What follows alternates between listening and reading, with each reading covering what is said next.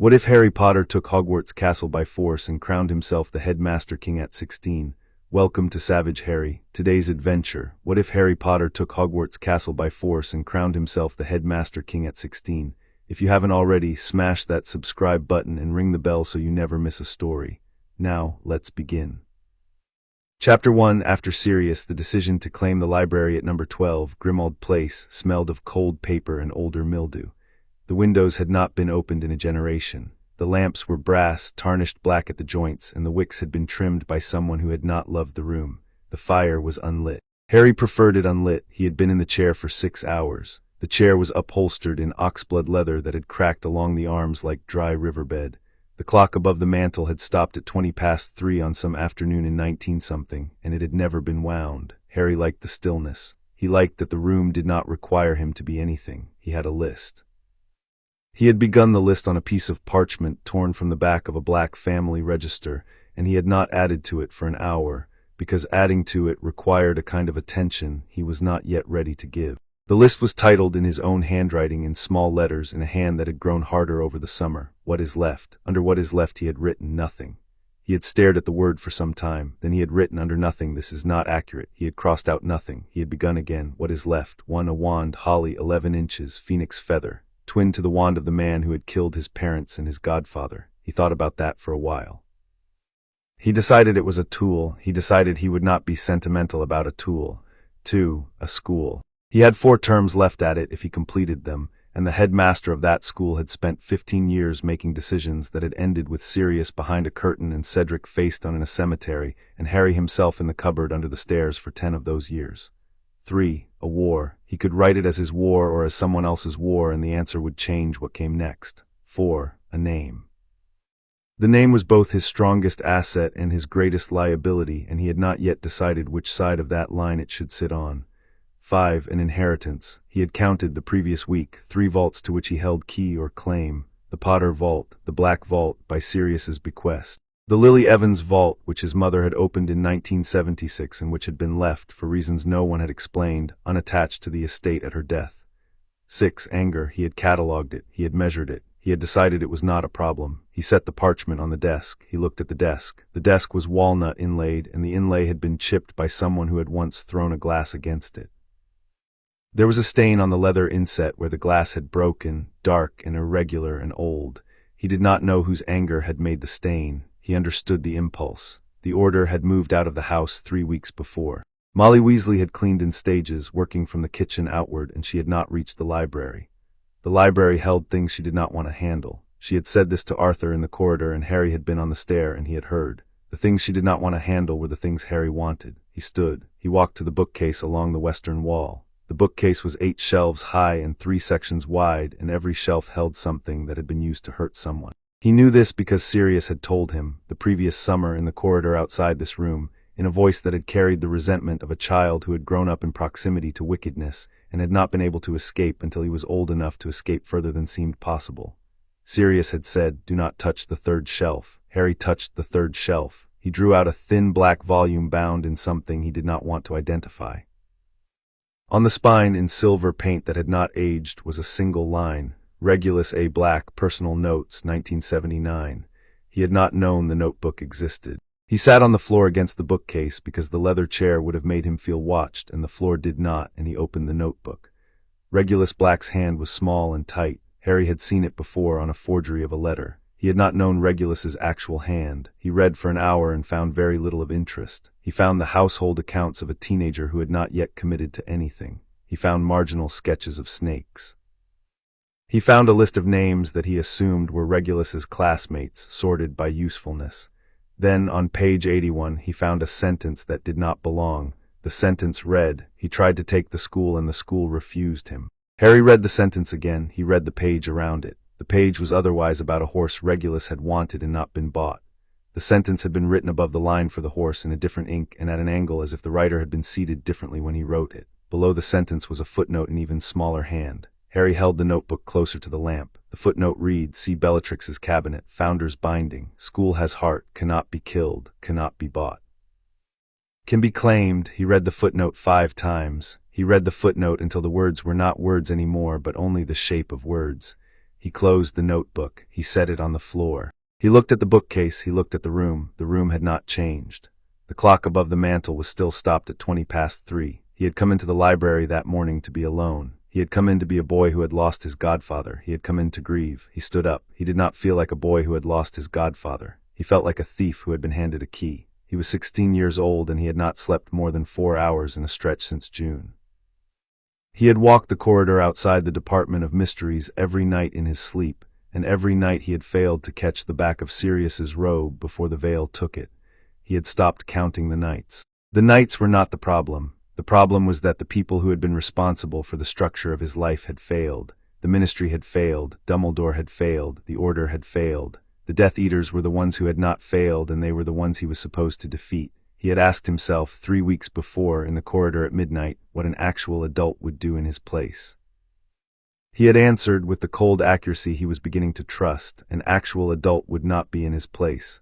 An actual adult would have a school of his own choosing, friends of his own choosing, a wand he had chosen, a war he had chosen.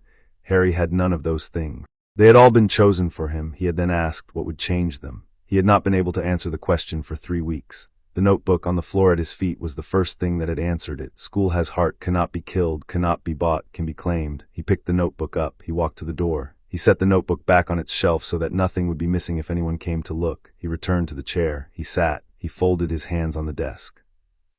Then he laughed once, a hard noise from the back of his throat, and the laugh surprised him because he had not laughed since June, and he had not known the apparatus still worked. "Creature," he said. The crack of arrival was thin. The elf stood in the doorway with his head bowed at an angle that was insolent without being defiant. His eyes were yellow, and his hands were the color of old porridge, and he held them folded in front of his loincloth as a clerk would hold a ledger. Master called, "You served Regulus." The elf's head moved. It was not a nod. It was the smallest possible acknowledgement that the question had been asked. "You served him longer than you served Sirius." "Creature served the proper master. I'm aware of your loyalties." Harry kept his voice level. He had practiced level voices in the dormitory mirror in July. It had taken him a fortnight to stop sounding like a person attempting to keep his voice level. Regulus left a notebook on the 3rd shelf. There is a footnote. The footnote refers to Bellatrix's cabinet. Where is Bellatrix's cabinet? The elf did not move. "I am the master of the house. I am the master of you. You will answer." "Creature will answer," the elf said, "if creature is asked properly." Harry considered the elf. He considered what proper meant in this house. He considered how much of his summer he was willing to spend learning the etiquette of a family of which he was not a member. "I will give you," he said, "the locket that Regulus died for." The elf's eyes lifted. The yellow of them was paler than he had remembered. "The locket," the elf said, "it was hidden in this house. It was stolen from this house. I will find it. I will give it to you. You will keep it in your cupboard and you will mourn over it as you should have been able to mourn over Regulus's body, which they did not let you keep, and you will not be punished for any of this." The elf's hands shook. "In exchange," Harry said, "you will tell me where Bellatrix's cabinet is, and you will tell me what is in it, and you will tell me what Regulus knew about the founding of Hogwarts." The elf was silent for a long time. "Master," the elf said finally in a voice that was almost a voice and not a chant, "creature will." "Good. The cabinet," the elf said, "is in the 2nd cellar, behind the door that the mistress sealed. Creature can open it." "Open it. And the founding of the school?" "Yes." The elf shook his head once. Creature did not know the founding. Creature knew that the young master spoke of a heart that lay under the lake. Creature knew that the young master copied a book in his last year at school. The book was the only one that the young master ever copied. The book was in the restricted section. The book was called Hogwarts, A History of Ward. The young master copied it because the headmaster would not allow it out of the case. Harry closed his eyes. "Where is the copy?" "The copy is in the 2nd cellar with the cabinet." "Show me." The cellar door under the kitchen had been sealed by Walburga Black with 3 different kinds of magic and an enamel padlock. Creature held his hand over the lock, and the lock fell open with the resigned click of a thing that had been waiting to fall open for 50 years. The door swung inward. The air behind it was colder than the kitchen and dry, as if it had been kept dry. The 2nd cellar was small. It had a stone floor and stone walls and 1 shelf and 1 cabinet. The cabinet was glass-fronted, lacquered black, and the glass was clear in spite of the dust on every other surface. Bellatrix had loved her cabinet enough to keep it clean. Harry filed that away as a fact about Bellatrix that he had not previously known. The shelf held a single bound volume the size of a paving stone. The volume had a green linen cover with no title. The spine had been broken once and resewn by hand. The copy, the elf said. Harry took the volume down. It was heavier than he had expected. He set it on the floor and opened it. The first page was a frontispiece in Regulus's hand, BATHILDA Hogwarts, A History of Wards, complete text, unexpurgated. Transcribed 1979 BYRAB. He read 3 pages. He stopped reading. He closed the book. He looked at the cabinet. And this, Creature's mouth moved. The shape of the mouth was a smile that had not been used in some time. The mistress wanted Creature to forget what is in the cabinet. The mistress did not give Creature orders that Creature had to obey. Creature will tell. The journal of the Mistress Bellatrix. The journal that the Mistress Bellatrix kept when she was in school. The journal in which the Mistress Bellatrix described the day that the Dark Lord came to Hogwarts, in the year that he tried to be hired as a teacher. The journal in which the Mistress Bellatrix described the day that the Dark Lord came back from Hogwarts and would not speak to anyone for a week. Harry did not breathe for a moment. Open it. The cabinet swung open without a sound. The journal was bound in red leather. It was thin. It was clean. Harry took it out. He sat on the floor with the volume of Wards on one knee and the journal on the other, and he opened the journal. Bellatrix Lestrange, at 19, had written in a hand that sloped backward and was beautiful in the way of things that had been beautiful before they had been broken. Harry read the entry. The entry was 8 pages long. He read it twice. The entry said he came back from the castle and he sat in the chair by the window and he looked at the window for 2 days. On the 3rd day he poured himself a glass and he said, I asked the school for its hand and the school refused me. I will go back when I have grown enough that the school cannot refuse. I will take it then. He looked at me. He said, do not write this down. I am writing it down. He will forgive me. He always forgives me. Below the entry in Bellatrix's hand, in a much later ink, he did not go back. He never grew enough. The school knew him and the school would not let him have it. Harry closed the journal. Sat on the cellar floor with both books, and he understood that he had been given 2 things in one evening. He had been given the existence of a magical structure that Voldemort had attempted and failed to claim. He had been given the technical manual for that structure, copied out by a boy who had also died trying to do the right thing and had not lived to do anything with what he had copied. There is more, Harry said. The elf bowed his head a fraction. There will be, Harry said, in this house. In this family, the Blacks fought over Hogwarts for 9 generations. Tell me what they collected. Creature considered him. The yellow of the elf's eyes had warmed. The room was very still. 3 pieces, the elf said. The Mistress Walburga kept 3 pieces of paper that came from the school. Creature knows where Creature hid them when the mistress died. Creature will fetch them. Now, the elf was gone and back inside a minute. He laid the 3 pieces on the cellar floor as a butler would lay napkins. One was a folded parchment with a wax seal that had been broken. One was a receipt in Latin. One was a single line of writing on a scrap of vellum, written in a hand Harry did not recognize. He read the scrap first because it was the shortest. The scrap said, the heart will not refuse a Slytherin who comes by the proper road. Whose hand? He said. Phineas Nigellus, Creature said, the headmaster Black, the one in the portrait upstairs in the Mistress Walburga's bedroom. He wrote it to his son the night he gave up the office. Harry held the scrap closer to the lamp. He believed the heart could be claimed. He believed the heart had refused him at the end. Harry set the scrap down. He unfolded the parchment. The parchment was a copy of a letter from a Hogwarts headmaster to a Black who had been deputy headmaster in 18-something, declining the deputy's petition to alter the layered wards over the Slytherin dungeons. The headmaster had signed it with a small flourish. Reply written in the margin in a different hand was 3 words, he will be removed. The deputy removed him. The deputy poisoned him. And then the deputy became headmaster. For 4 months the school refused him also. Harry stared at the elf. How many of you have known this? Through history, the Blacks have known, the Malfoys have suspected, the Lestranges have guessed, the Knots have made it a religion. No one has succeeded since Dip It. The school knows the ones who come for it the wrong way. How do they come the wrong way? They come for power. The school refuses power. Then what does it accept? Creature's mouth moved into something Harry decided was a smile. The young master and Creature should read the book, Master. The book will tell. Harry read the receipt. It was a bill of sale from Mungo Bonham's apothecary in the year 1684 for 1 ounce of basilisk fang powder, billed to the personal account of Headmaster Aurelius Black, paid in gold. Harry filed the receipt with the scrap in the letter and he folded all 3 into the inside of the ward's book. Anything else? The young Master Regulus had a list of the ones who tried. Creature will fetch. The list, when Creature returned with it, was 4 pages in Regulus's hand. Harry read it on the cellar floor. 27 names, 27 attempts at the heart of Hogwarts. The first attempt was in 1181 by a Welsh witch who had succeeded Helga Hufflepuff for a single term. The last attempt before Voldemort had been in 1931 by a Russian wizard named Yegor Volkov, who had been found dead at the foot of the astronomy tower without a mark on him. 26 failures, 1 success. The success was Albus Dumbledore. Harry folded the list. He put it with the others. He carried both books up the stairs. He returned them to the library. He set them on the desk. He sat in the leather chair. He took the parchment out of the drawer. He wrote under what is left 7 a heart under the lake beneath the headmaster, older than the headmaster. Inheritable by ritual, refused Voldemort, has not yet refused me. He looked at the line for a long time, then he wrote under that line, I am going to claim it. He did not feel the way he had thought he would feel when he wrote a line like that. He had thought he would feel afraid. He had thought he would feel ashamed. He felt neither. He felt the way he had felt the first time he had cast a corporeal patronus on the lake in his 3rd year, when the cold had stopped being cold and had become something he could push back at. He sat with the parchment until his hand stopped trembling. His hand had not been trembling. He had imagined it was trembling because he had imagined a 16-year-old boy who had decided to take a 1,000-year-old school would tremble.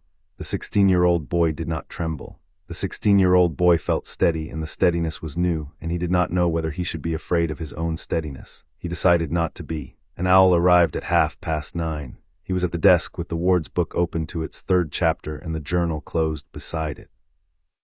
The owl was a barn owl he did not recognize. It carried a letter sealed with the Hogwarts crest, and beneath the crest a smaller seal that was Dumbledore's, the phoenix on its tail. He took the letter. He gave the owl a strip of bacon Creature had left on the side table. He turned the letter over. He opened it. Dear Harry, I write to you with sympathy that I trust you understand, though I have not phrased it in the conventional manner of letters of this kind. The summer has been a hard one for you, and I have not made it easier. I had hoped to come to you in person. I find I am needed elsewhere. I will instead invite you to a meeting on the 16th of August. Please reply with your availability. There is a matter on which I have not been candid, and which I owe you an account of in person. Yours, Albus Dumbledore. Harry read the letter twice. He folded the letter into thirds. Held the letter over the unlit fire. He thought about lighting the fire. He went to the writing case in the bookcase. He took out a stick of red sealing wax and a candle. He lit the candle. He held the corner of the letter to the candle. The corner caught. He laid the letter on the cold grate. It burned in 3 minutes. The seal melted last, a small puddle of red the color of old blood. The phoenix sigil sank into the wax and disappeared. He put the candle out. He returned to the desk. He took the parchment out again. He wrote, under I am going to claim it, requirements. 1. The full text of the ward's book. 2. Access to the Chamber of Secrets without surveillance. 3. An academic excuse for the restricted section that Snape will not refuse. 4. Blood from my own veins, given freely, witnessed by a founder-bound presence. 5. A date when the castle is empty, Christmas Eve.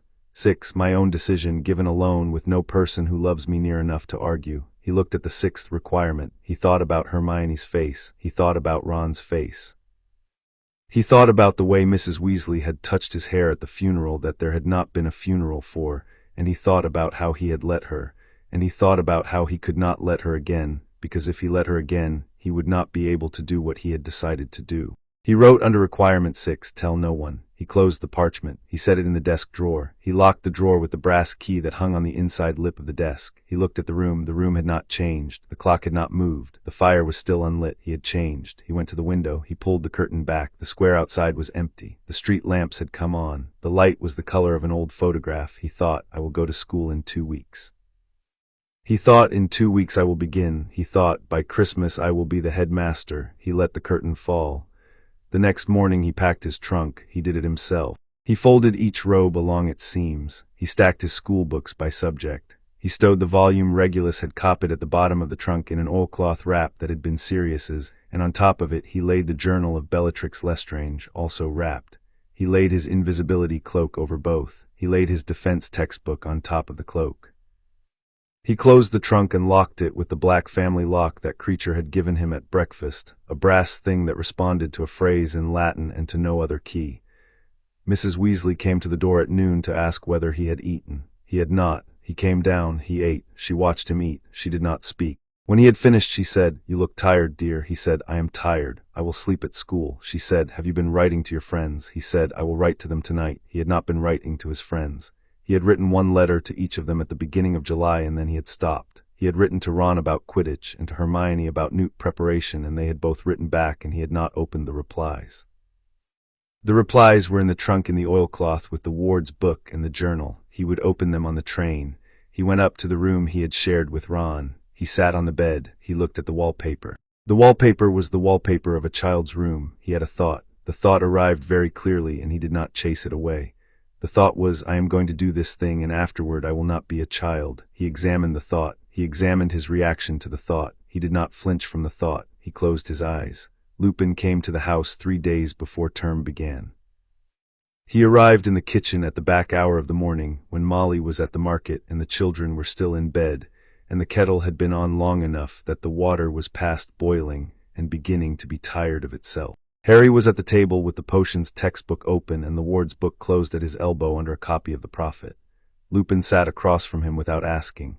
I came to ask whether you would like to talk, he said. I am not asking whether you are well. I am not asking whether you have eaten. I am asking whether there is anything you want to say to a person who knew Sirius before you did. Harry looked at him. Lupin had aged a year for every month since June. There were threads of gray at his temples that had not been there at the funeral that had not been a funeral. No, Harry said. That is an answer. I will not press it. I will tell you a thing that may be useful. Sirius left me a letter in May. The letter said, if I die in the year I am about to begin, look after Harry. The letter did not specify what looking after meant. I am told it does not mean what I have been doing. I would like you to tell me what it means. Harry considered him. He thought Lupin would understand. Lupin would not stop me. Lupin would tell Dumbledore. He thought those are not the same. It means, he said, you remember him. It means when I'm old you tell me what he was like at school. It means you don't make my decisions for me. I have not been making your decisions for you. You have not had the chance. You will.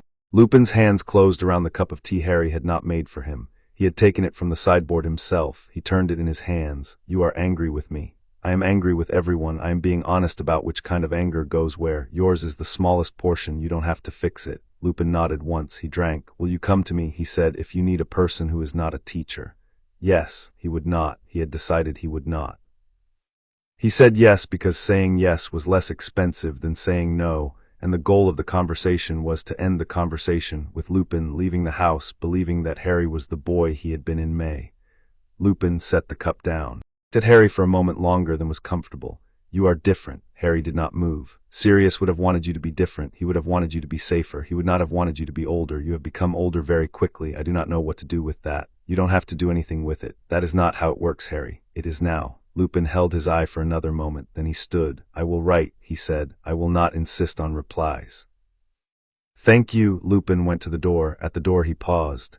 If you choose, he said, at any point to tell me what you have decided to do, I will listen. I will not promise to agree. I will listen. Harry did not answer. Lupin left. Harry sat at the table for 10 minutes after the door closed. The potions textbook was open to the chapter on the draft of living death. The Prophet was on top of the ward's book. He had been afraid that Lupin would catch the scent of the ward's book under the newsprint. Lupin had not. Lupin had caught the scent of what Harry had become and had not been able to name it. That was useful. It was a fact worth keeping. He kept it. 2 weeks later, he was on the platform with the others. He carried his trunk in his own hand. He let Mrs. Weasley kiss him on the cheek, and he let Ginny laugh at something Fred had said, and he climbed onto the train with Ron and Hermione, and he sat in their compartment, and he listened to Ron complain about Cormac McLaggen, and to Hermione argue with Ron about the difference between complaining and competing, and he laughed in the right places. When the trolley came, he bought a chocolate frog, and he ate the frog, and he put the card in his pocket. The card showed Dumbledore. He turned the card over so that the picture faced his thigh. He looked out of the window. The fields were the color of summer's end. The trees had not yet turned. The sky had the very pale blue of a sky that has been used for too long. He thought about Regulus, who had not lived to do this thing. He thought about Sirius, who had not been told this thing was possible. He thought about Bellatrix, who had been close enough to see the thing and had not understood that closeness was not competence. He thought about Albus Dumbledore. He thought about Albus Dumbledore for a long time. He thought about how the headmaster had said his name when he had been 11, and how the headmaster had said his name in the office in June after Sirius had fallen. He thought, he loves me. He thought, he loves me, and he has used that to make me do what he wanted. He thought, I will not be used. He sat with the chocolate frog card face down against his leg, and the journal of Bellatrix Lestrange in his trunk above his head, and the ward's book at the bottom of the trunk, and Hermione's hand on his elbow as she leaned forward to tell Ron that he was being unreasonable about Quidditch tryouts. He let her hand stay. He did not flinch. He looked at his own face in the window in the reflection between the fields. He recognized himself. He did not recognize the set of his own mouth. He understood, looking at the set of his own mouth, that the boy he had been at the end of June had not survived July. He understood that what had emerged from July was a colder thing than that boy had been. He understood that he had not yet decided whether the colder thing was an improvement or a wound. He decided not to decide. He decided that the test of whether the colder thing was an improvement or a wound would be whether the colder thing succeeded. He turned the chocolate frog card over again. Dumbledore in the picture had stepped out of frame. Harry waited. Dumbledore did not return. Harry put the card in his pocket. He closed his eyes. He listened to Ron and Hermione bicker. He let the train carry him north. Hermione moved on the seat beside him. He felt her weight shift. He did not open his eyes. Harry, yes, you haven't said much. I have said the right amount. A pause. He could hear her thinking. He had heard her think before. Her thinking had a sound he had learned in their first year and had not lost. Are you all right? I am better than I was. That is not an answer to the question I asked. He opened his eyes. He looked at her. Hermione's hair was pulled back in a way that was severe and that he understood to be a choice she had made deliberately because she had wanted to look older for the prefect badge meeting she was about to have. Her eyes were brown. Her eyes were tired. Her eyes were watching him. I am all right, he said. I am not the same. I am all right. You are not the same in what way? I am no longer waiting. Waiting for what? For someone to come and tell me what to do next. She held his eye for the length of a breath, then she looked at her lap. Promise me, she said, that whatever you decide to do, you tell me before you do it. I cannot promise that, Hermione. Harry, I cannot promise that. I am sorry. She was silent. Then she said, will you promise me that whatever you decide to do, you will not do it because you are angry?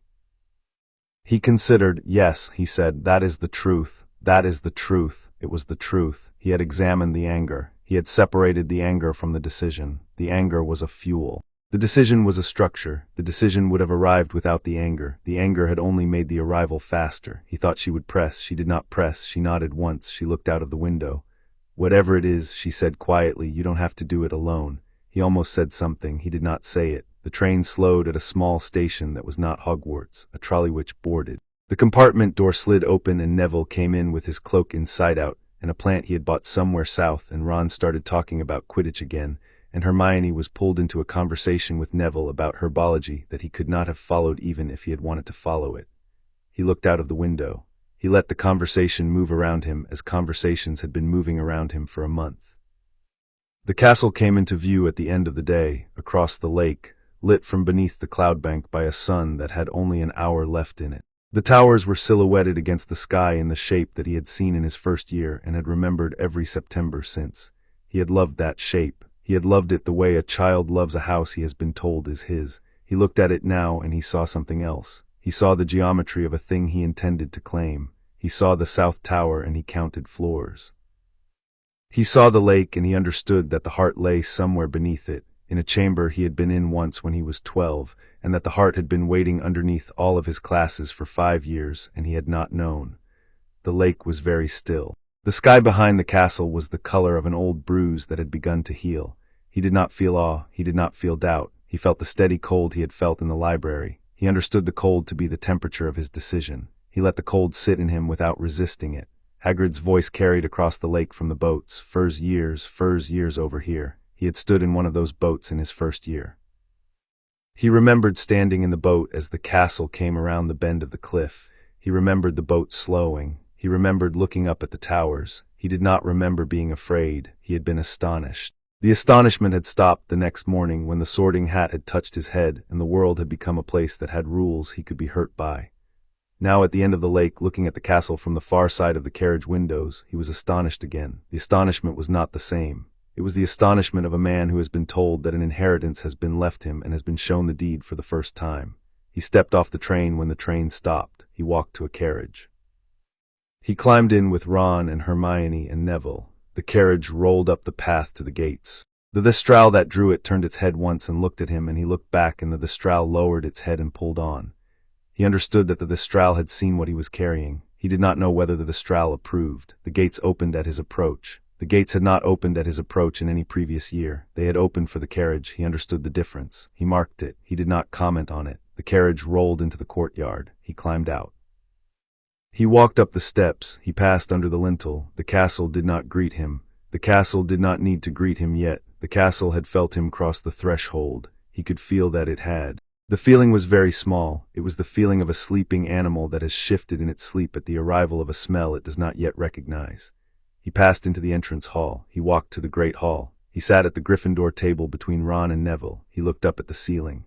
The ceiling showed the autumn sky over Scotland in the hour after sunset. The ceiling had no opinion about him. Dumbledore came in at the staff table. Dumbledore looked at him across the hall. Harry held the headmaster's eye for a count of 1, and then dropped his gaze to the empty plate in front of him. He had decided on the train that he would not let Dumbledore see anything in his face during the autumn. He had decided that the autumn would be the season in which he gathered. He had decided that the winter would be the season in which he acted. He had decided that the spring would be the season in which he ruled. He looked at the empty plate. He waited for the plate to fill. The plate filled. He ate. He ate slowly. He ate as a person who is not in a hurry eats. He ate as the boy he had been in May would have eaten. He had decided that he would be the boy he had been in May to anyone watching him. He had 4 months until Christmas Eve. He would spend them well. Chapter 1 end. Chapter 2, Hogwarts, A History of Wards. The restricted section was a long, narrow room with a high ceiling and one window that did not open. The window was at the far end of the room and was filled with a single pane of stained glass depicting the 4 founders in vestments they had probably not worn. The vestments were the work of the Victorian who had repaired the window in 1873 after a Slytherin had thrown a chair through it. Harry had read this in a footnote in Hogwarts, A History the previous summer. He had not then understood that the footnote mattered. He understood now. He had spent the first 3 weeks of term doing what he had come to do, which was getting Snape to give him a reason to be in the room. The plan had 3 parts. The plan was elegant. Harry was somewhat proud of the plan. Part 1 was that Slughorn's potions class had been told the first week that every member of it would be expected to produce, by Christmas, a research paper of newt length on a topic of personal interest related to the syllabus. Slughorn had said the word personal with the curl of mouth he used when he was indicating that he meant the word to do unusual work. Slughorn meant, pick a topic that flatters my collection of you. Harry had decided to pick a topic that solved a problem. Part 2 was that Harry had then chosen as his topic the relationship between ward-anchored locations and the brewing of potions whose efficacy was tied to place. He had chosen this topic because it justified entry into the restricted section under 3 different categories of academic permission, and because the only member of the staff who could refuse all 3 categories was Severus Snape, and Severus Snape could not, in his role as defense professor, claim authority over a potions paper that had been assigned by Slughorn, the man Snape had spent 6 years coveting and would now have to navigate around. Part 3 was that Harry had brought the proposal to Slughorn first. Slughorn had read the proposal at his desk over a glass of Tokay. He had read it for the second time. He had said, "Ah, Harry, my boy, this is precisely the kind of question that you would never think to ask if you were not so very like your mother." He had signed the form. He had signed it with a flourish that took up most of the line. He had said, "You'll need access to the restricted section, of course. I'll write the librarian." Harry had then said, with his face arranged in the configuration of a boy who had not thought of the next part, "But sir, Professor Snape will need to countersign for ward-related material, won't he? I wouldn't want to step on his toes." Slughorn had said, very pleased, "Ah, well thought, dear boy, well thought. I'll mention it to him at dinner." Slughorn had mentioned it at dinner. Snape presented with a request that had passed through Slughorn before reaching him, and that involved his own subject only to the extent that the defense professor had a general claim on ward theory, which Slughorn had artfully phrased as a courtesy rather than a necessity, and that came packaged in the praise Slughorn was lavishing on the boy who lived for finally taking academics seriously, had signed. He had signed in front of Slughorn. He had not been able to refuse to sign in front of Slughorn. He had then looked across the table at Harry. He had looked for the length of time it takes to drink a small glass of wine. He had said nothing. Harry had not held the look. He had eaten his peas. He had eaten his peas the way a person who has just got what he wanted and is not yet sure whether the cost has been paid eats his peas. The next morning Madame Pince had handed him a key. The key was iron. It opened the restricted section after hours. It was good for the rest of the year. He had walked out of the library with the key in his pocket, and he had gone to a window in the corridor, and he had looked out at the lake, and he had let himself feel, for 30 seconds and no longer, the pleasure of having executed a plan that had worked. Then he had stopped feeling it. The plan had been the easy part. The first night he went into the restricted section, he went in alone at 11. He had told Ron that he was going to bed early. He had told Hermione that he was going to the kitchens for tea. He had told Ginny, who had asked him in the common room, that he was going to write to Lupin. He had told each person the lie that person would most easily accept. He had thought, walking down to the library, It is now my standard practice to tell each person the lie that person will most easily accept. He had then thought, I should be more troubled by this than I am. Then he had thought, the question of how troubled I am can be saved for after Christmas. He had filed the question. The restricted section in lamplight at midnight was a room of corners. The shelves were tall and the spines were dark and the gaps between volumes were the shape of mouths. The smell was leather and something that was not quite mold. Harry walked along the central aisle slowly because he wanted to feel the room before he reached for anything. The room felt watched. He had not expected that. He had expected the room to feel like a vault. A vault was something you broke into. A vault did not watch you.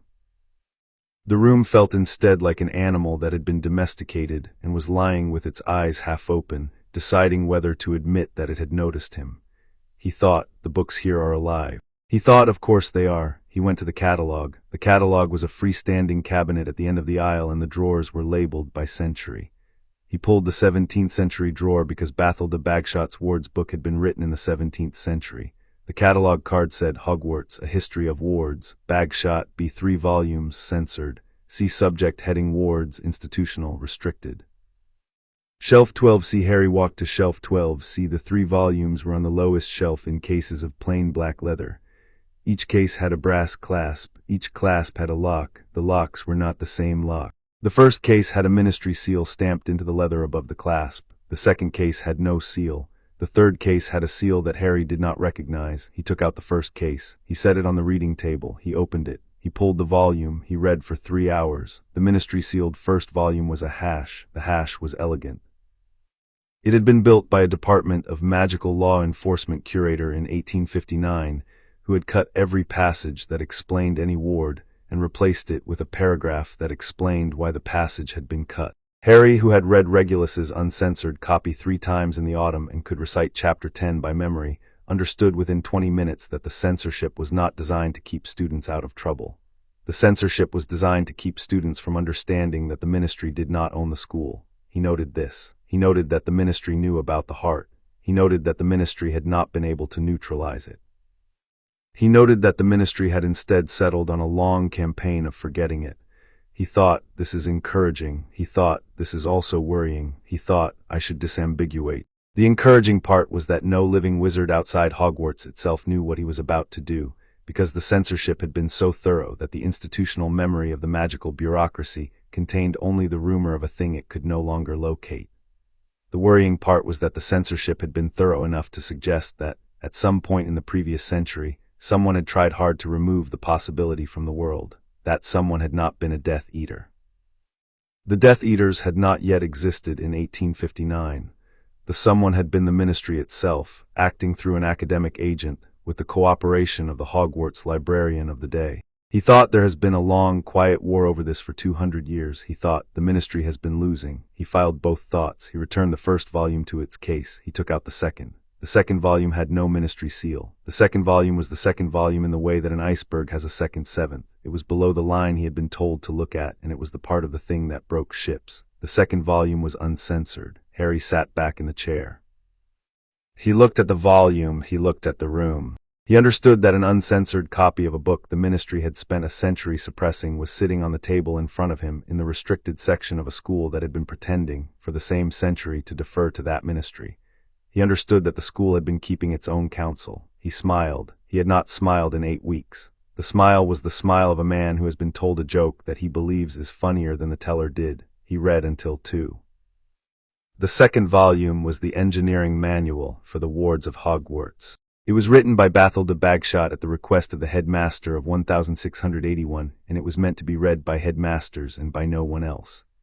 Bagshot had written on the first page of the first chapter, there are 4 levels of warding in this castle. 3 of these levels are the work of the founders. The 4th is the contribution of every headmaster who has held the office since. The 4th level is alterable. The first 3 levels are not. A headmaster who attempts to alter the first 3 levels will lose his post. A headmaster who fails to understand the first 3 levels will lose his school. Harry read the sentence twice. Read the third sentence 3 times. He thought, she's telling me how to be a headmaster. He thought, she's doing it on purpose. He thought, she knew that the only person who would ever read this book would be a headmaster or someone trying to become one. He thought, she did not write this for the safety of the headmasters. She wrote this for the safety of the school. He felt for an unfamiliar moment that he was reading the work of a woman who had loved the castle in a way that he had not yet learned to love it. He stopped, he examined the feeling. He found that the feeling did not interfere with his ability to read the next paragraph. He read the next paragraph. Next paragraph said, "The first level of warding is the perimeter. The perimeter is anchored at 4 founding stones beneath the lake. The perimeter cannot be breached by any wizard who has not been invited by the Keeper of the Heart. The Keeper of the Heart is the headmaster of the school. The Keeper of the Heart is keyed to the heart by ritual, not by office. A wizard who holds the heart but not the office can still command the perimeter. A wizard who holds the office but not the heart can command nothing." Harry read the paragraph 4 times. He understood on the 4th reading that he had been given the architecture of what he was about to do. He set the volume down. He stood up. He walked to the window. He looked at the stained glass founders in their Victorian vestments, and he laughed once, very quietly, in the back of his throat. The laugh was not the laugh of a boy who had got what he wanted. The laugh was the laugh of a boy who had understood that the thing he wanted had been waiting for him for 1,000 years. He returned to the table. He read until 4. He extracted from the volume 7 pages worth of notes in his own hand on a fresh sheet of parchment that he had brought for the purpose. He copied no sentence in full. He paraphrased everything. He paraphrased on the assumption that his notes might be read by an enemy. He paraphrased on the assumption that he himself might forget by Christmas why he had emphasized certain details and not others, and the paraphrase would force him to reconstruct. When he stopped at 4, he stopped because his hand had begun to shake, and he had decided that a tired hand could not write the kind of paraphrase that would survive being read by an enemy. He returned the 2nd volume to its case. He left the 3rd volume on the shelf. He had not yet earned the 3rd volume. He had not yet understood the first 2. He left the restricted section. He locked the door behind him. He walked back to Gryffindor Tower along corridors he had walked in 5 September terms. He noticed walking that the corridors did not feel the way they had felt in his earlier years. The corridors felt the way a road feels when you have started to memorize the road. He climbed into the dormitory at 4:30. He slept for 2 hours. He woke at 6 and went to breakfast. Hermione looked at him over her porridge. "You look tired." "I am tired." "You went somewhere last night." "I went to the kitchens." "You did not go to the kitchens." "I checked." He set down his fork. He looked at her. He understood that this was the conversation he had been preparing for since September, and that he had not prepared enough for it. "You followed me. I did not follow you. I asked the elves. The elves had not seen you. That is following me. Harry, Hermione, I am not in trouble. I am not breaking any school rule that has not been broken by every other 6th year in this castle. I am preparing a paper for Slughorn. I have permission for the access. The access requires me to use the resource at hours when the resource is available. What are you reading?" "Wards. For Slughorn. For Slughorn. That is not a potions topic. It is the intersection of potions and wards. Slughorn assigned it. Snape countersigned it. I have done nothing improper." She looked at him. "You have not done anything improper this time." "This time, yes, Harry, Hermione." Long silence. She lifted her cup. She drank. She set the cup down. "I am asking you as your friend what you are doing." "I am studying." "That is not what I am asking." "I am studying. I am tired. I am going to be tireder before I sleep again. I am asking you as my friend to let me be tired." She studied him. Her mouth moved into a line he had seen her use on Ron when she had decided that the conversation she had wanted was not the conversation she could have. She looked at her porridge. "All right, thank you. I am not saying I am satisfied. I am saying that I am not going to ask again today." "Understood." He ate his eggs. He ate them with the appearance of pleasure. He noticed that his hand had stopped shaking. He noticed that he had eaten more in the last week than he had eaten in any week since June. He decided that the rate of his eating was correlated with the rate of his progress. He noted the correlation. He did not yet draw a conclusion. He went to class. He paid attention in charms. He did not pay attention in transfiguration. McGonagall noticed and said nothing. He had decided that McGonagall would notice and say nothing for as long as he produced acceptable work. He produced acceptable work. He spent every Tuesday and Thursday and Sunday night in the restricted section for the rest of September and through October. By the middle of October he had finished the 2nd volume. He had not started the 3rd. The 2nd volume had told him in technical detail how the perimeter wards were anchored, how the corridor wards were maintained by daily reinforcement from the headmaster's office, how the staircase wards were a peculiar joint invention of Helga Hufflepuff and Rowena Ravenclaw, how the dungeon wards had been laid by Salazar Slytherin in his last year at the castle and contained a back door that he had never told the others about, and how the tower wards had been raised by Godric Gryffindor in the form of a song that had to be sung once a year by the headmaster on the anniversary of the founding. The headmaster, the volume said, was the keeper of all 4 founder-keyed systems.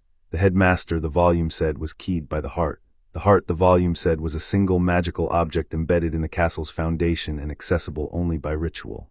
The heart, the volume said, would be discussed in the 3rd volume. Harry had not, when he finished the 2nd volume, taken the 3rd volume from the shelf. He had decided that he would take it on the first night of November. He had decided that he would give himself a fortnight to think about what he had read. He thought about it. He thought about it in defense class with Snape's eyes on the back of his neck. He thought about it in charms with Flitwick demonstrating the Agumenti charm. He thought about it on the Quidditch pitch where he had been made captain at the end of September and had begun to discharge the duties of captain in a manner that his teammates found unusual. Ron, after a particularly clinical training session, had said, "Mate, you used to shout." Harry had said, "I have stopped shouting." Ron had said, "Yeah, why?" Harry had said, "Shouting is for people who have not yet thought of a better way to be heard." Ron had stared at him. Ron had then said, "Who are you?" Harry had said, "I am the captain. Get back on your broom." Ron had got back on his broom. Ron had not asked again. Hermione, at the end of the 2nd week of October, had stopped at his table in the common room one evening and had said, in a voice she had clearly rehearsed, "Harry, I know you don't want to talk about it. I want to say one thing." He had set down his quill. He had looked up at her. "Say it, whatever it is, whatever you have decided. If you tell me, I will not stop you. I will help you." He had looked at her for a long time. He had said, "Thank you." He had said nothing more.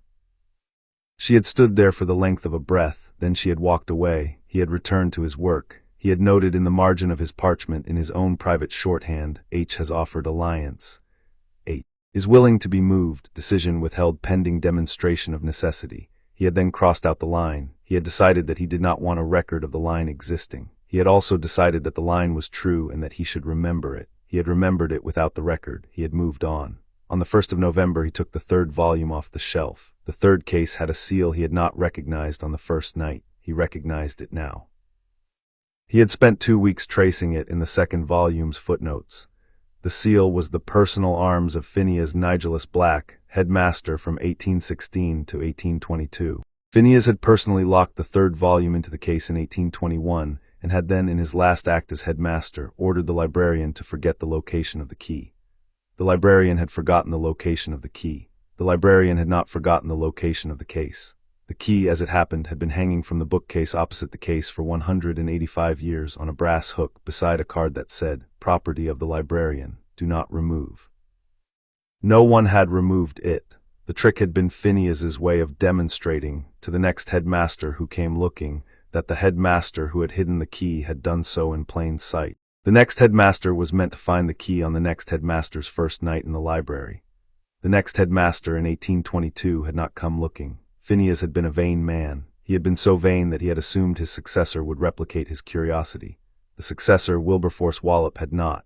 Wallop had been a herbologist who had taken the office out of duty and had never opened the 3rd volume's case because no one had told him a 3rd volume existed. The key had hung from the brass hook for 184 more years.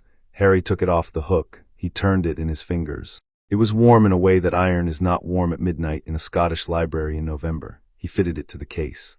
The case opened with a noise so quiet he doubted afterward whether he had heard it at all. The 3rd volume was thinner than the other 2. It was bound in leather that had not been dyed. It had a single line on the cover in a hand he did not recognize, but that he would, by the end of the night, recognize as Bagshot's most private hand, the heart. He opened the volume.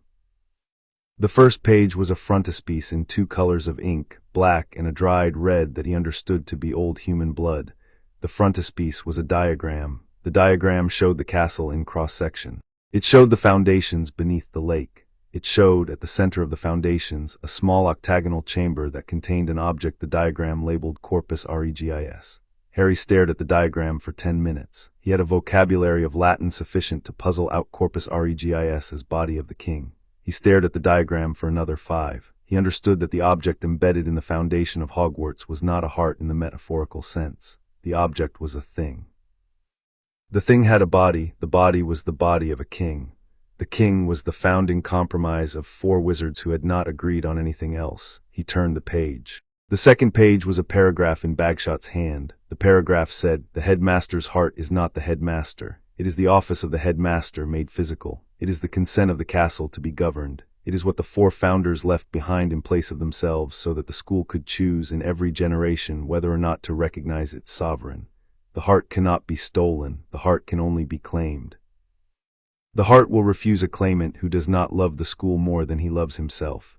Harry read the paragraph 6 times. He read the paragraph 6 times, and on the 7th he set the volume down because he was not yet sure what to do with the last sentence. The heart will refuse a claimant who does not love the school more than he loves himself. He sat with the sentence. He thought, do I love the school more than I love myself? He thought, what does that even mean? He thought, I have spent 5 years inside the walls of this school being shaped by it. I have been beaten by it, and I have been protected by it, and I have nearly died inside it 3 times, and I have come out the other side of every one of those deaths with the assumption that I would come back here in September. The castle has been the only home I have known. He thought, that is not the same as love. He thought, it is, however, the necessary precondition. He thought love is what I will have to grow into if I am to claim the heart and not be refused by it. He thought, I have 8 weeks. He thought, I will spend the 8 weeks growing into it. He closed the 3rd volume. He put the 3rd volume back into the case. He closed the case. He locked the case. He hung the key back on the brass hook with the card that said property of the librarian. Do not remove. He walked out of the restricted section. He locked the door. He went up to the tower. He did not sleep that night. He sat at the window of the dormitory and he watched the lake. The lake was still. The lake had moonlight on it. He could see the silhouette of the south tower in the reflection. He could see, somewhere beneath the surface of the lake, the place where the body of the king had been kept for 1,000 years. He thought, it has been waiting for me. He thought, that is not true. He thought, it has been waiting for someone. It has been refusing the wrong people. It will refuse me if I am the wrong person. He thought, I have 8 weeks to be the right person. He thought, I do not know how to do that. He thought, I will learn. In the 2nd week of November, Snape stopped him in a corridor. Potter, sir, your paper is going well. It is, sir, thank you. Slughorn is pleased with you. I'm glad, sir. You have been spending a great deal of time in the restricted section. 3 nights a week, sir, with permission. You have been reading widely. I have, sir. You have read further than your topic strictly requires. A silence. Harry kept his face arranged. He kept it arranged in the configuration he had been practicing in the dormitory mirror, which was the configuration of a boy who has been asked a question and is considering it honestly. Wards are the foundation of the castle, sir. I have found that the more I read about them, the more I understand the place I have been living in. I had not realized how little I understood. Snape considered him. You had not. No, sir. What have you read about the headmaster's wards? Harry did not for a beat breathe. He breathed. He said, I have read that the headmaster's wards include the corridor refresh, the tower key, the dungeon access, and the perimeter. I have read that the headmaster reinforces them daily. I have read that Bagshot considered them the 4th level of warding and the only one that was alterable in any given generation. Snape's eyes were on his. That is the standard account. Yes, sir. Have you encountered the non-standard account? Harry kept his face. He could feel his pulse in his throat. He understood that Snape was asking him a question to which Snape did not yet know the answer. Snape was fishing. He decided to give Snape the smallest fish that would satisfy him. I have come across references to a deeper layer, he said. Footnotes mostly. I have not been able to find a primary source on it. I think it is the kind of thing the censorship was designed to remove. Snape continued to look at him. That is correct, sir. You will not, Potter, find a primary source. The ministry was thorough. I expected as much. Then you will not waste any further time looking. No, sir. A pause. Slughorn will be pleased with the paper. Thank you, sir. And so will I. Wards are an honorable subject. Yes, sir. Snape turned. He walked away. He walked the way he always walked, which was the way a man walks who has had a long career of fighting the urge to look back at people he had spoken to.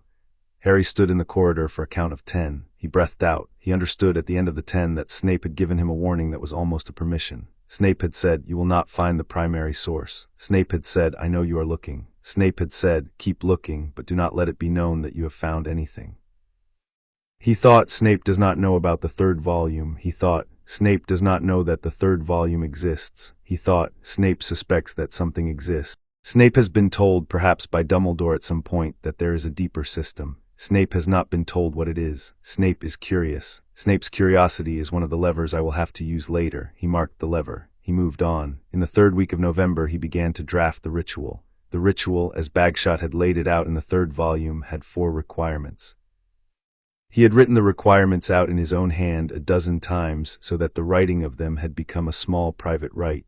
1. Place. The heart could only be claimed at a founder place. The 4 founder places were the corners of the original castle.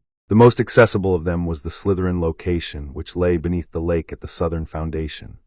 This was the Chamber of Secrets, too, blood. The claimant had to bleed himself at the 4 stones of the chamber. The blood had to be his own. The cut had to be on his hand. The cut had to be made by an instrument he had carried into the chamber himself. 3. Intent. The claimant had to speak the founding chant in the original tongue at the precise moment of the bloodletting. The original tongue was Old English with 3 Latinisms. He had translated the chant from Bagshot's transcription. He had practiced it in the dormitory at night under his pillow until he could speak it without thinking. 4. Witness. The claimant had to be witnessed by a founder-bound presence. Bagshot was vague on what this meant. Harry had inferred that the basilisk's corpse still in the chamber might satisfy the requirement because the basilisk had been founder-bound by the line of Slytherin and the corpse retained, by Bagshot's theory, a residue of the binding. He could not be sure. He had decided to accept the risk. He had then, in his own margin, written a 5th requirement that Bagshot had not stated explicitly, but that the 3rd volume had clearly assumed. 5. Love. The claimant had to love the school more than he loved himself. He sat with the 5th requirement for the rest of November. He sat with it on the Quidditch pitch in the rain after practice when his hair was plastered to his forehead and the broom was beside him on the wet grass. He sat with it in charms while Flitwick demonstrated the patroness on a 3rd year who had asked. He sat with it at the Slytherin table on the one occasion he had been asked to sit there by Slughorn for one of the Slug Club dinners, where he had eaten roast pheasant and listened to a girl from Hufflepuff explain the future of the Wandwood trade. He thought throughout, what does it mean to love a place? He thought, I have not loved a place, I have lived inside one. There is a difference. He thought, in 8 weeks I have to know the difference. In the last week of November he began to walk the corridors at night. He walked them without the cloak. He walked them slowly. He walked them as a man walks a house he is about to inherit. He walked them as a man might walk a horse he was about to mount for the first time, putting his hand on its flank, letting it know that he was there. He walked the corridors and he learned them. He learned the corridor on the 4th floor where one wall had been laid an inch out of true, and where the suit of armor in front of that wall hummed at midnight in winter. He learned the staircase from the 3rd floor landing that flipped its top 3 steps every time a Slytherin tried to go up. He learned the corridor outside the kitchens where the portrait of the pair breathed when no one was looking. He learned the gargoyle on the 7th floor that whispered the name of the next person who would walk past, to anyone who put an ear against it. He had not, in 5 years of attendance, known any of these things. He had learned them in 2 weeks of walking. He began halfway through the 2nd week to suspect that the castle was showing him. He tested the suspicion. He walked a corridor he had not walked before. He stood in front of a tapestry. He waited. The tapestry shifted very slightly against the wall. A door appeared behind it. The door had no handle. He pressed his hand against it. The door opened. Behind the door was a small room with a window and a chair and a desk. On the desk was a candle that had been lit at some point in the last hour by no one. He sat in the chair. He looked at the candle. He understood. The castle was offering him courtesies. He understood. The castle had begun to read him. He understood if he was wrong about the heart, if the heart was going to refuse him, then the castle was being very cruel to him by giving him the appearance of being welcomed before it broke him. He understood that was a possibility he had to accept. He understood he would accept it. He sat in the chair for 2 hours. He blew out the candle when he left. He did not return to the room. He left the room as a guest leaves a host's parlor, with the chair pushed in and the door closed gently and the candle stub still warm. He walked back to the tower. He climbed into bed. He did not sleep until 5. He woke at 7. He went to breakfast. Ron, across the table, said, "Mate, you look like death." "I am working." "On what?" "On something I'll tell you about when it's done." "Christmas. Christmas." Ron studied him. Ron was not Hermione. Ron's instinct, when he sensed that Harry was holding something, was not to interrogate. Ron's instinct was to lean into the person Harry was being and to find out what kind of friend the person Harry was being needed. Ron said, "Whatever you need, mate, tell me." Harry looked at him. Harry felt a thing he had not felt in October. The thing was almost tender. He did not allow it to be tender. He allowed it to be functional. "I will," Harry said, "when the time comes." Ron nodded. Ron ate his eggs. Harry ate his eggs. The castle hummed under his feet. He could feel it through the soles of his shoes. It was very quiet. It was almost silent. It was the hum of something that was waiting. He understood that he was being waited on. He understood that he could not afford to keep the castle waiting much longer. He understood that Christmas Eve was 4 weeks away. He went to defense. He took notes. He answered when Snape asked him a question about the technical details of the Vanishing Cabinet with an answer that demonstrated comprehension without enthusiasm. Snape did not ask him another question for the rest of the lesson. He went to potions. He brewed the assigned draught. Slughorn praised him in a manner that was no longer about his mother. Slughorn praised him for the precision of his cuts. Slughorn said in front of the class, "This is the work of a young man who has been thinking." Harry inclined his head. He did not blush. He had not blushed at Slughorn's praise in a month. He went to dinner. He ate. He spoke to Neville about an essay on mandrakes. He laughed in the right place at one of Seamus's jokes. He went back to the tower. He sat in the common room with the others until 10. He went to the dormitory. He pulled the curtains around his bed. He took the cloak out of his trunk. He waited until Ron had fallen asleep, which was at 10:30 precisely, because Ron had been falling asleep at 10:30 precisely for 6 years, and he slipped out of the dormitory.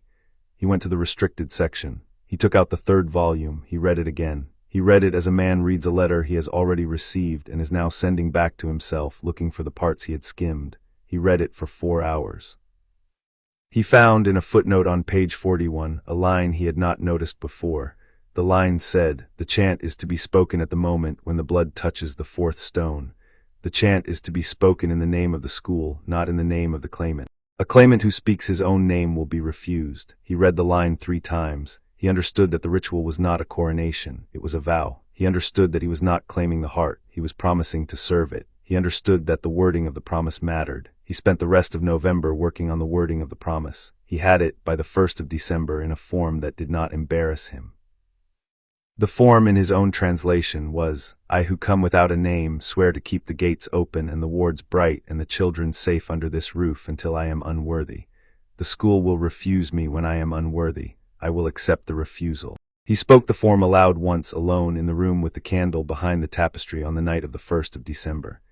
He listened to the room. The room did not answer. He understood that the room was not the heart. He understood that the heart would answer on Christmas Eve. He understood that he had 3 weeks left to be ready. He walked back to the tower in the small hours. The corridor outside the dormitory was empty. He let himself in. He hung the cloak in the trunk.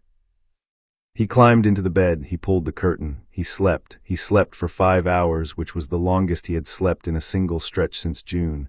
The castle under the bed hummed once. He heard it. He let it. Chapter 2 and Chapter 3. The headmaster's heart discovered on the 2nd of December. He understood that Bagshot had been lying. The lie was not a malicious lie. The lie was a headmaster's lie, by which Harry meant the kind of lie that is offered by a competent professional to protect the next competent professional from doing harm without knowing he is doing harm. Bagshot had assumed that the only reader of the 3rd volume would be the next headmaster of Hogwarts, and the next headmaster of Hogwarts would already have the heart, and the next headmaster of Hogwarts would not, therefore, need to know what to do if he did not have the heart and wanted it. The 3rd volume of Hogwarts, A History of Wards, told a headmaster how to wield the heart. It did not tell a wizard how to take it. This omission, Harry understood on the morning of the 2nd of December as he stared at the porridge in front of him, was load-bearing. A book that explained the wielding without explaining the taking could be left in a restricted section without consequence. A book that explained the taking could not. He had, therefore, been reading the wrong book. He had been reading the book that the school would have allowed him to read. He had been reading the book that the school had wanted him to read in order to test his comprehension of the wielding before letting him near the book that would teach him the taking. Bagshot's 3rd volume was a recommendation letter. It was the school's way of saying, "This candidate has demonstrated proficiency in the materials accessible at this level. Please grant access to the deeper materials." The deeper materials existed. The deeper materials had to exist. The deeper materials would not be in the restricted section, because the restricted section was the section the ministry knew about, and the ministry would have purged anything that explicit. The deeper materials would be hidden somewhere the ministry could not look. They would be hidden somewhere only the castle could grant access. The castle had been opening rooms for him in November. He stopped chewing. He sat for a long time with his fork in his hand and the porridge cooling in the bowl in front of him. He thought the room behind the tapestry. He thought the room behind the tapestry was the school's first test. He thought, "I passed it." He thought, "I passed it by not coming back." He thought, "Now the school will offer me a second test." He waited. The second test came on the evening of the 4th of December. He had been walking back from the library at 9:30. He had taken his usual route along the gallery on the 5th floor. He had passed the portrait of the dueling wizards. He had turned the corner. The corner had a door. The corner had not had a door in November. The door was set into the wall between the portrait of the dueling wizards and the bracket where a torch had hung since the 15th century. The door was made of a wood Harry did not recognize. The wood was very dark and very smooth. The door had no handle and no hinges. The door was rectangular and almost the height of the wall. Harry stopped. He stood in front of the door for a count of 30. He understood that he had been brought to the door because the school had decided he was ready to be brought to the door. He understood that he did not yet know whether the school had decided he was ready to go through the door. He put his palm flat against the wood. The door did not move. He thought, courteous. He thought, the door is not going to open for me unless I have understood the courtesy. He thought, what is the courtesy? He stood with his palm on the door for another half-minute and he thought about the courtesy. He thought, in November the room behind the tapestry was offered to me as a guest. I sat. I blew out the candle. I left. I did not come back. The school read my refusal of ownership as a virtue. The school took the virtue to be evidence of fitness. He thought, I am being offered the door now in the same spirit. The door does not open because I am the boy who lived. The door opens because I have read enough of Bagshot's third volume to know that there is a deeper text and that the deeper text exists. The door opens because I have asked for it without speaking. He thought, I have not yet asked for it. He removed his hand from the door. He took a step back. He bowed. He bowed the way he had been taught to bow at receptions. Aunt Petunia had not let him attend by sitting at the top of the stair watching the men in the drawing-room bend at the waist to women in necklaces. He bowed the way Slughorn bowed when he wished to indicate that he was about to ask a thing he did not deserve to receive. He said aloud, please. He waited. The door swung inward without a sound. The room behind the door was smaller than the room behind the tapestry. The room behind the door had one chair, one desk, one window, and one bookshelf. The bookshelf had one book on it. The window was opaque. The chair was carved walnut. The desk had a candle and an inkwell and a quill. The candle was lit. The book on the bookshelf was bound in something the color of old parchment. The book had no title on the cover. Harry stepped into the room. The door closed behind him without a sound. He looked at the closed door. He did not at that moment panic. He understood that the school had let him in. He understood that the school would let him out. He walked to the bookshelf. He took the book down. He sat at the desk. He opened the book. The first page was a frontispiece in 4 colors of ink. Black, the dried red he now recognized, a green that he understood to be the green of fresh basilisk venom dried slowly under ash, and a gold that he could not identify. The 4 colors made a single symbol. The symbol was a knot of 4 loops. The 4 loops were the 4 houses. The knot was untied at one end. The untying Harry understood was the heart of the thing. Beneath the symbol in a hand he had never seen and that he understood was the work of multiple authors writing in collective silence. CONCURDUMFUNDATURUM. He turned the page. The text was in 3 columns. The left column was in Old English. The middle column was in Latin. The right column was in a language he did not know. He had decided by the 3rd paragraph that the right column was the language Salazar Slytherin had spoken to snakes, written in a runic alphabet that nobody had used for a millennium because the alphabet had not been intended for human eyes. He could not read the right column. He could read the left and the middle. He read the left and the middle for 6 hours. He was still in the chair at 3 in the morning. The candle had not burned down. He had taken 3 breaks in the 6 hours to stand and walk a circle around the room and sit again. He had not eaten. He had not drunk. He had not coughed. He had read. He had read in the left column the agreement under which the 4 founders had built the school. He had read in the middle column the ritual by which the founders had embedded the heart. He had read in both columns the rules by which the heart could be transferred from one wizard to another. The rules were these. 1. The heart could be claimed only by a wizard who came to the Slytherin chamber alone, by the Slytherin door, by the Slytherin tongue. This had been Salazar's contribution to the binding. The other 3 founders had agreed because they had assumed in 990 that a wizard who could come by the Slytherin door would inevitably be a wizard whom the other 3 would also approve. The assumption had been wrong periodically in the centuries since. 2. The heart could be claimed only by a wizard who bled himself on the 4 founder stones in the chamber and who spoke the founding chant at the moment of the bleeding. This had been Helga's contribution. Helga had insisted that the chamber required a wizard's body to enter into the contract, because a contract made only with the mind was a contract that could be evaded with the mind. 3. The heart could be claimed only by a wizard who spoke the chant in the name of the school, not in his own name. This had been Rowena's contribution. Rowena had argued in 990 that no individual wizard was wise enough to deserve the office, and that the office could only be held by a wizard who knew that the office was not for him. 4. The heart could be claimed only by a wizard who had no other claim. This had been Godric's contribution. Godric had hated heirs and had hated dynasties, and had refused to let the office be hereditary. The clause meant that a headmaster's son or daughter could never become headmaster. It also meant that a wizard who had any other binding magical office at the moment of the claim was disqualified.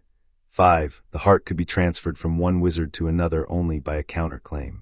The counterclaim required that the new wizard perform the ritual while the old wizard slept. The old wizard would wake without the heart. The old wizard would not know at the moment of waking that the heart had been transferred until the old wizard tried to use it. 6. The transfer was final. The old wizard could not take the heart back. The new wizard could not return it. The heart, having chosen, did not unchoose. Harry read the 6 rules. He read them again. He sat at the desk with the candle burning at the same height it had burned at when he had walked in, and he understood that he had been given the instructions. He had been given the instructions because the school had judged that he had earned them. He had been given the instructions in this room, by this book, by the courtesy of the door, because no one in the world but the school could know that he had been given them. He understood that the school had decided on its own, before he had claimed it, that he was the wizard to whom the school would give the instructions. He understood that this was not, formally, consent. The heart had not yet chosen. The school had only offered to let him try. He understood that this was, however, the strongest indication he could have received that he was not crazy. He sat with the understanding for 10 minutes. He found at the end of the 10 minutes that the understanding had not gone away. He took the book and he closed it. He set it back on the shelf. He stood up. He looked around the room. The room had one chair, one desk, one window, one bookshelf, one candle, one book. He bowed again. He said aloud, "Thank you." The door opened. He walked out into the corridor. The door closed behind him. He turned. The wall was the wall it had been in November. The torch was in its bracket. The portrait of the dueling wizards was on his left. He walked back to the tower. He did not turn his head to check that the wall had stayed the wall. He understood that if he turned his head, he would be showing the school that he did not trust the school, and the school would consider the lack of trust an insult, and the school would not open the door again. He walked back to the tower, and he climbed the stair, and he went to the dormitory, and he pulled the curtains, and he sat on the bed. He did not sleep. He stared at the canopy. He thought until the sun came up. "I have to find a record of what Dumbledore did." He thought, "The school will not give it to me. The school cannot give me records that are not in its own keeping." He thought, but the school must keep its own record of every claim. The school must know in some place that the headmaster cannot reach when each headmaster came and went. He thought, the headmaster's portraits. He thought, of course, the portraits of past headmasters and headmistresses were hung in the headmaster's office.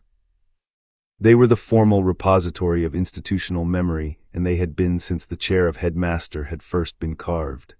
The headmaster's office, however, was not accessible to him, or more accurately, the headmaster's office had not been accessible to him in November. It would be accessible to him in 8 weeks. By then it would be his. He thought, "I cannot wait 8 weeks." He thought, there must be another portrait. He thought, Phineas Nigellus. He sat up in bed. Phineas Nigellus Black had 2 portraits. One was in the headmaster's office. The other was at number 12, Grimmauld Place. He had seen the second portrait in the upstairs bedroom that had been Walburga's. He had walked past it every day during the summer, and it had spoken to him 3 times. It had not been polite. He had not minded.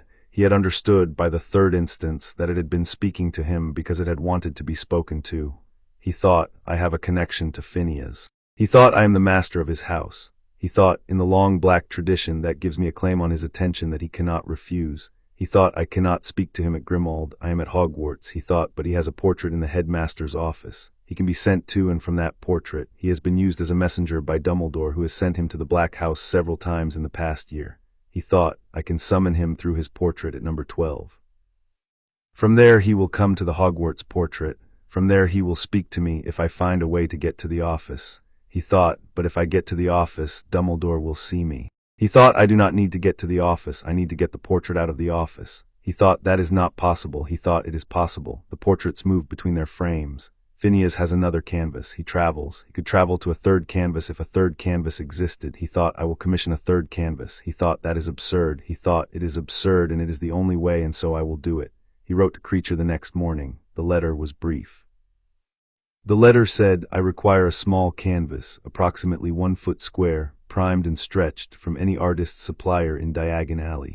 I require an artist competent to take a quick portrait sitting from one of Phineas Nigellus's portraits, copying the image, and finishing the canvas with the same magical conduit paint that the other Phineas portraits are made of.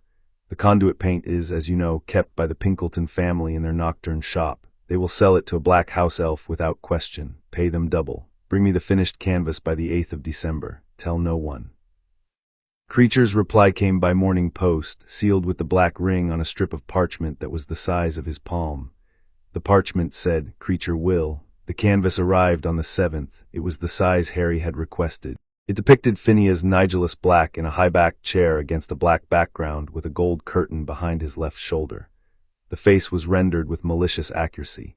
Harry recognized, on first inspection, the kind of sneer that the original had perfected in life and had since refined in 2 centuries of unbroken sneering. He waited until midnight. He took the canvas down to the room behind the door on the 5th floor, the room with the Concordium Fundatorum on the shelf. He set the canvas on the desk in front of the empty bookshelf. He sat in the chair. He waited. He had decided that he would not summon Phineas. He had decided that he would let Phineas find him. This was the older Black tradition. A junior member of the house did not order an elder to attend.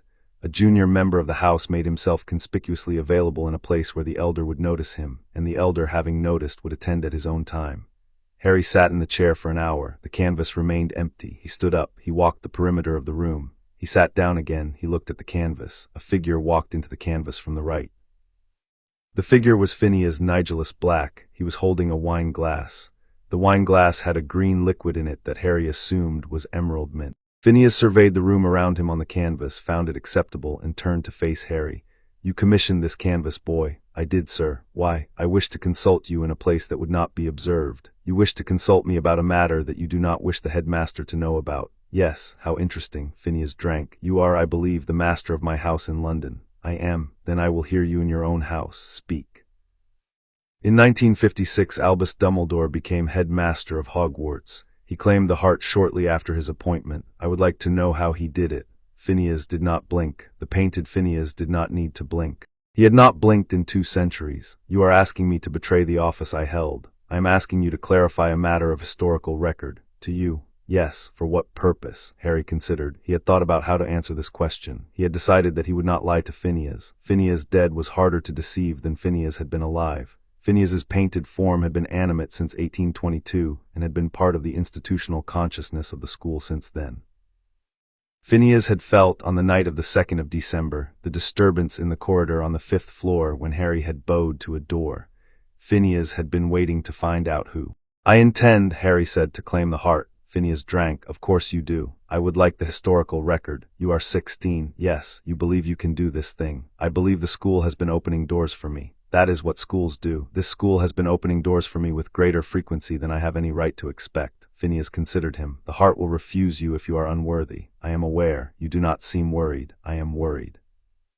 I have separated my worry from my action." A silence. Phineas sipped his wine. "Very well, I will tell you what I know. I will tell you because the school will tell you regardless, and I am vain enough to prefer to be the one who tells you." "Listen." Harry listened. Phineas said, "Albus Dumbledore had been Transfiguration Master and Deputy Headmaster under Armando Dippet for 18 years. He had refused the office of Headmaster twice in that time. He refused it the first time because he did not believe he was ready. He refused it the second time because he was contemplating a different post in another institution. He accepted the third time in the summer of 1956. He was confirmed by the Board of Governors on the 1st of September. He performed the claim on the 7th. In the chamber. The chamber had not at that point been opened since 1943. Dippet had not known of the chamber. Dippet had not been the kind of headmaster who would have approved of using it. Dumbledore had located the entrance using methods he never disclosed to me. He went in alone at midnight on the 7th of September. He emerged at 3 in the morning. He went directly to the staff meeting at 8 and conducted business as if nothing had happened. He had the heart. The portraits in the office knew at once. The wards rekeyed at the moment of the claim. The castle has answered to him since. Did anyone object? 2 of the portraits objected. 1 was mine. The other was Phineas's predecessor's predecessor, a man named Heliotrope Wickens who had a grievance against the Dumbledore family. We were instructed not to comment on the change. We were not formally bound. We could have. Why didn't you? Because Dumbledore was, on the day of his claim, a better headmaster than any of his alternatives, and because I had judged the school would suffer if I made trouble. I have since revised the judgment. On what grounds? Phineas drank again. On the grounds that Dumbledore has not been a great headmaster. He has been a great wizard who has held the office. The two are not the same. He has been distracted by his war with Voldemort. He has used the school as his base. He has used the students as his soldiers. He has used the staff as his lieutenants. He has not, in the 50 years he has held the office, made any structural change to the school that would benefit it in the absence of his own presence. He has left no successor. He has trained no one to take over. He has assumed, with the arrogance of a wizard who believes he is the only proper occupant of the office, that he would die in the chair. You believe he should be replaced. I believe the office should be held by a wizard who loves the school. Dumbledore loves the school in the way a general loves the terrain on which he has chosen to fight. He does not love it in the way Helga Hufflepuff loved it. He does not love it in the way Phineas Nigellus Black, for all his sins, loved it. You loved it. I despised every student who passed under this roof. I loved the roof. Harry considered him, and me. I do not yet know what you love. The school appears to be testing that. What will the test require? I do not know. The school does not consult me on its tests. A silence. Phineas. Yes. Have any of the past headmasters' portraits ever discussed the counterclaim ritual in the office? Such a discussion would have been overheard. The office has ears. Has any of them, then, discussed it elsewhere? I have not. Has the office perhaps ever overheard Dumbledore discussing it? Twice, once with Nicholas Flamel, once with Minerva McGonagall. Neither of them advised him to do anything to prevent it. Did he believe a counterclaim was possible? He believed it was theoretically possible. He believed it was practically impossible. He believed it would require a wizard with intent, knowledge, and access, and he believed those three requirements would not be conjoined in the same wizard during his tenure. He was wrong. He was wrong about me. He was wrong about the school. The school decided to assist a candidate. He did not anticipate the school. Harry sat with that. Phineas. Yes. Will you tell him? A pause. The painted Phineas turned his wine glass. I have been a Slytherin for 400 years, he said. I am not in the habit of helping schoolboys. I am not in the habit of betraying the standing headmaster of my school. I have never, in the 400 years of my afterlife, broken a confidence to the office or to the standing occupant. That is not an answer. It is the answer I am willing to give to you. You will have to decide whether it satisfies you. Harry considered Phineas. Phineas considered him. Phineas. Yes, I will give you a thing in exchange for your silence. Will you, the house in London, when this is over? When I have done what I am going to do, I will deed the house to the line of Black, restored with a trust fund administered by a council whose composition you will dictate, on the condition that the house be opened twice a year to any student of the school who wishes to visit it. You will have your house back. You will have your line back in symbol if not in body. You will have a quarterly audience with the next headmaster. Phineas considered him for a long time. You are offering me, he said, a kind of immortality. I am offering you a small one. I have nothing larger. It will do. Then we have an agreement. We have an agreement. A silence. Phineas, Harry said, yes. Has the date been chosen? That is your choice, boy, not mine. Christmas Eve. Of course it is Christmas Eve. The castle will be empty. The headmaster will be at the school for the holiday. He will sleep at his usual hour because he is a creature of habit and he has not been challenged in 50 years. He will wake on Christmas morning unable to perform a single piece of office magic, and he will know. That is the moment. That is the moment. He will be alone. He will be alone. There will be no one to comfort him. The staff who hold the holiday will be at their own quarters. The students will be home. The portraits in the office will know, but they will not be permitted to speak to him about it. The Phoenix will know. The Phoenix will not betray him to anyone. Phineas, yes, what will he do? He will come to find you. He will not be able to find you immediately because the castle will hide you from him. He will come down to breakfast in the great hall and you will be sitting at the staff table and he will look at you and he will know. And then, he will offer you the office formally. You will accept. The staff will be presented with you. They will not contest it. They cannot. The wards have rekeyed. How long will it take? It will take a single morning. Seen it happen in 1956. I will see it happen again. I am in this generation the only living memory who has seen it twice. Harry sat with that. Phineas, yes, what were you doing in 1956 when the wards rekeyed? I was in the office. I was a portrait. I watched. What did it feel like? A silence. The castle inhaled, Phineas said. Harry held still. It was an inhalation, Phineas said. It did not exhale. It has not exhaled in 50 years. It is waiting for the next inhalation. Will it exhale at the next claim? It will exhale at the next exhalation. I do not know whether the next exhalation will be the next claim. I do not know whether the next exhalation will be Dumbledore's death. That is not an answer. That is the answer the castle gave me. I have not had a better one in 50 years. Harry sat with the answer. He sat with it for a long time. He sat with it until the candle in the room had burnt to half its length, which was the longest he had been in the room. He stood. Phineas, yes, on Christmas Eve. I will be in the office watching. You will not speak to him in his sleep. I will not. I am sworn now. Thank you. Do not thank me, boy. I am not on your side. I am on the side of the school. The two will, I think, coincide. They have not coincided in 50 years. Harry inclined his head. He took the canvas from the desk. He put it under his arm. He turned to leave the room. At the door he stopped. Phineas. Yes, he has been a great wizard. He has not been a great headmaster. The two are not the same. Will he survive what is about to happen to him? A pause. He will survive, Phineas said. He will not flourish. Survival and flourishing are not the same. Will he forgive me? Eventually, the forgiveness will not be useful to either of you. I know, then do it anyway. I will. He left the room with the canvas under his arm, and he climbed the stairs to the tower, and he hid the canvas in the bottom of his trunk under the oilcloth wrap with the ward's book and the journal and Sirius's cloak. He sat on the bed and he stared at the wall. He had 3 weeks. He had a date. He had a place. He had the chant. He had the blood. The blood was his. The blood was always his. He had a witness. The witness would be the basilisk's corpse, which had been founder-bound by Salazar in 990 and had been waiting in the chamber since 1992. He had a love. He did not yet know whether he had enough of it. He had 3 weeks to find out. He spent the 3rd week of December walking the castle in the evenings. He walked it slowly. He walked it with the intention of memorizing it. He memorized the chip in the stone at the top of the 2nd-floor staircase where some witch had dropped a paperweight in the 18th century. He memorized the way the 7th-floor corridor smelled in the rain. He memorized the cold spot in the entrance hall where the bloody baron had stood once a week for 400 years. He memorized the painting in the corridor outside the kitchens of a small girl with a lamb, and he understood on the 4th night of memorizing it that the girl had been a Hufflepuff student in 1683 who had died of fever, and the lamb had been her pet, and the portrait had been commissioned by her mother who had survived her by 40 years. He understood by the end of the 3rd week of December that the school was not the place. The school was the people who had been in the place. The school was Helga Hufflepuff's love, and Godric Gryffindor's anger, and Rowena Ravenclaw's mind, and Salazar Slytherin's pride, and every wizard who had walked the corridors with intent, and every child who had cried in the dormitory at night, and every teacher who had stood in front of a class and tried to give a child something that mattered. He understood that he had been wrong in November when he had asked himself whether he loved the school. He understood that the question was not whether he loved the school. The question was whether he was prepared to inherit the love that had built the school. The love had been built into the stones by people who were dead. The love was still in the stones. The love had been waiting for someone to inherit it. He understood that he was prepared to inherit it. He understood that the preparation was not the same as the inheritance. The inheritance would happen on Christmas Eve. The preparation was simply that he had stopped flinching at the idea of accepting it. He stopped flinching. He stopped flinching on the evening of the 21st of December at 9:30, in the corridor outside the kitchens, in front of the painting of the small girl with the lamb.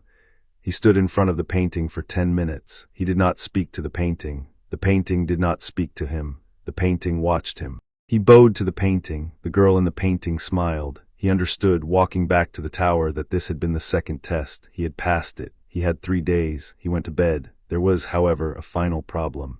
He realized it on the morning of the 22nd of December as he was packing the chocolate frogs Mrs. Weasley had sent into his bedside drawer. The problem was that the chant had been written by 4 founders who had agreed on a chant in the 4 founder tongues, and Harry, who had practiced the Latin and the Old English to the point of fluency, had not been able to find any source that gave him the correct pronunciation of the Slytherin tongue. Runic alphabet had remained illegible. He had assumed in November that he would be able to skip that portion of the chant because Salazar had clearly been writing redundantly. He had assumed in December, after reading the Concordium Fundatorum, that the assumption was wrong. The chant required all 3. The chant required, in particular, the line at which the new claimant addressed the school by the school's own private name, and that line had been written only in Salazar's tongue. He could speak Parseltongue.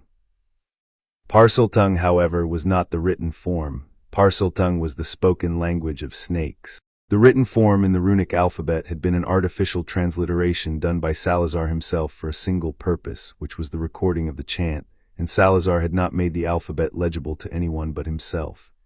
He sat on the bed and stared at the chocolate frogs. He thought, I have the wrong piece of Salazar's legacy. I have the diadem of the language, but not the script. He thought, there must be a key. He thought Salazar would not have left a chant in a script that no future headmaster could pronounce, because Salazar's whole investment in the binding was that the heart could be transferred to a successor, and the successor could not be sworn in if he could not say the words. He thought the key must be somewhere only a Parselmouth could access. He thought the chamber. He thought very steadily, of course, the chamber.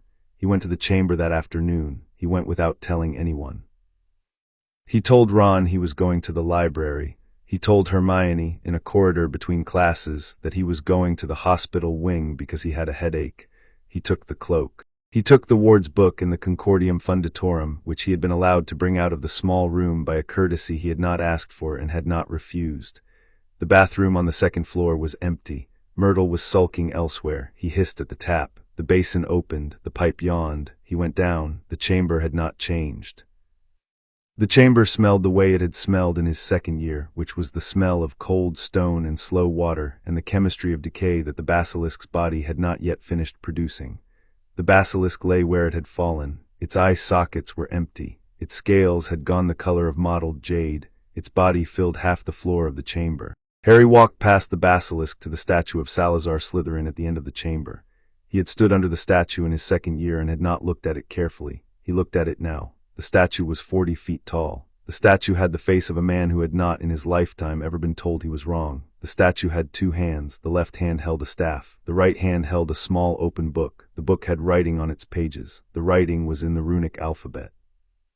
Harry stood under the right hand. He looked up. He understood that the book was the key. He understood that Salazar had carved the key in stone, 40 feet above the floor, in a place where no one but a Parselmouth could even enter, and a Parselmouth who entered would have had to know to look up. He climbed up the inside of the statue's robe on handholds carved for the purpose. There were carved handholds because Salazar had expected his successor to climb, eventually, and to read the book. The handholds were spaced for a man taller than Harry, but Harry was 16 and he had been a Quidditch player for 5 years and he had arms.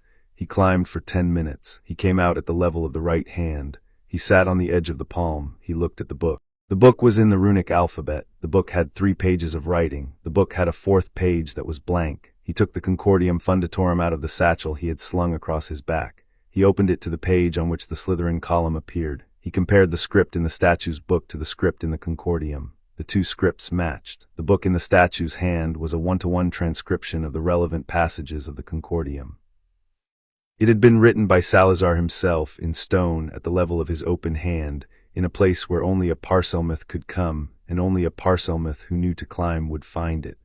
But it was still in the runic alphabet. It still did not tell him how to pronounce it. He sat on the palm and he stared at the book. He thought, the answer is here. The answer must be here. Salazar would not have made the journey from floor to palm if there were no reward at the end of it. He turned the page. He turned it because his fingers had reached for it on their own, and he had not, when his fingers had reached, stopped them. The page turned. Behind the page was the 4th page he had thought was blank. The 4th page was not blank. The 4th page had a single line on it in the runic alphabet, and beneath the line, in a smaller hand, the same line transliterated into the Roman alphabet by Salazar's own pen. The line said in Roman, SSSCHACTISLOWWALATHA. He read the line aloud. He read it without thinking. The line came out of his mouth in Parseltongue. The chamber answered. The chamber answered very quietly. The chamber answered in a vibration he felt in his palms against the stone. He understood, sitting on the palm of Salazar Slytherin, that he had just spoken the name of the school in the school's own private name, in the Slytherin tongue, and the chamber had heard him. He understood also that the line was the line of the chant in which the new claimant addressed the school. He understood that Salazar had written out the pronunciation, in Roman letters, for the use of any successor who was both a Parselmouth and willing to climb the statue. The successor would have to be a Parselmouth. The successor would have to be a wizard whom Salazar would have called one of his own.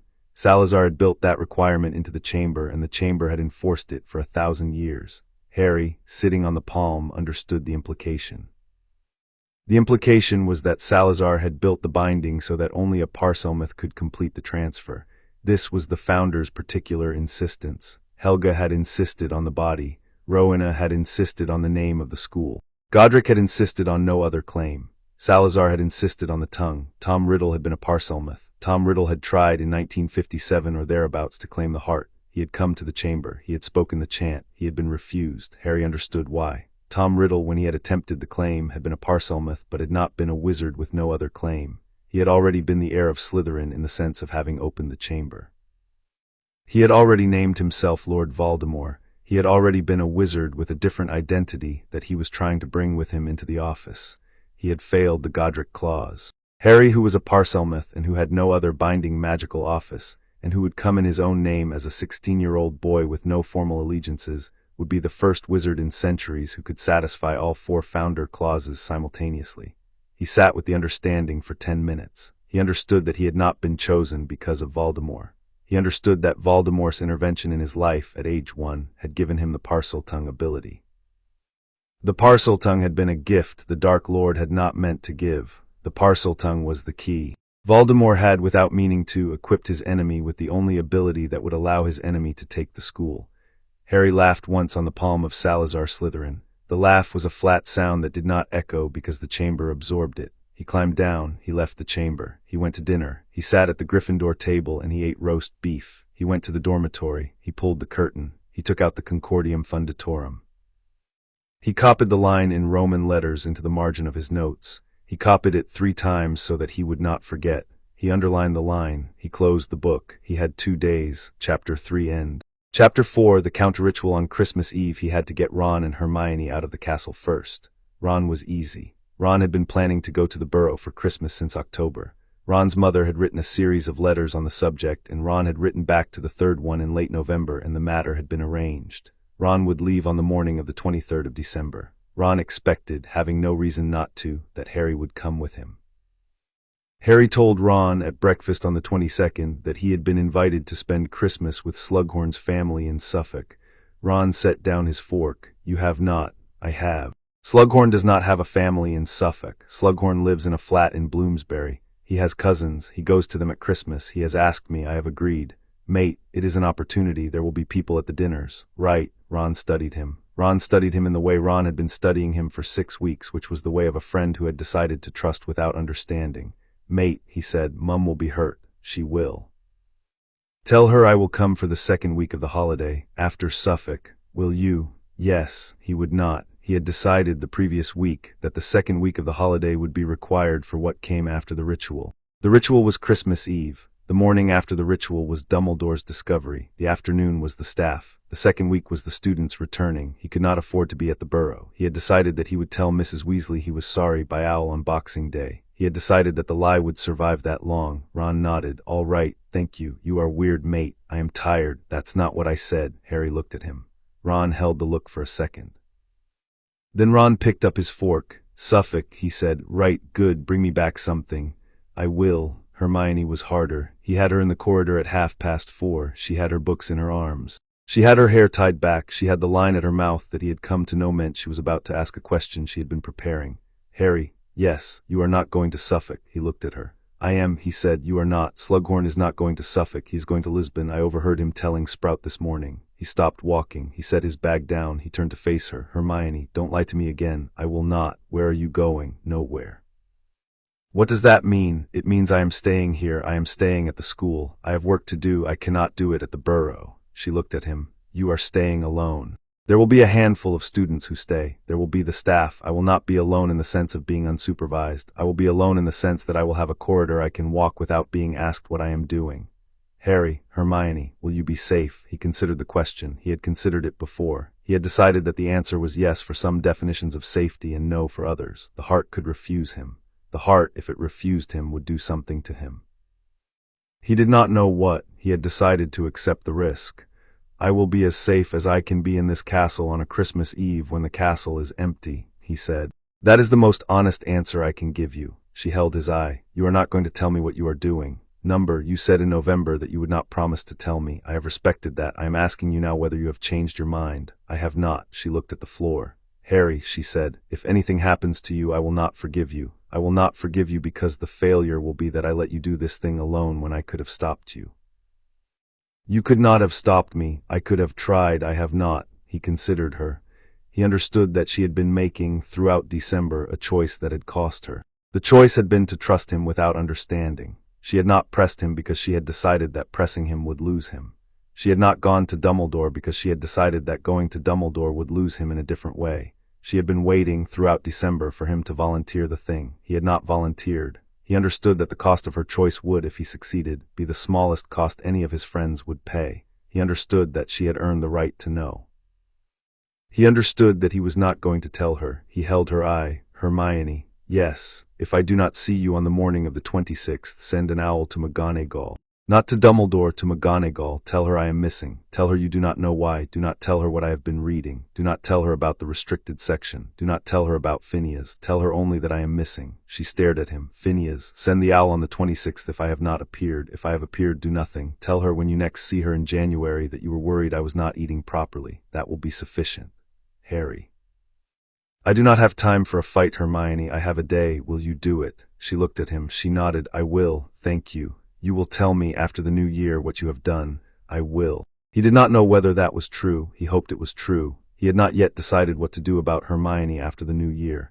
He would decide, he thought, after Hermione had seen him in the Great Hall on the morning of the 2nd of January and had read the expression on his face and had decided for herself what to ask him. He picked up his bag. He walked away. He did not turn back. He did not want to see her face if her face had broken. He went to his dormitory. He packed. He folded his robes the way he had folded them at Grimmauld. He left out one set, the formal black, which had been Sirius's and had been altered for him by Madame Malkin in October, and which he had not worn. The robe was finer than anything else he owned. He had decided that he would wear it for the ritual. He laid the robe on the bed. He went down to dinner. He sat next to Ron. He let Ron complain about Cormac. He laughed in the right places. He ate. After dinner, Ron embraced him at the bottom of the stair and went up to pack. Hermione passed Harry in the entrance hall and did not look at him. She had decided, he understood, that she did not want her last memory of him to be a face that she had broken. He understood the strategy. He approved of it. He went to the owlery. He sent 2 letters. The first letter was to Mrs. Weasley. It said, "I am with the Slughorns. I will come on the 28th. The second letter was to Lupin. It said, "If anyone asks, I am at the Burrow. If you do not hear from me by Boxing Day, do not investigate." He sent both with the school owls. He went back to the tower. He did not sleep. The 23rd was a slow day. The students left in the morning, the corridors emptied by noon. The great hall was set with only one long table by lunch, which seated the dozen or so students who had remained, plus the 7 staff who had not gone away. He sat near the middle of the table. He ate. He spoke to Neville. Neville was staying because his grandmother was abroad. He spoke to a Ravenclaw 4th year whose name he did not know but who was staying because his parents had died in the summer and there was no one to send him home to. The 4th year boy was named Adrian. Harry made the conversation with Adrian last an hour. He asked Adrian about his classes. He asked Adrian about his Christmas. He asked Adrian what he had hoped to receive in his stocking. Adrian thawed in stages. By the end of the lunch, Adrian was telling Harry about a book he had read in October that had changed how he thought about transfiguration. Harry listened. He had not, in 5 years at the school, listened to a Ravenclaw 4th year for an entire hour at the lunch table. He understood, walking back to the tower afterward, that he had begun to behave like a headmaster. He had behaved like a headmaster because he had practiced being a headmaster on Adrian without making the decision to practice. The practice had emerged from the cold steadiness he had been carrying since November. He could be a headmaster. He could be a headmaster 2 days before the office had been transferred. He could be one because the part of him that knew how was already there. He did not know whether the school had put it there or whether it had been there before the school had noticed. He decided, walking up the stair, that the question was less important than he had thought. The 24th was the day. He woke at 6. He went to the kitchens. He drank 2 cups of tea. The house elves had set out a tray for the dozen students. He ate a piece of toast. He sat at the kitchen table in the dim light and he listened to the sound of the elves preparing the Christmas Eve feast. The sound was a music. It was the music of 100 small hands cracking eggs and chopping vegetables and turning birds on spits and stirring sauces. The kitchen was warm. The kitchen smelled of butter and yeast and the meat that had been started the previous night and had not yet stopped roasting. The kitchen was the most alive place in the castle on a Christmas Eve morning. He understood, sitting in it, why Helga Hufflepuff had given the kitchen to the Hufflepuffs. He stayed in the kitchen for an hour. He went to the library. He returned the Concordium Funditorum to its case in the small room behind the door on the 5th floor. He had not been able, in 3 weeks of asking, to identify any other place the school would have preferred him to leave it. He had decided at the end of the asking that the small room was where the school had wanted him to leave it. The school had opened the room for him on the 4th of December, and had let him remove the book several times in the intervening weeks, and had let him bring it back each time without protest. The room was, he understood, the school's working library. It was the room the school kept for the headmaster who knew enough to ask for it. He set the book on the shelf. He bowed to the room. He said, "Thank you." He left. He walked the corridors for the rest of the morning. He walked them slowly. He walked them as a man walks a house he is about to take responsibility for. He walked them as he had walked them in November, but now without the question. The question had been, do I love this place? The question, by the 24th of December, had been replaced by a different question. The new question was, am I prepared to be loved by it? The corridors did not answer. The corridors did not need to. The walking itself was the answer. He climbed to the 7th floor. He stood in front of the tapestry of Barnabas the Barmy. He thought for the first time in his 5 years that the room of requirement had probably been a founder-built test like the room behind the door on the 5th floor, and that the room behind the door on the 5th floor had been a successor test built for the rare student who had figured out that the room of requirement was a tutorial.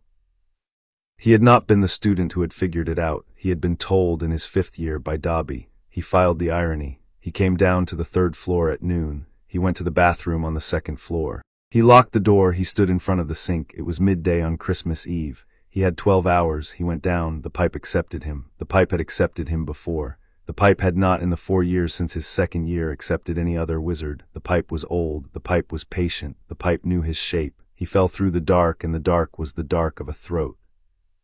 He landed at the bottom of the pipe on the bone litter of a chamber that had been the digestive tract of a sleeping castle for 10 centuries. The bones were small. They were the bones of the rats the basilisk had eaten over the years of its long sleep. He stepped over them. He did not crush them. He had brought himself to a state in which he did not crush bones unless he meant to. He walked through the tunnel. He came to the round door. The door was a coil of 7 snakes carved in stone. He spoke the word. The door opened. He walked into the chamber. The chamber was not, in the moment of his entrance, the chamber he had remembered. The chamber was older than it had been in 1992. The chamber had become, in the 4 years since he had killed the basilisk, the chamber it had been before the basilisk had been put in it. The basilisk had been a tenant. The chamber had been a house. The basilisk was dead. The house remained. The house was waiting for him. The chamber. A long room, black stone, vaulted ceiling, pillars in the form of serpents. A pool at the center, dry now, ringed in green marble. The body of the basilisk along the floor, half-coiled, the eye sockets staring at nothing. The statue of Salazar at the far end, 40 feet tall, with the staff in one hand and the open book in the other. A silence that was the silence of a room that had not been silent because no living thing was in it. The room was silent because the room was holding its breath. He walked to the center of the chamber. He stood by the green marble ring around the empty pool. He looked at the 4 points of the chamber, 4 founder stones, 1 at each compass point. Each stone the height of a man, each stone carved with the sigil of its founder. Each stone darker than the basalt around it, each stone older. Godric in the east, the lion. The line of the lion's mane carved in a hand that had not aged in 1,000 years. Helga in the south, the badger lying down with its paws crossed in a configuration that had been the gesture of Helga's house when it greeted a stranger. Rowena in the west, the eagle in flight, wings spread, beak open, no sound coming out. Salazar in the north, the serpent coiled around the stone itself, head raised, looking inward to the chamber, eyes shut, the 4 stones. He had not seen them in his 2nd year. He had been 12, and he had been bleeding, and he had been carrying an unconscious girl, and he had not had time to look. He looked now. Each stone was a tooth in the mouth of the chamber. Each stone was a covenant. Each stone was a witness. Between the going down at noon and the chant at 3, he had walked the chamber in slow circuits to remind the floor of his weight. The chamber, in the meantime, a cathedral underwater, the pillars black-veined. Each pillar a column of held breath, the vaulted ceiling rib by rib, the ribs of a ship that had never sailed and would never sail because the ship was a chamber, and the chamber was the keel of the castle. The basalt cold under his palm and warm under his palm in places where the warmth could not be explained by any candle he had brought. Candles he had brought, 4, 1 for each stone. He had set them and lit them, and they had burned without flicker because the air in the chamber was the air of a sealed lung. He walked. The walking was a circuit. He walked clockwise. He had read in Bagshot the 2nd volume that the founder's circuits ran clockwise and that the circuits ran anti-clockwise only at funerals.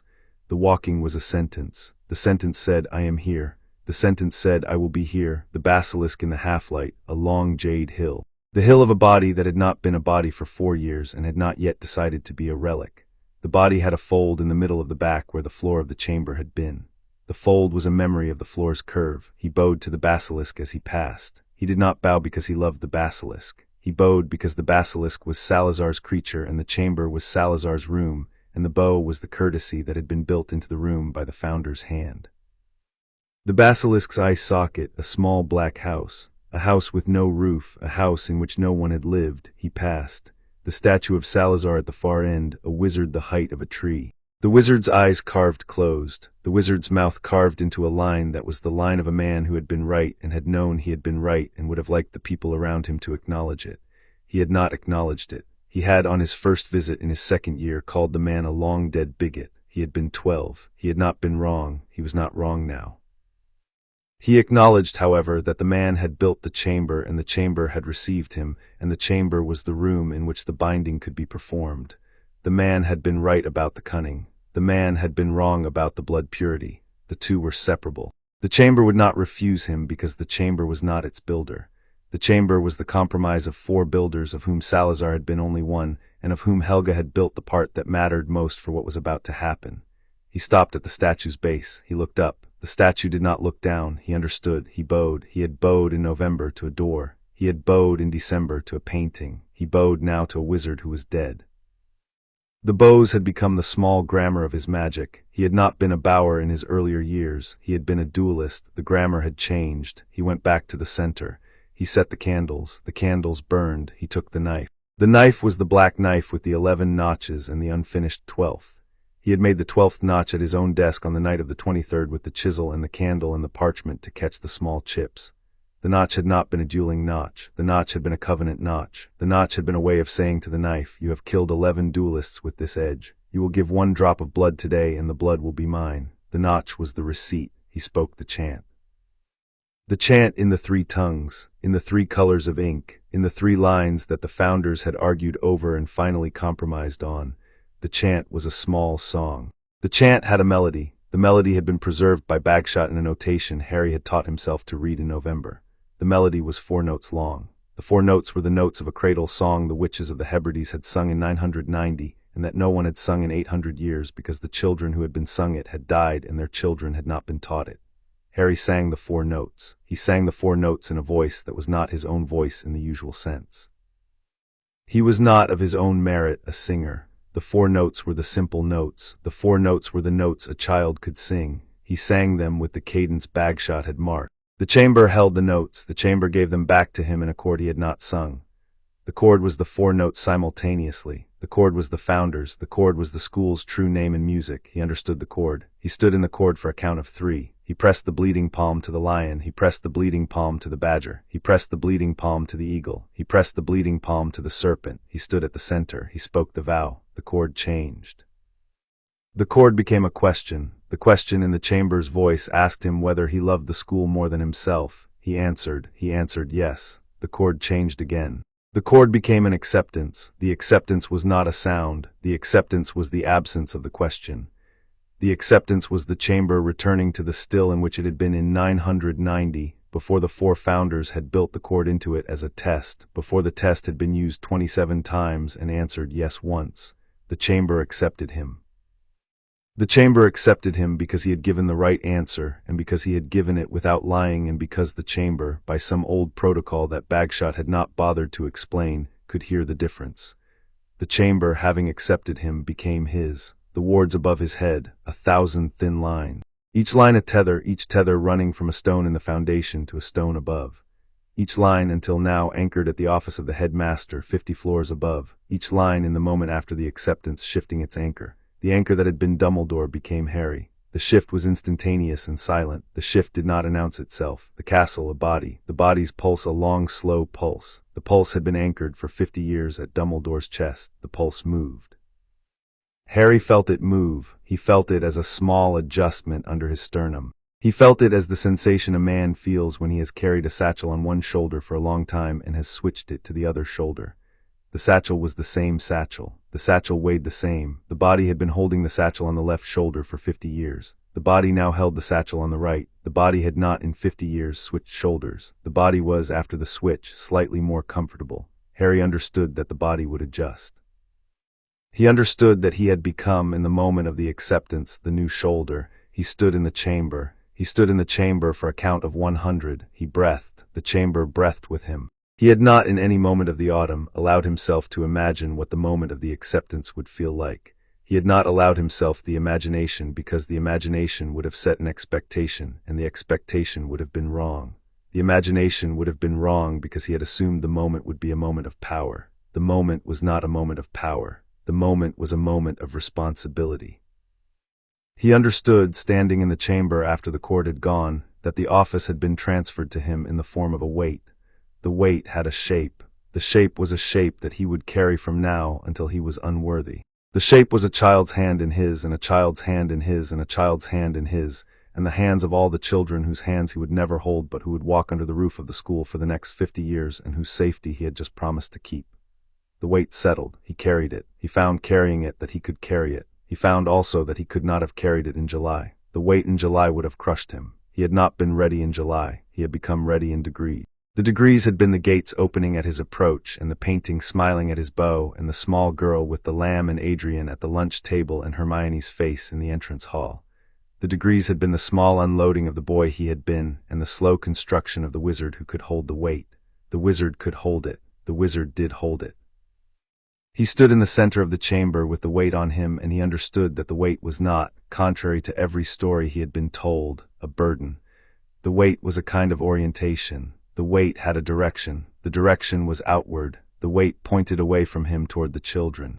The weight told him where to stand and how to stand and what to do with his hands. The weight was the office. He took a breath. He removed his outer robe. The black robe that had been Sirius's, altered for him, fell open at the shoulders. Beneath it, he wore the white linen tunic and trousers that Bagshot's third volume had specified. The linen had been bought in Hogsmeade in the third week of December at a small tailor's shop that he had paid in black gold and had asked at the end of the transaction to forget him. The tailor had agreed. He believed the tailor had forgotten him. He laid the black robe on the green marble. He went to the east stone. He pressed his palm against the lion's mane. The stone was warm. The stone had been warm before he had touched it. He took the knife from the inside of his belt. The knife was black silver. Creature had brought it to him from Grimmauld in November. It had been Sirius's. Before Sirius it had been Regulus's. Before Regulus it had been Walburga's father's. Before that it had been older. The knife had a hilt of carved horn and a blade 6 inches long, single-edged, and the back of the blade was patterned with a row of small notches that Harry understood had been put there by Walburga's father in the 1880s to record duels he had won. There were 11 notches. The 11th notch was unfinished. Harry made the 12th notch on the back of the blade. He made it with the edge of a small chisel he had brought down with him. The notch took him 40 seconds. The notch was the cost. He set the chisel down on the green marble next to the robe. He held the knife in his right hand. He turned his left hand palm up. He drew the blade across the meat of his left palm in a single steady cut. The cut was an inch long. The cut bled. Blood came up out of the cut at a slow, even rate. He let it. He pressed his bleeding palm against the lion's mane. He spoke in Old English the first line of the chant. The chant, "I come without a name to the house of the lion." The east stone warmed under his hand. The warmth was the warmth of a body. The lion's mane, carved 1,000 years before, accepted him. The lion's mane drank the first drop of his blood and held it. He walked to the south stone. He pressed his palm against the badger. The chant, "I come without a name to the house of the badger." The south stone warmed under his hand. The badger's paws unfolded a millimeter. The badger drank. He walked to the west stone. He pressed his palm against the eagle. The chant, "I come without a name to the house of the eagle." The west stone warmed. The eagle's open beak made no sound, but the chamber heard it. The eagle drank. He walked to the north stone. He pressed his palm against the serpent. The chant, this last line in Salazar's tongue, written in Roman letters in the open book of the statue, spoken by him in parcel tongue with the cadence Salazar had set, SS Chassetti's Lo Alatha, the translation of which, "I come without a name to the house of the school by the school's true name." The north stone warmed. The serpent's coiled body shifted a fraction against the carving. The serpent's closed eyes did not open. The serpent did not need to open them. The serpent drank. He stood in the center of the chamber with his bleeding palm and the knife in his other hand. He turned in a circle. He spoke the second portion of the chant, the founding compromise in the 3 written languages of the Concordium, each line in the language of its founder. He spoke in Old English first for Godric, "Let the children be safe under this roof." He spoke in Latin for Helga and Rowena, who had agreed on the language though for different reasons. "Sit caritas, sit sapientia, let there be care, let there be wisdom." He spoke in parcel tongue for Salazar, "Es slitha, let cunning be cunning." He stood in the silence. He waited. The chamber, a long-held breath, the pool at the center filled. The pool had been empty when he had walked in. The pool was full now. He had not seen the water arrive. The water had not come from the carved channel in the floor. The water had come from somewhere else. The water was clear. The water was still. The water filled the pool to the lip of the green marble and stopped there as if the green marble had been carved as a lip precisely for the water to find. In the water, the image of the school, from above, as a bird would see it, with the lake to the south and the forest to the west and the gates to the east, the towers and the courtyards, the greenhouses and the pitch. The hut by the edge of the trees, the wall along the shore. The image was not a reflection. The image was the castle looking at itself. The water, a voice. The voice did not come from anywhere. The voice was in the room. The voice was older than language. The voice said, "Speak." Harry spoke. He spoke the vow he had prepared. He said, "I who come without a name swear to keep the gates open and the wards bright and the children safe under this roof until I am unworthy. The school will refuse me when I am unworthy. I will accept the refusal." He waited. The water in the pool moved. It moved without ripples. It moved in a slow circle around its own center. The voice said, "The current headmaster has held the office for 50 years. Harry said, "Yes." The voice said, "He has not loved the school more than himself." Harry said, "I do not know that." The voice said, "We know it. He has loved the war more than the school. He has loved the wizard he intended to defeat more than the school. He has loved his own grief over Gellert more than the school. The school has not been refused by him. The school has been borrowed by him. We have permitted the borrowing for 50 years. Harry said, "I understand." The voice said, "We will not permit it longer." Harry said, "Yes." The voice said, "You love the school more than yourself." Harry was silent for a long time. He stood with the blood on his palm cooling and the 4 stones warming around the chamber and the pool turning quietly under his feet and the statue of Salazar standing 40 feet above him with the open book in its hand. He thought about Helga Hufflepuff. He thought about the girl with the lamb. He thought about Adrian at the lunch table. He thought about Hermione's face when she had stopped looking at him in the entrance hall. He thought about the gates opening at his approach in September.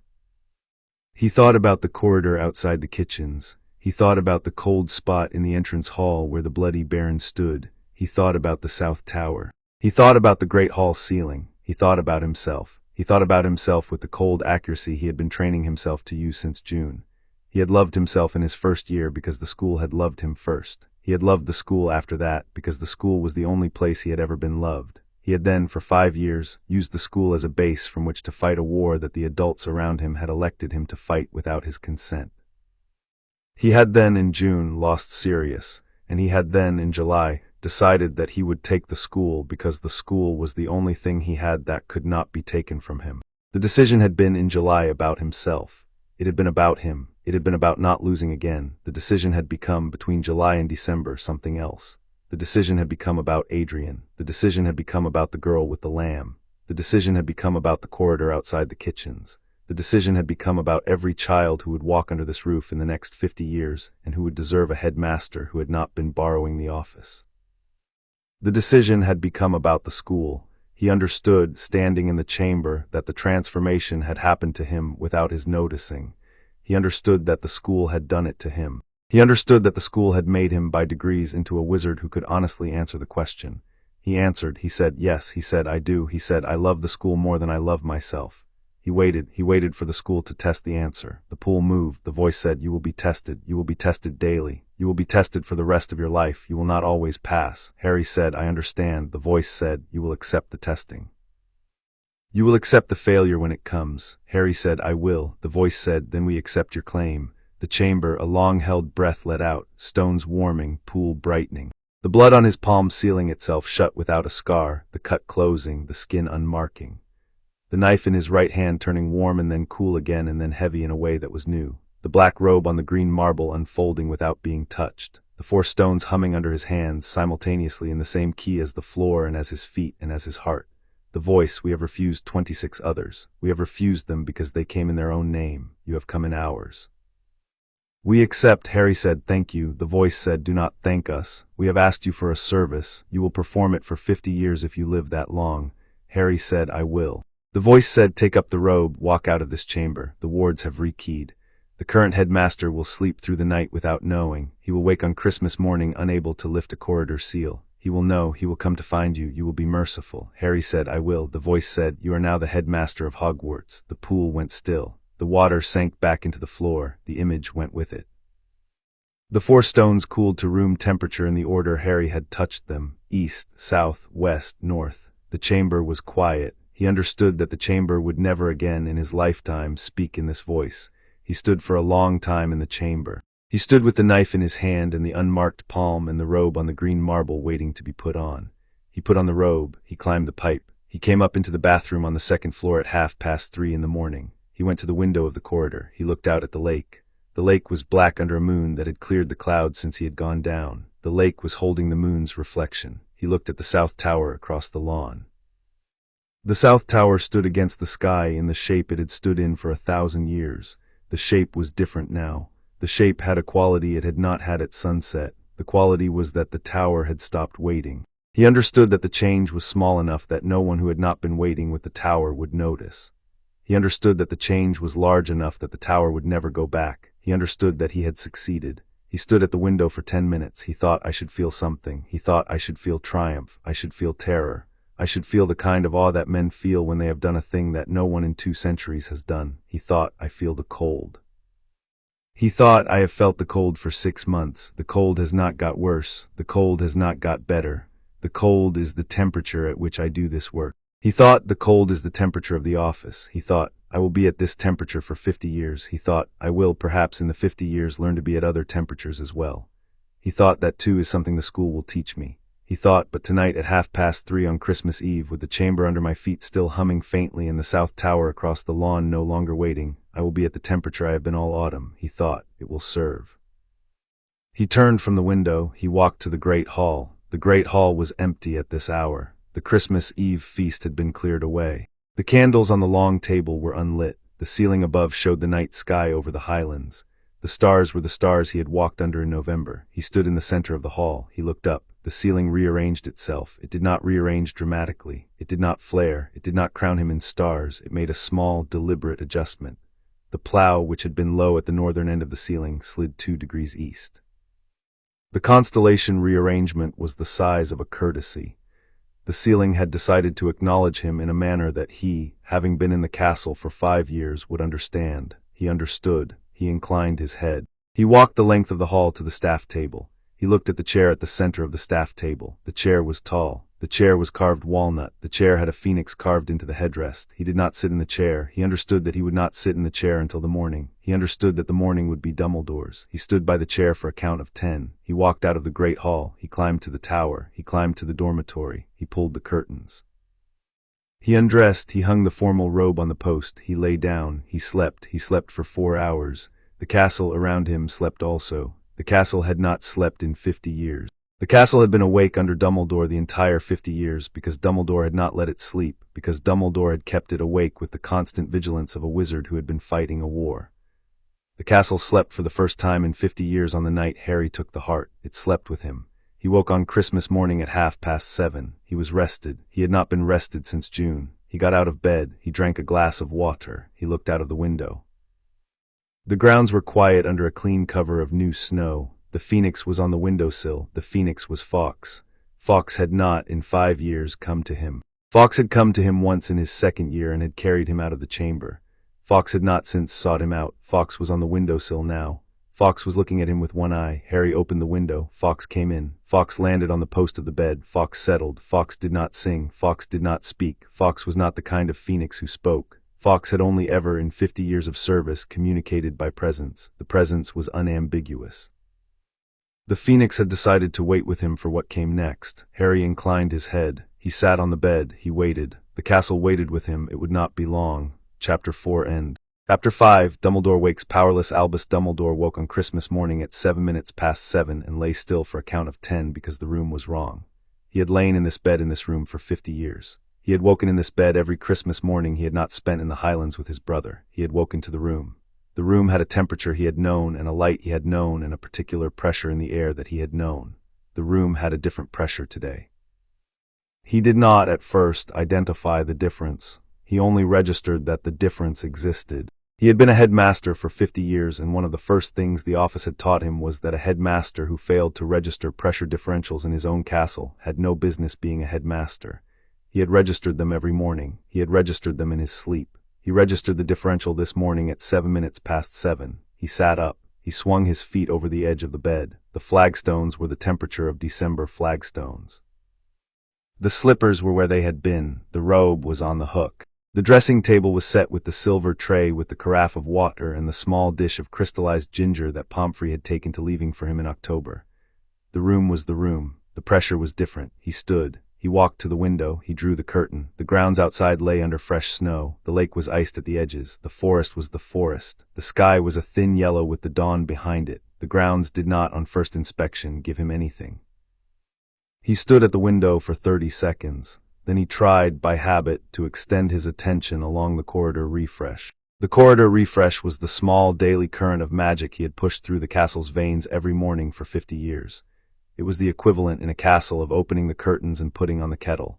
It took him a quarter of a second. It had been the first thing he did in the morning since the 5th of September, 1956. He pushed the current. The current did not go. He stood at the window. He pushed again, more firmly. The current did not go.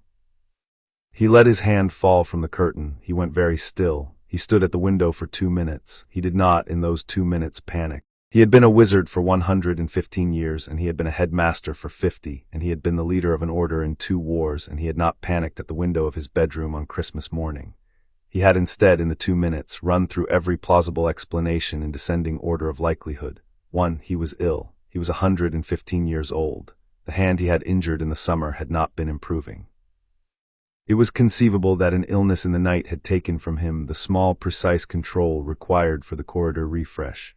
He extended his attention to himself and ran a slow diagnostic. He was not ill. He was tired, but he was not ill. 2. The castle was under attack. Someone had laid a binding on the castle's veins that prevented him from pushing the current through them.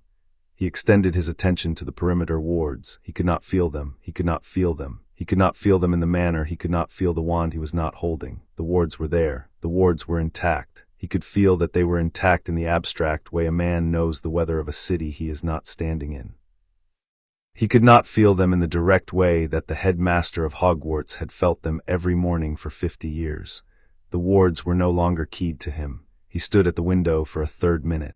In the 3rd minute he ran through the implications. There were 3. First implication, the wards had been rekeyed. This was a thing he had not believed was possible. He had believed, on the basis of the censored Bagshot and the 2 private conferences he had held with Nicholas in 1957 and with Minerva in 1979, that the heart was not transferable without his own consent during his lifetime. He had been wrong. Second implication, someone had transferred the heart. There were perhaps 3 living wizards in Britain with the theoretical knowledge to attempt the transfer. 2 of them were dead. One of them was Voldemort, and Voldemort could not have approached the castle without his knowing. Third implication, the wizard who had transferred the heart was inside the castle. He sat down on the chair by the window. He sat for a moment, then he stood. He could not afford to sit. He could not afford to look to the person who was about to find him like a man who had collapsed in his own bedroom on Christmas morning. He had a reputation to maintain. The maintenance of the reputation was one of the small instruments by which he had governed for 50 years. He would not surrender the instrument because the office had been taken from him. He dressed with his usual care. He put on the robe of midnight blue with the silver embroidery. He combed his beard. He set the half-moon spectacles on his nose. He walked to the door of the bedroom. He stopped at the door. The door was the door he had walked through 20,000 mornings. The door was a wooden door with a brass handle. The door had, embedded in the wood at a height he could not reach from outside, a small ward keyed to his magic that allowed him to open the door from the bedroom side without touching the handle. He pushed his magic at the small ward. The small ward did not respond. He stood for a moment. He reached. He turned the handle. The door opened. He walked through. He walked through the sitting room. He walked through the study. He walked through the door of the study into the round room with the desk and the chairs and the perch where Fawkes had spent most of the 50 years. Fawkes was not on the perch. He stopped. He had not in 50 years found Fawkes off the perch on a morning when he was not expecting it. He stood in the round room. He went to the perch. He touched the cool wood. The wood was the wood it had been. The wood had not been touched by Fawkes in a number of hours, perhaps 12, perhaps fewer. He turned. He looked at the portraits. The portraits of past headmasters and headmistresses lined the walls of the round room. There were 21 of them. They were ordinarily, on a Christmas morning, either asleep in their frames or quietly attending to the small social occupations of painted headmasters. They were not this morning doing either. They were awake. They were sitting. They were watching him. He understood, looking at them, that they had been watching him from the moment he had opened the door of the study. He met the eye of Phineas Nigellus Black, who sat in the highest left frame. Phineas the Slytherin, the most informally articulate of the dead headmasters, the one who had given Albus much useful counsel over the 50 years. Phineas, Albus, what happened? Phineas considered him. I am not permitted to discuss it.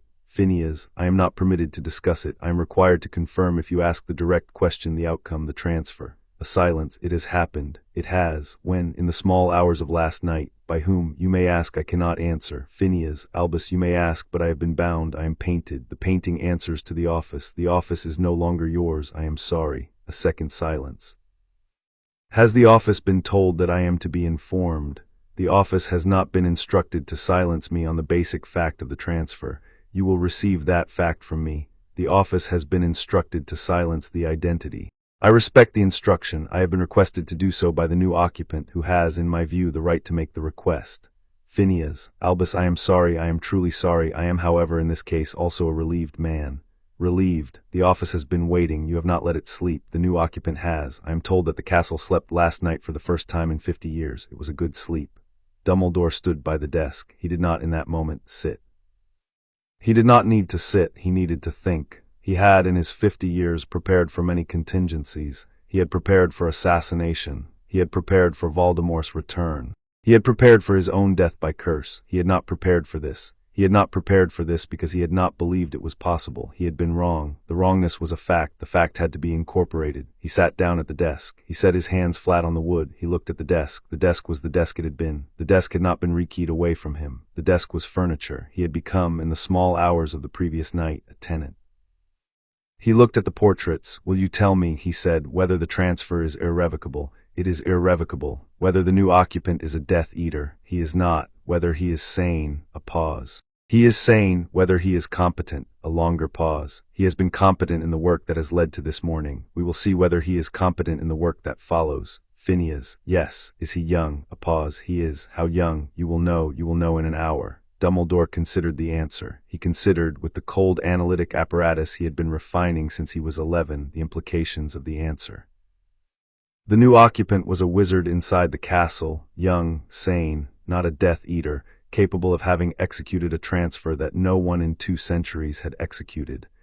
The set of wizards meeting all of those conditions was very small. He was in his head able to enumerate it. The set, as he understood it, contained one wizard. He sat with the name. He had not been a wizard who said names lightly. He did not say it aloud. He said to Phineas, has he been instructed in the office? He has instructed himself. From what materials? Bagshot, direct, uncensored. He found a complete copy. He read the 3rd volume. He found the Concordium Fundatorum. He spoke the chant. He took the proper oath. The chamber accepted him. Dumbledore closed his eyes. He had, in 1956, taken the proper oath. He had been 35 and had been deputy headmaster for 18 years and had been refused by the chamber once already on a private trial in 1949 because his answer had not, at that time, been clean. He had improved his answer between 1949 and 1956. The chamber had accepted him at the 2nd attempt. A boy of 16, with no deputy training, with no 2-decade apprenticeship, with no formal instruction in the ritual of office, had performed it in one autumn and had received a clean acceptance. He understood, sitting at the desk, that the chamber had wanted to be claimed by the boy. He understood that the chamber had assisted. He understood that the chamber had decided, in some way that he had not in 50 years attended to, that he was no longer adequate to its purpose. He understood that the chamber had been right. He sat with the understanding. He sat with it for a long time. He had in 50 years had many opportunities to be wrong and had taken almost all of them. He had been wrong about Tom Riddle. He had been wrong about Severus. He had been wrong about Sirius. He had been wrong about Harry's relatives. He had been wrong about how to raise the boy. He had been wrong about how to prepare him for the war. He had been wrong this autumn about the boy's silence. He had assumed the silence was grief. The silence had been work. He had been a great wizard who had been a poor headmaster. He understood, sitting at the desk, that this was the conclusion he had been refusing to draw for 50 years. The chamber had drawn it for him. He sat with the conclusion. The portraits watched. He stood after some time. He walked to the window of the round room. He looked out at the lake. The lake had a quality this morning that it had not had on previous mornings. The quality was that the lake was at rest. The lake had been, for 50 years, the surface of a chamber underneath which an institutional system was constantly being maintained by his own attention. The lake had been alert. The lake was this morning at rest. He understood that the lake had not been at rest in 50 years because he had not let it be. He understood that the new occupant had let it be in a single night. He returned to the desk. Phineas. Yes, where is he now? He is in his dormitory. He will be at breakfast at 9. The staff who are in residence will be there. The other students who have remained will be there. You will see him then. Will he announce himself? He will not announce himself before he is asked. He intends to allow you the morning. Allow me. Yes, he has in the night considered how to manage you. He has decided to manage you with mercy. Dumbledore breathed out. Was he realized, somewhat surprised? He had not expected mercy. Phineas, yes. Has he killed anyone? He has not. Has he hurt anyone? He has hurt Granger by withholding the secret of his project. He has hurt the Weasley boy by withholding the secret of his project. He has beyond that harmed no one. And me. He has hurt you. He has done it deliberately. He has done it because he judges the harm necessary. He has not done it with relish. Phineas, yes. Will you advise me? A silence. Albus, I cannot advise you in the conduct of the office. I can advise you in the conduct of yourself. I will advise you to dress for breakfast. I will advise you to walk down to the Great Hall as you have walked down on every Christmas morning for 50 years. I will advise you to behave in front of the staff and the boy as the headmaster you have been. The boy will receive your behavior as a gift. He has not asked for it. He will recognize it. He will respond to it. How will he respond? He will offer you a choice. He will offer you a chair. He will not throw you out of the school. He has not, in any of the planning I have observed, intended to throw you out of the school. He has intended to take the office and to leave you if you will accept a chair in the house, as a teacher, as a counselor. The chair will be the chair of an elder. There will be no salary. There will be no quarters. You will be permitted to remain in your apartments. He will not require you to leave them. He has in fact instructed the house elves to continue serving you as they have done. He will treat you as an honored guest of the school for as long as you remain. Dumbledore considered. He had in his life accepted 3 or 4 positions he had not wanted. He had accepted them because he had judged the work necessary. He had not, in 50 years, accepted a position with humility. He had accepted them with the grace of a man who was making a sacrifice on the world's behalf. He understood that the offer the boy was about to make him was a position he would have to accept with humility. He had no sacrificial frame in which to accept it. The boy was not asking him to sacrifice. The boy was offering him, on his way out the door, a chair in the corner of a room that was no longer his. He understood that he would accept the chair. He understood also that the acceptance would be more difficult than he had been prepared for. He would have, in the acceptance, to acknowledge that he had been displaced.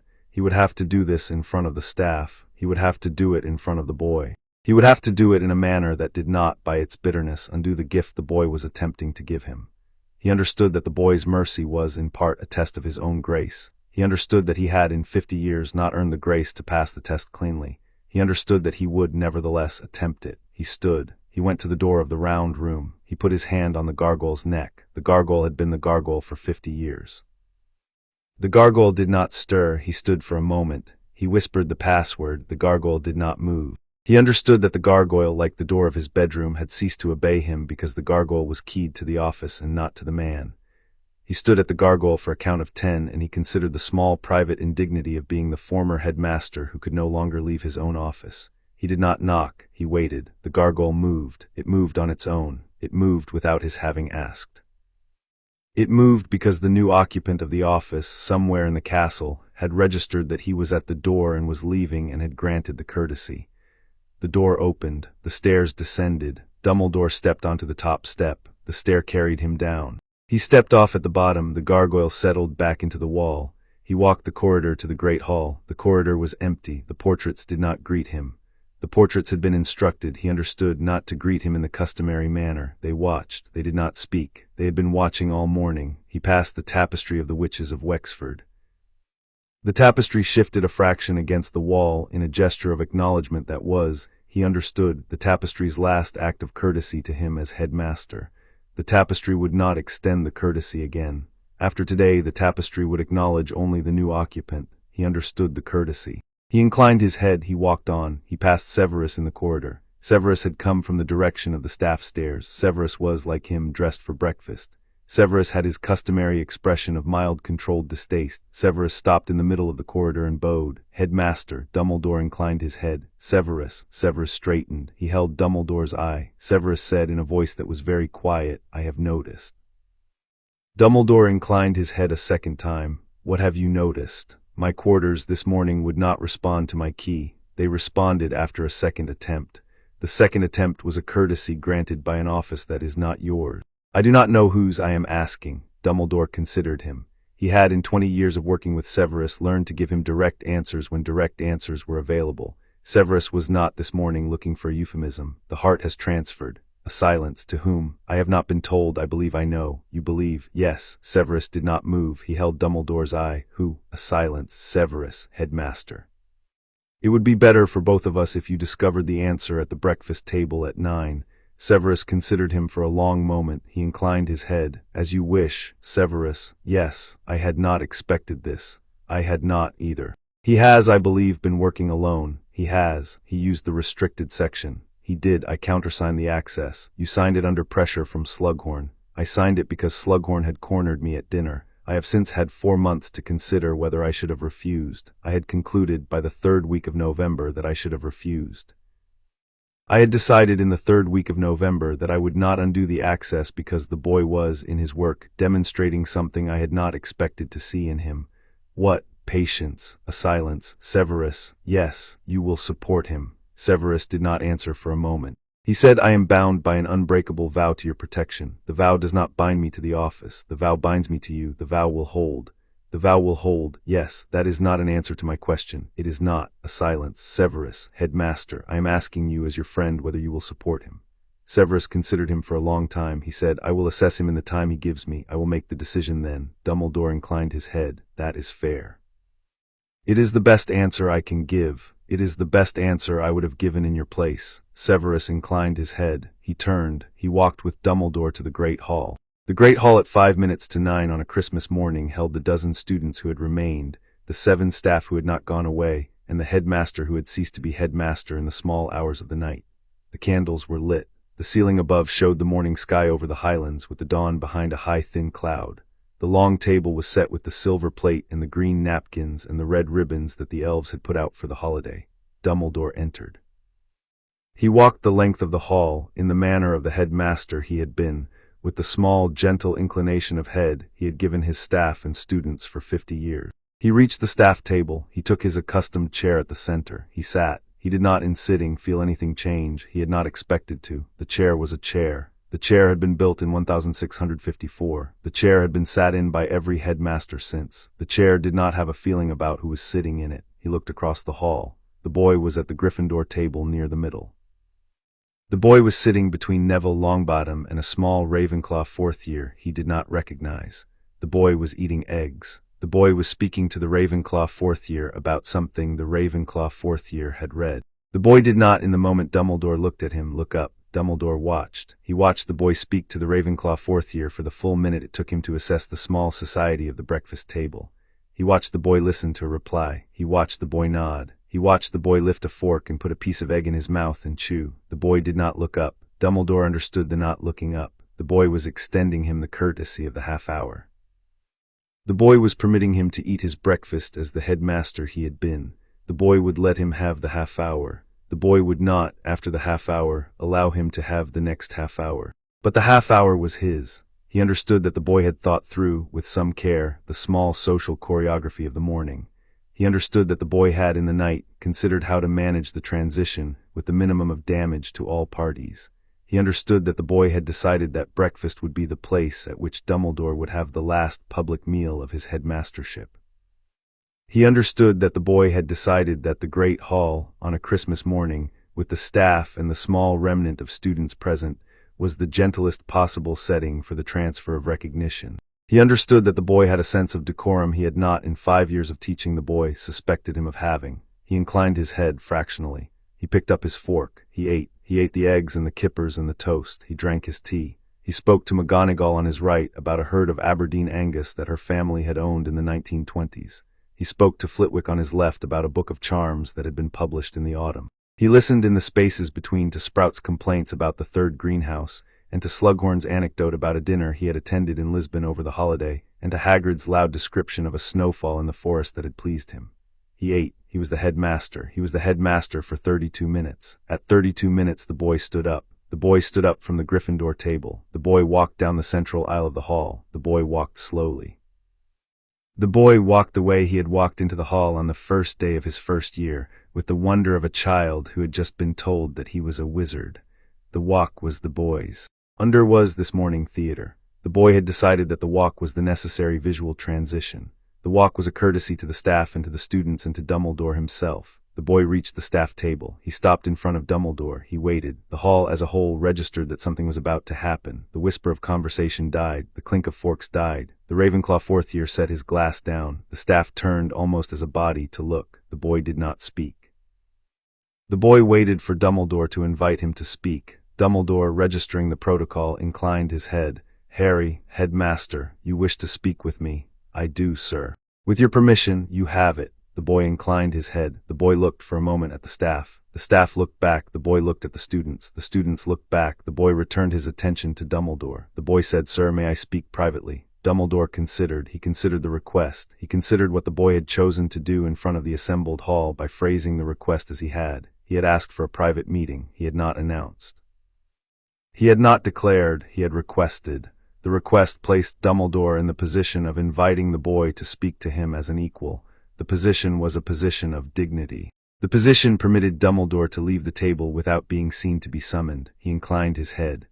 "Of course, my boy, let us go up." He stood. He walked with the boy at his elbow down the length of the hall. The staff watched. The students watched. The boy did not, in walking with him, take a step in front. The boy walked at his elbow. They reached the door. They passed through. They walked the corridor to the gargoyle. At the gargoyle, Dumbledore stopped. He had stopped in 50 years at the gargoyle to give it the password. He did not this morning remember whether the gargoyle would respond to his password. The boy spoke. The boy said very quietly, "Phineas." The gargoyle moved. Dumbledore understood in the moment of the gargoyle's movement that the password had been changed in the night to a name that he, in particular, would recognize.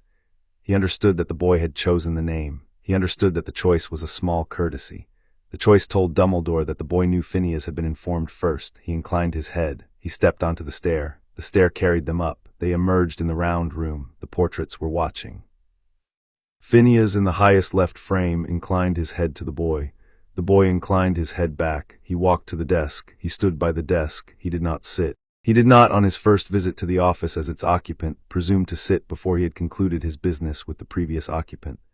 The chair behind the desk remained empty. Dumbledore walked to the chair opposite the desk. He sat. The boy looked at him. The boy said, "Sir, I would like to make you an offer." Dumbledore inclined his head. "I am listening." The boy said, "I would like you to remain in the castle. I would like you to remain in your apartments. I would like you to retain the title of Emeritus Headmaster.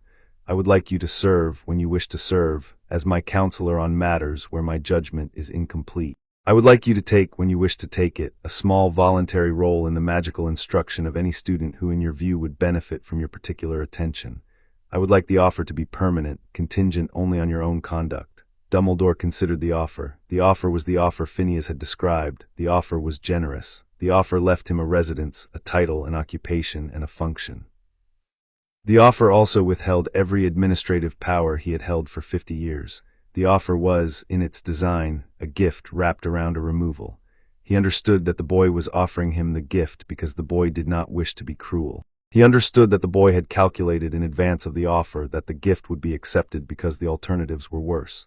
He understood that the calculation was correct. He inclined his head. He said, "I accept the offer." The boy inclined his head. "Thank you. There are conditions you would like to add. 3, please. 1. You will not in the years remaining to you attempt to undo the transfer. You understand that the transfer cannot be undone.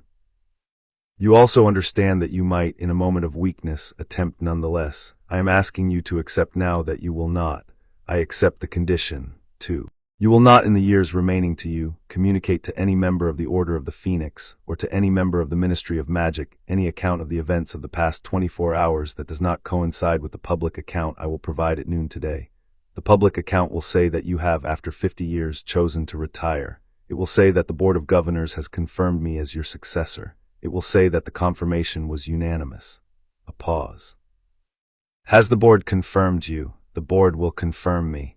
It will confirm me because the wards have rekeyed, and the Board has been informed of the rekey by a member with the appropriate sensitivity. The Board will not contest a rekey. It has not contested any rekey in the school's history. The Board does not know about the heart.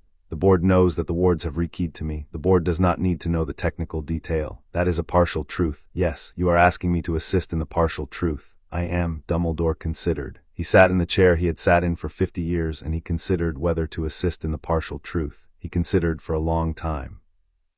He said eventually, "I accept the condition." The boy inclined his head. 3. Yes, 3. You will, in the matter of Severus Snape, transfer the protection you have offered him into my keeping. The vow that binds him to you will be acknowledged by him as continuing in spirit, transferred to me, and I will undertake to support him in the manner you have supported him for the past 16 years. A silence. Dumbledore considered the third condition. He understood that the third condition was the most important of the three. The third condition was the one for which the boy had come. You will protect Severus. I will. You understand the cost. I understand that he has been your instrument in a war I now own. I understand that he has paid prices I have not yet been told. I have read certain documents. I have inferred others. I am asking you to release the vow into my keeping because I cannot, in good conscience, allow him to continue under a vow whose principle has lost the office. Dumbledore inclined his head. He sat with the third condition. He said, I accept the condition. I will speak to Severus this afternoon. I will release the vow into your keeping in his presence. He will agree to the transfer or he will not. The matter will be his decision. That is fair. It is the only condition you have offered that is fair. The boy inclined his head. The other two are not fair. Number, you accept them nonetheless. I do. A silence, sir. Yes. I am sorry. Dumbledore considered him. He looked at the boy of 16 who was standing by his desk in a black robe that had been altered for him by Madame Malkin and whose face was the face Dumbledore had been looking at for 5 years. He understood that the face was the same face. He understood that the boy who wore it was not the boy who had worn it in May. He understood that he had not noticed the change. He understood that the not noticing had been the proximate cause of the mourning. He said, I know. He said, I forgive you. A pause. The boy said, Sir, yes, you may, if it would help, take the rest of the day in your apartments. I will hold the noon address without you. You may come to dinner if you wish. You may take dinner in your apartments if you do not. I will not require you to perform any public courtesy you do not feel able to perform today. Thank you, sir. Yes, if you wish to be at the noon address, I will be honored by your presence. Dumbledore considered. He said, I will be there. The boy inclined his head. He said, then I will see you at noon. He stood aside from the desk to permit Dumbledore to leave. Dumbledore stood. He walked to the door of the round room. He stopped at the door. He turned. He looked at the boy. Boy stood by the desk in the center of the round room in the black robe, with the morning sun coming through the eastern window behind him and lighting his hair from the back. He did not look like a wizard who had taken a school by force. He looked like a headmaster. Dumbledore inclined his head. He left the room. The gargoyle let him through. The stair carried him down. He walked to his apartments. He passed Severus in the corridor on the staff stair. He inclined his head. Severus inclined his head. They did not speak. Severus passed him going up. Severus was going to the round room. Severus had understood. Dumbledore entered his apartments. He closed the door. He sat in the chair by the window. He looked at the lake. The lake was at rest. He sat for an hour. He did not cry. He did not curse. He did not break any of the small objects on the mantel. He sat with the office having left him. He understood in the hour that he had been carrying the office for 50 years. He understood that the office had not been his to carry. He understood that he had carried it well in some respects and poorly in others. He understood that the boy would carry it differently. He understood that the boy would carry it, perhaps, better. He understood that the understanding cost him. He understood that the cost was, in the schema of his long life, deserved. He sat for the rest of the hour with the deserving. At 11 he stood. He dressed for the public address. He combed his beard. He set the spectacles on his nose. He looked in the mirror. The mirror said, You look like a man who has done the right thing today. He inclined his head to the mirror. He walked down to the great hall. He took at the staff table the chair to the immediate right of the chair he had sat in for 50 years. The chair at the center remained empty. It would not remain empty long. Chapter 5 and Chapter 6. The staff aligned, each by a different lever. He had a list. The list was on the desk that was now his desk. The list was in his own hand. The list had been written on the evening of the 20th of December and revised once on the morning of the 21st and finalized on the night of the 22nd. The list had 7 names on it. The 7 names were the 7 members of the staff who would be in residence on the morning of the 25th. Beside each name on the list, in his own private shorthand, he had written a single lever. The list: Snape, the vow extended. McGonagall, Sirius's pardon executed. Flitwick, half-goblin, civil rights drafted. Sprout, the forbidden garden expanded. Hagrid, creature rights restored. Slughorn, the demand for access gentled. Pomfrey, the budget for the wing tripled. He had thought when he had drafted the list on the 20th that the levers were a cynical instrument. He had been ashamed of the list on the night of the 20th, and he had nearly burnt it. He had not burnt it. He had reconsidered. He had reconsidered on the following ground. Each lever on the list was a thing the relevant member of the staff already wanted. Each lever was a thing that had been denied to that member of the staff by the institutional inertia of the office Dumbledore had held. Each lever required for its activation an institutional will that Dumbledore had not, in 50 years, applied.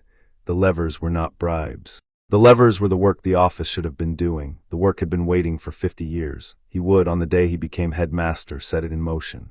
He had revised the shame down to a working unease. The unease was useful. The unease would prevent him from becoming, in the next 50 years, the headmaster who had let the work wait. He looked at the list. He counted. It was 9:17. Severus had come up the stair at 5 past. Severus had been let in by the gargoyle.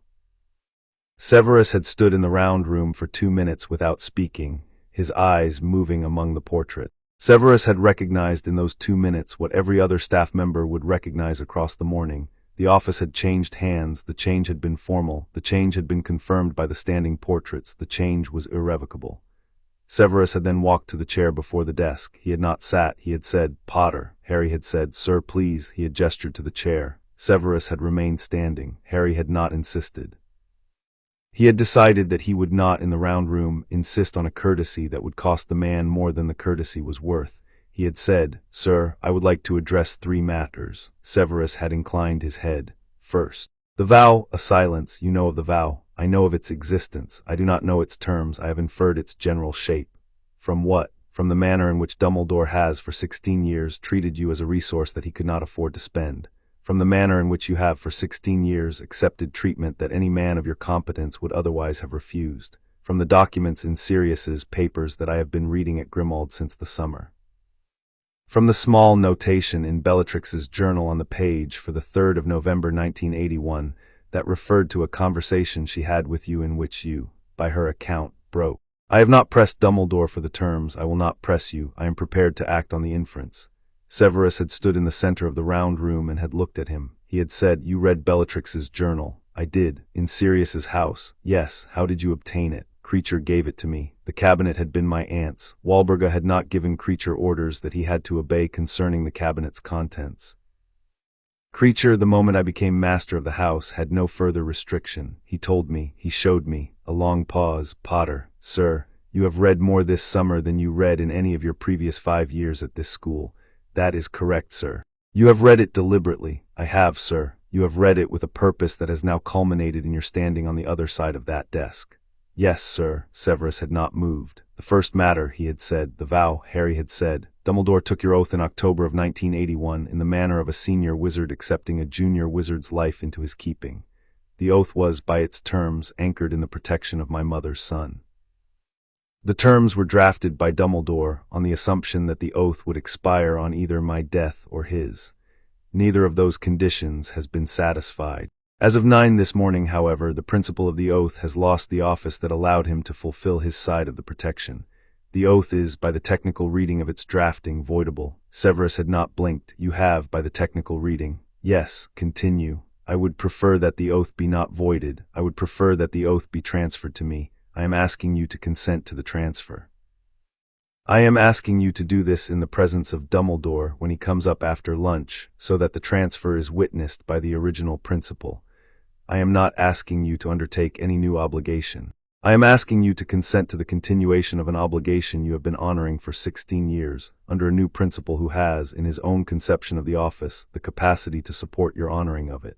A silence. "Potter, sir, you are asking me to tie my life to you. I am asking you to consent to the continuation of a tie that has been, for 16 years, my life. The tie has cost you. The tie has not been, in any of its 16 years, voluntary. I am asking you to make it voluntary." Severus had stood for a long count. He had said, "I will consider, thank you, the second matter, the rehabilitation of your name. The vow has been spent for 16 years in service of the protection of my mother's son. You have honored it in part by allowing the wizarding world to believe that you are still a Death Eater in good standing. The belief has been, for the war, useful. The belief has cost you the regard of the men and women you would otherwise have been able to respect. I would like to begin in the next 12 months the slow public correction. I do not propose to expose your role at once. I propose a series of small academic publications, beginning with the paper you wrote in 1978 on the brewing of Veritaserum under high altitude, which has been sitting unpublished in Slughorn's drawer because Slughorn promised to publish it and forgot. I will see that Slughorn publishes it, with you as the sole credited author, in the next quarterly issue of Potions Practical. I will follow it with 3 more papers in the spring. By the end of next year, your name will be associated in the academic literature with serious work. By the end of the war, your name will be cleared. The order's testimony, mine, Dumbledore's, will be available. The Wisengamot will accept it. See to it personally. A silence. You are offering me my name. I am offering you the slow public restoration of your name. The restoration is, in the strict sense, what the vow was supposed to make possible. The vow has been a debt. The debt has been paid in your work. I would like to be the principal who delivers the consideration. Severus had stood. He had not moved. He had said, the third matter. The third matter is small. I will require you to remain at the school in the position you have held. I will not, in the next 2 years, ask you to take on defense. I have decided that defense has been a curse-haunted post since Riddle was refused for it in 1957, and I will lift the curse before I assign another professor to it. You will return to potions. Slughorn will continue with the upper years. You will take the lower years and a small advanced seminar of your choosing. I will increase your stipend by 1/3. I will give you a private laboratory in the dungeons that the previous headmaster denied you in 1989. I will give you a senior pupil of your selection who will be paid an apprentice's salary to assist your research. A silence. He had looked at Harry. He had said, you have thought. I have thought, sir, with help. From whom? From Phineas, primarily from Bagshot, from the work of reading the Black Library, from my own observation of you for 5 years. He had stood. He had said, I accept the first matter conditional on the witnessing of Dumbledore this afternoon. I accept the second matter conditional on the publication you describe being executed before the end of January. I accept the third matter without condition. Thank you, Potter, sir. I will not call you headmaster in private. I will use your title in public. In private, I will continue to call you Potter. That is acceptable. I will not in the next year like you. I do not require it. I will perhaps in the second year. I will look forward to it. A pause. Severus had said, you have your mother's mouth. He had said it as a man says a thing he has been carrying for 16 years. Harry had inclined his head. He had said, I know, sir. Severus had turned. He had walked to the door. He had paused at the door. He had said, Potter, sir, I owe you an apology that the vow has prevented me from offering for 5 years. Sir, you do not. The vow has been the apology. I accept it. Severus had inclined his head. He had left. Harry had sat at the desk after Severus had left, and he had taken from the drawer the parchment on which the list of 7 names was written. He had drawn a line through Severus's name. He had set the quill down. He had looked at the line. He had felt nothing in particular. He had felt the cold steady. He had felt the work as work. He had felt grateful in a small abstract way that Severus had agreed. He had taken a breath. He had rung the small bell on the desk. The bell summoned the next member of the staff on the list. He had set the order the night before in increasing degrees of personal difficulty. He had decided that Severus would be first because Severus would be the hardest in some respects and the cleanest in others. He had decided that McGonagall would be second because McGonagall would be the most painful for him personally. McGonagall came up the stair at 9:46. She came through the door of the round room with her tartan robes immaculate and her hair pulled back so tight at her crown that the skin of her temples shone. She came across the room to the desk. She stopped at the chair before the desk. She did not sit. Harry stood. He had decided on McGonagall that he would stand. He had decided that her dignity required the same courtesy he had given Severus, and that her position as his head of house required a small additional courtesy he had not given Severus. He came around the desk. He stood by the chair. He said, Professor. She said, Mr. Potter. A silence. You will sit down. I will. He held the chair. She sat. He returned to the chair behind the desk. He looked at her. She looked at him. She did not, on first inspection, look like a woman who had been ambushed by the news of the morning. She looked like a woman who had been informed in the corridor by Severus on his way down, and who had used the 7 minutes between his information and her arrival in the office to put her professional face in place. The face was the face she had used in her duels in 1940 against a Death Eater's predecessor, before the Death Eaters had had a name. The face was useful. The face would survive the conversation. He said, Professor McGonagall, yes, I am sorry to begin with the institutional fact. The heart has transferred. The transfer occurred at 3 this morning. The transfer is irrevocable. I am the headmaster of Hogwarts as of the moment of the transfer. The board will be notified at noon. Albus has accepted the position of emeritus headmaster and will retain his apartments and his title. She did not blink. She said, I had inferred from Severus. Yes, you are 16. I am, ma'am, Mr. Potter. Yes. Will you explain to me in your own words why you have done this? He inclined his head. He had prepared on the night of the 23rd 3 versions of an answer. He had prepared a long version, a short version, and a very short version. He had decided that he would, with McGonagall, use the very short version because McGonagall did not require explanation. McGonagall required honesty. He said, serious. A silence. She did not in the silence look at him. She looked at the desk. She looked at the desk in the way a woman looks at an old photograph that she has not allowed herself to look at in some time. She said, "Sirius," he said, "he died, ma'am. He died because the institutions that were responsible for his protection and for mine had failed in ways that I had been allowed to believe were unavoidable. They were not unavoidable. They were the failures of an office that had not been doing its work. I have taken the office. I will do the work. The decision was in its origin anger at Sirius's death. The decision is no longer anger. The decision is what the office should have been doing for 50 years. She did not look up. She said in a quiet voice, "Mr. Potter, yes, you will explain to me in your own words why I should not, before noon today, walk down to the gates of the castle and flew to the ministry." He inclined his head. He had prepared an answer for this also, he said, because Sirius's pardon was issued by the Wisengamot at 6 this morning by a vote of 47 to 9. She lifted her head, she looked at him. She said, "What?" he said. "I have been working with Amelia Bones since October. The arrangement was concluded on the 17th of December. The vote was held at 6 this morning by emergency session with the necessary 47 members in attendance. The pardon has been entered into the public record. It will appear in tomorrow's Prophet. Sirius is, as of 6 o'clock this morning, posthumously declared innocent of every charge for which he was imprisoned. The Wisengamot has issued a formal apology to his estate. The ministry will pay reparations in the amount of 900,000 galleons to the Black estate. The reparations will be administered in trust by a council I have appointed." She did not for a long moment breathe. She said, "You did this." He said, "I did this, ma'am, with Amelia Bones's cooperation. The cooperation was secured by the offer of a quid pro quo I am not, with respect, going to discuss this morning." She breathed. She said, "Mr. Potter, yes, Sirius has been dead for 6 months. I know, ma'am, you have spent the 6 months arranging his posthumous pardon. I have spent the 6 months arranging a number of things." A silence. She looked at him. He had, in his 5 years of being taught by Minerva McGonagall, never seen her cry. He did not this morning see her cry. She did not cry. She held herself with the discipline of 50 years immaculately upright in the chair. Her hands on her lap were folded. Her hands were trembling. The trembling was small. She said, "Mr. Potter, yes. Will you give me, after this meeting, the file of the proceedings?" "I will. The file will be on your desk by lunch. I have had it copied for you." "Thank you, ma'am. Yes, I would like, before we proceed, to offer you a separate apology.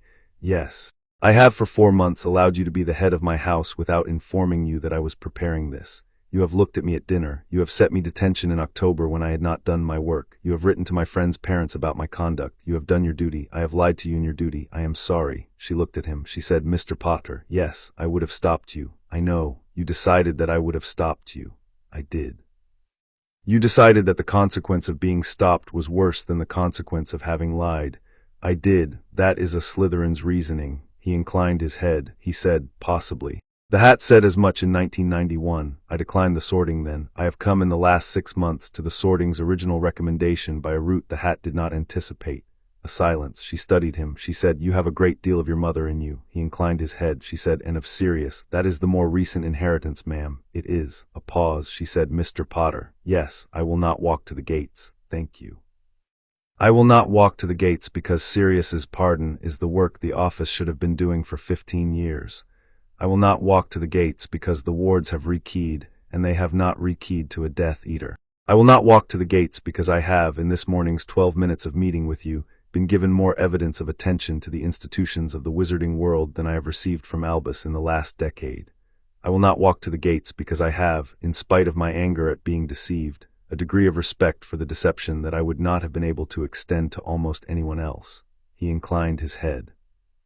She said, "I will require you to swear to me, in this office, that you will not use the position to take the war off the field of public combat and onto the field of private vengeance. I will require you to swear that you will not use the school's children as soldiers. I will require you to swear that you will, in the matter of Tom Riddle, see the war to its conclusion in the manner the office should have seen it through." He stood. He came around the desk. He stood in front of her. He said, "I swear it on the office and on the heart before the witnesses of this room." The portraits behind him did not speak. They watched. McGonagall inclined her head. She said, "Mr. Potter, yes. I accept your offer of continuing employment. Thank you. I will, in addition, accept the title you intend to offer me." He inclined his head. But on his list the line McGonagall offered deputy headship. He had intended on the night of the 23rd to offer it. He had not yet in the meeting offered it. He said, "Then will you in the formal sense accept the position of deputy headmistress?" She inclined her head. "I will, thank you." She stood. He stood with her. She said, "I will see you at noon." "Yes, ma'am, Mr. Potter. Yes, you will from now on address me as Minerva in this room." He inclined his head. He said, "I will, Minerva, in this room." She inclined her head. She walked to the door. She did not turn at the door. She left. He sat at the desk. He took the parchment. He drew a line through her name. The line, when he had drawn it, was a heavier line than the line he had drawn through Severus's. He noted the difference. He did not at that moment attempt to explain it. He rang the bell. Flitwick came up at 10:23. Phileas Flitwick had been a charms professor at Hogwarts for 42 years. He had been a half-goblin for all of them. He had not, in 42 years, been able to walk into a Gringotts bank without the goblin behind the desk lowering his eyes in the small particular way that a goblin lowers his eyes when he sees a half-goblin he has decided not to acknowledge. He had not in 42 years been able to vote in a ministry election because the franchise had been restricted since 1865 to wizards of full magical lineage.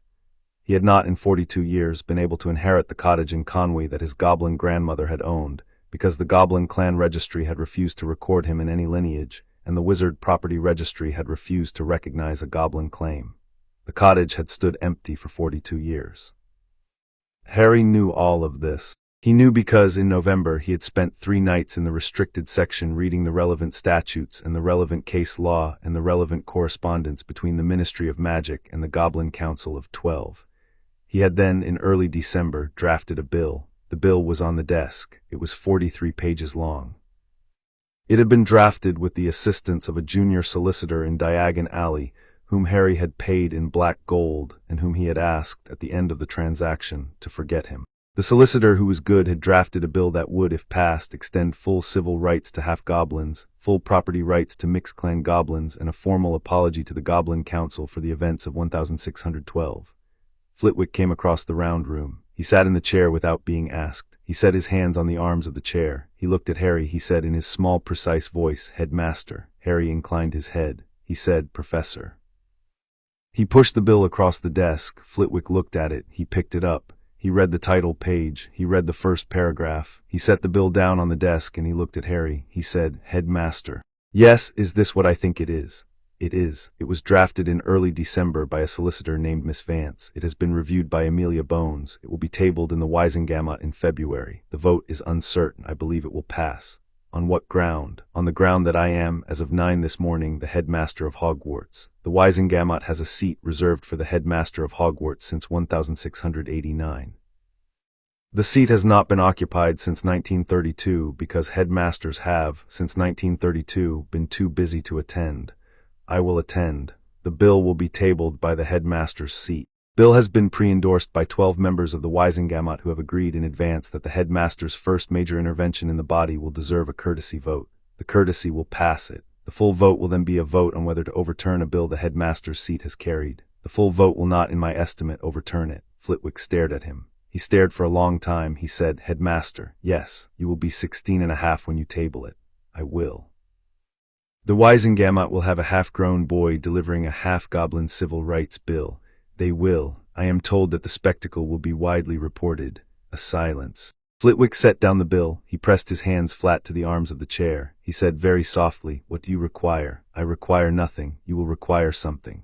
I will in due course require your continuing service as the charms master of this school. I will require your support in private on 3 or 4 other initiatives I will undertake in the spring. I will require your consultation when I require it, on matters where your judgment is more reliable than mine.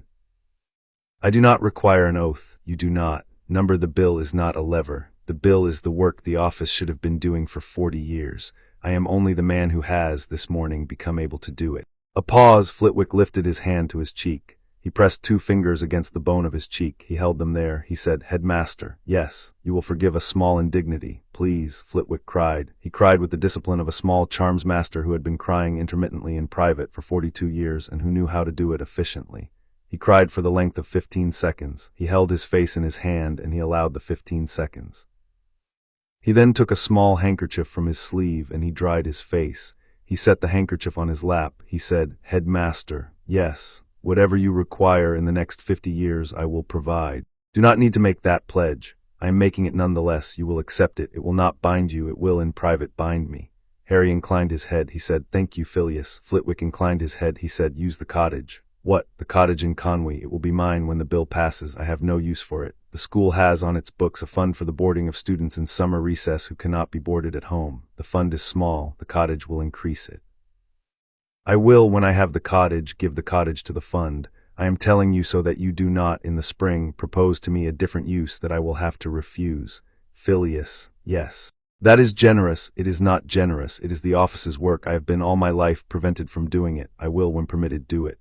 A silence. Flitwick stood. He inclined his head. He left. Harry sat at the desk. He drew a line through Flitwick's name. He looked at the line. He took from the drawer a clean handkerchief, and he dabbed his own face. He had not, in the meeting, allowed himself to cry. He understood that the discipline had been correct. He understood also that the discipline had cost him a measurable amount. He took a breath. He rang the bell. Sprout came up the stair at 11:04. She came in with her hands in the pockets of her apron, which she had not removed before climbing the stair, and with soil on her left cheek where she had wiped her face on her sleeve in the greenhouse before being summoned. She sat in the chair. She set her dirty hands on her dirty apron. She looked at him. She said, "Right, tell me." He inclined his head. He said, "Pomona, the heart has transferred. As of 9 this morning I am the headmaster. Albus has accepted the position of emeritus. The Wisengamot will be informed at noon. The board will be informed by lunch." She looked at him. She said, "Why?" He said, "Because the office has been borrowed for 50 years and the work has been waiting." She studied him. She said, "You will explain." "I will explain to you because you, more than any other member of the staff, would benefit from a single specific demonstration. I have in the last 4 months prepared a deed of expansion for the Forbidden Garden." She said, "Stop." He stopped. She said, "The Forbidden Garden." "Yes, you know about the Forbidden Garden." "I do. Hagrid told me a story when I was 13 about a place at the back of the 3rd greenhouse where the door no longer opened. I asked Madame Pince about it in October. She refused to discuss it. I asked Phineas about it in December. Phineas told me that the Forbidden Garden was a portion of the school grounds that had been sealed by Headmaster Wallop in 1822 after a confrontation between a student and a venomous tentacula had resulted in a death. The garden has remained sealed since. The garden, in your view, contains a number of plant species that have been lost to British herbology for 184 years. She did not breathe for a moment. She said, "You read the Phineas portrait. I commissioned a 3rd canvas. I spoke with him in private." She said, "Mr. Potter." "Yes, what is the deed?" He pushed it across the desk. She picked it up. She read the first paragraph. She read the second. She did not, in the act of reading, look up. She said, "You are deeding the garden to me, to the herbology department, to be opened and cultivated under your direction. The deed is, in legal terms, a grant from the office of the headmaster. The deed is irrevocable. The deed will be entered in the school's register tomorrow. The garden will be reopened on the 1st of February.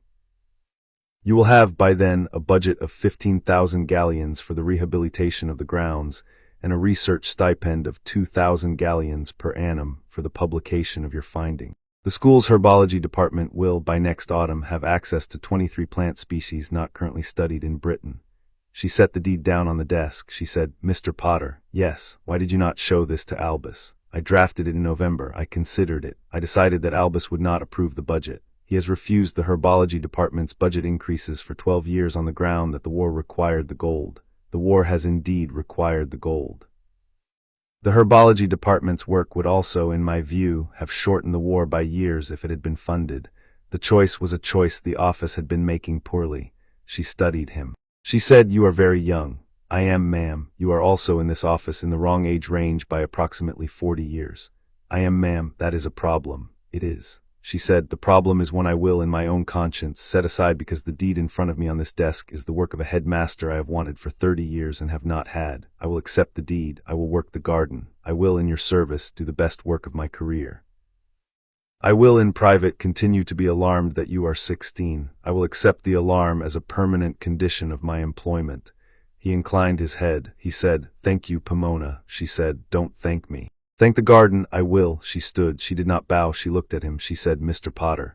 "Yes, you will in the next 50 years have my support in everything you do not visibly cock up. I do not often give that to anyone. I am grateful. Don't be careful." She left. He drew a line through her name. He rang the bell. Hagrid came up the stair at 11:32. The stair groaned under him. He had not, in 5 years of teaching at the school, come up to the round room on his own initiative. He came up now in his best coat, which was the moleskin he had worn to Sirius's funeral that had not been a funeral, and with his hat in his hand, and with his beard combed.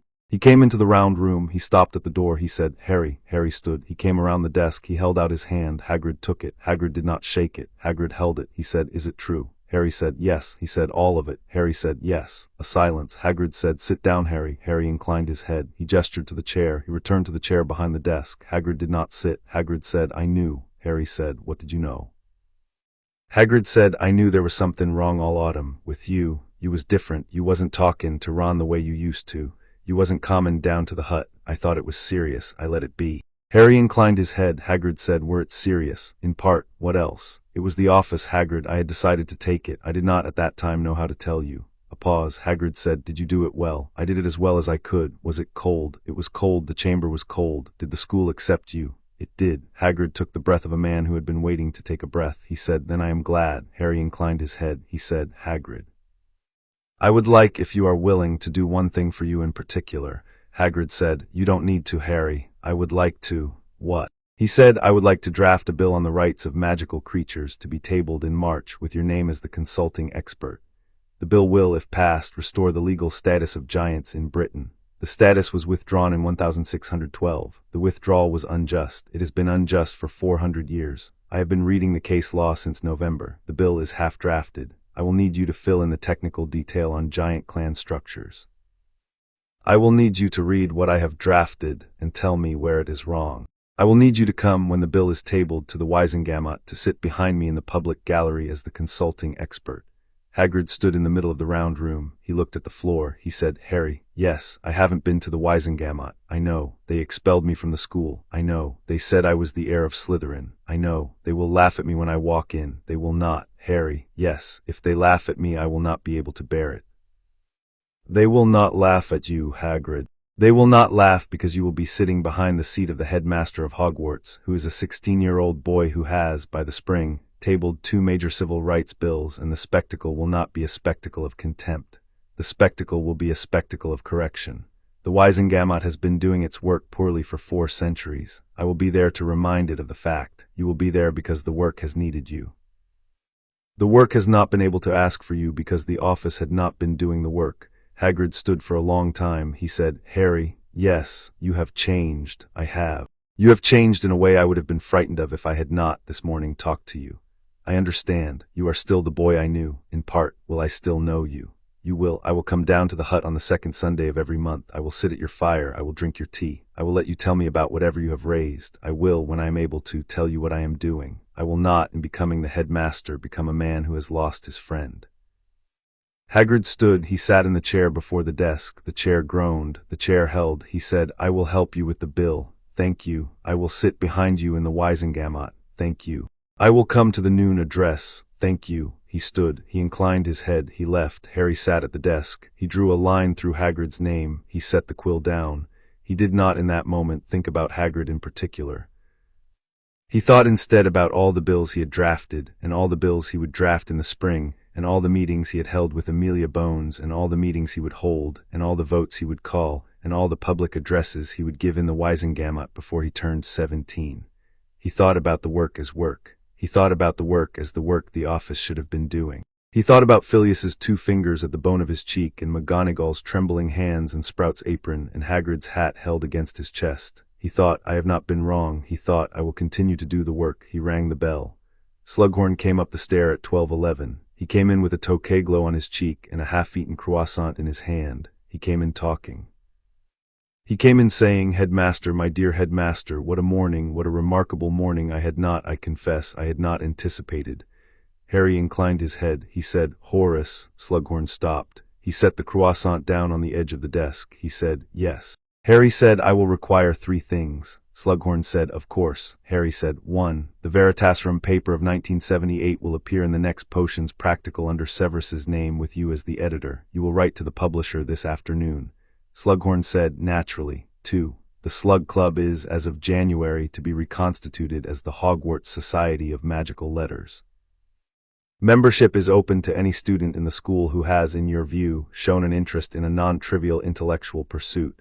Membership is not contingent on family. Membership is not contingent on house. Membership is not contingent on prospects. You will continue to host the dinners. You will host them 6 times a year instead of 3. The school will fund them. You will admit at least 1 student per dinner from a family with no public profile, which I will, before each dinner, identify for you. Slughorn said, 3. You will in the spring accept the position of Master of the Society of Magical Letters as a paid position at 1/4 of a teaching salary in addition to your existing stipend. The honor will be substantial. The work will be modest. You will accept. Slughorn said, Headmaster, yes, you have. Yes, Horace, will you accept? Slughorn looked at him. He inclined his head slowly with the small, slow grace of a man who has been bested in a negotiation he had not realized he was in. He said, I will accept. Thank you, Horace. Slughorn picked up the croissant. He inclined his head. He left. Harry drew a line through Slughorn's name. He looked at the parchment. There was 1 name remaining, Pomfrey. Pomfrey did not come up the stair. Pomfrey did not need to come up the stair. Pomfrey was in the hospital wing, attending to a 3rd year who had broken his wrist sliding on the ice that morning. Harry had sent her a note at 10 saying he would come to her. He had decided that Pomfrey, who was a healer, would not be made to climb the stair on a Christmas morning. He went to her at 12:20. He found her in the wing. He stood by the door. He waited until she had finished with the 3rd year. The 3rd year, looking at him with the wide eyes of a child who had been told that his headmaster had become a 16-year-old, fled past him into the corridor. Pomfrey turned. She said, Mr. Potter. Yes, I have been told. Yes. I had not believed it. I now believe it. Madam Pomfrey, yes, I will triple the wing's budget. I will, in the spring, recruit a 2nd healer to assist you. I will, in the autumn, expand the wing into the corridor that has been unused since 1956. I will, in the next 2 years, equip the wing with the diagnostic instruments you have been requesting since 1989. The wing will, by the time I leave the office, be the foremost wizarding teaching infirmary in Europe. She studied him. She said, Mr. Potter, yes, you will not, in this office, be a bad headmaster. I will try not to be. You will, in this office, be a tiring headmaster. I will try to be. She inclined her head. She said, Go to your address. I will not attend. I do not, on Christmas Day, attend anything that does not involve a child whose wrist is broken. He inclined his head. He said, Thank you. He left. At 12:30 he came into the great hall. The hall was full. The students who had remained were seated at the long table. The staff were at the staff table. Dumbledore was in the chair to the right of the center chair. McGonagall was in the chair to the left. He walked the length of the hall. He stopped at the staff table. He looked at the chair. He sat. The chair fit. The chair had always, in the long history of the office, fit.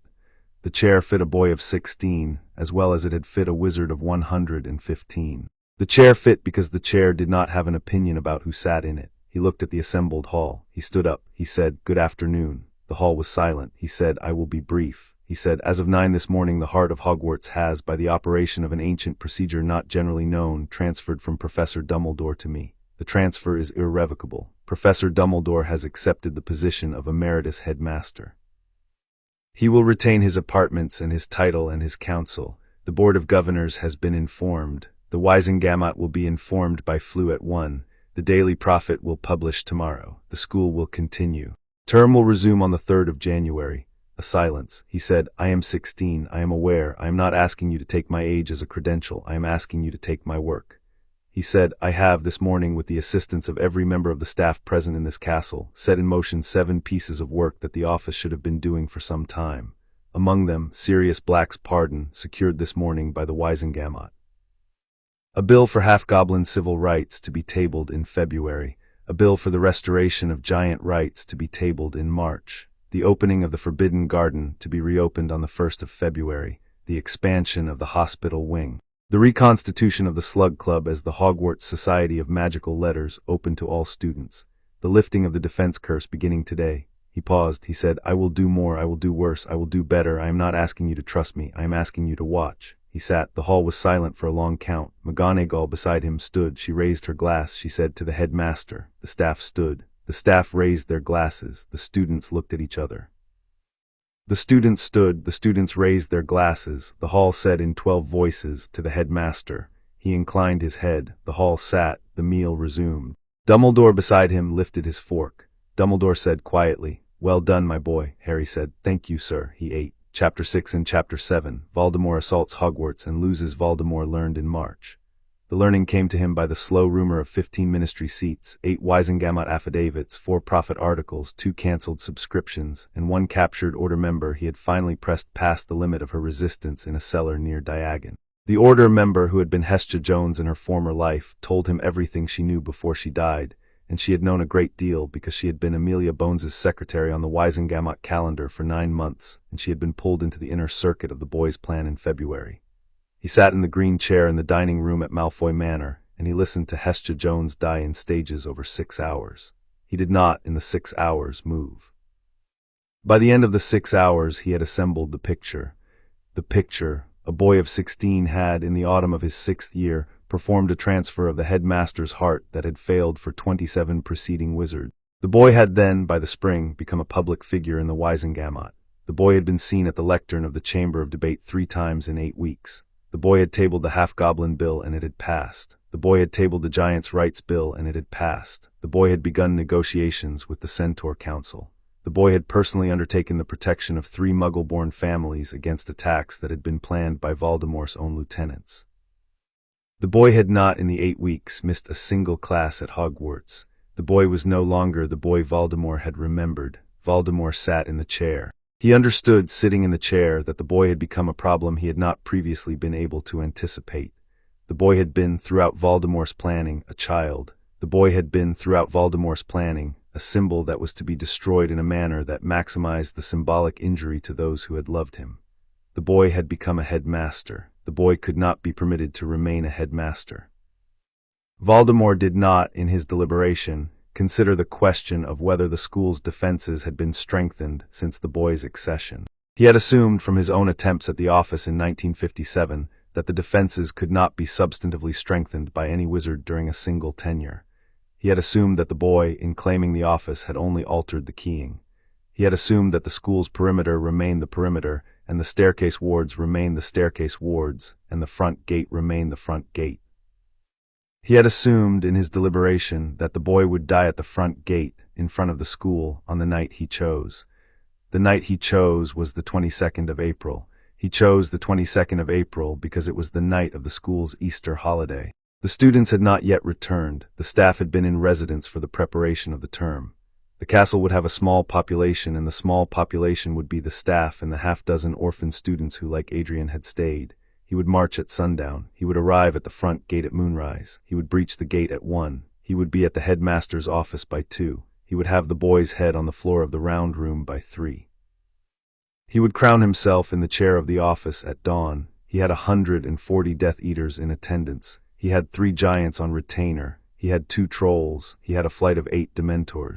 He had 3 werewolves under the command of Greyback. He had Bellatrix. He had, he believed, sufficient force. He marched at sundown. The march, the Death Eaters in columns of 4, the giants flanking, the trolls behind, Greyback's wolves loping at the edge, the Dementors above in a slow, ragged spiral, Bellatrix at his right with her wand lit in the color of green ice, Voldemort himself in front with the Elder Wand in his hand.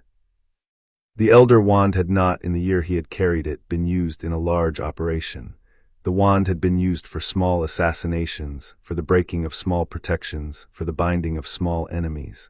The wand had not yet been used to break a castle. He carried it loose in his hand. He came to the edge of the wards at moonrise. He could feel the wards. The wards were the wards. The wards had been there at his last attempt in 1957. The wards had been there at every probe he had made in the intervening 50 years. The wards were the standard perimeter wards of the Hogwarts Foundation. The wards permitted a wizard who carried no hostile intent to pass through.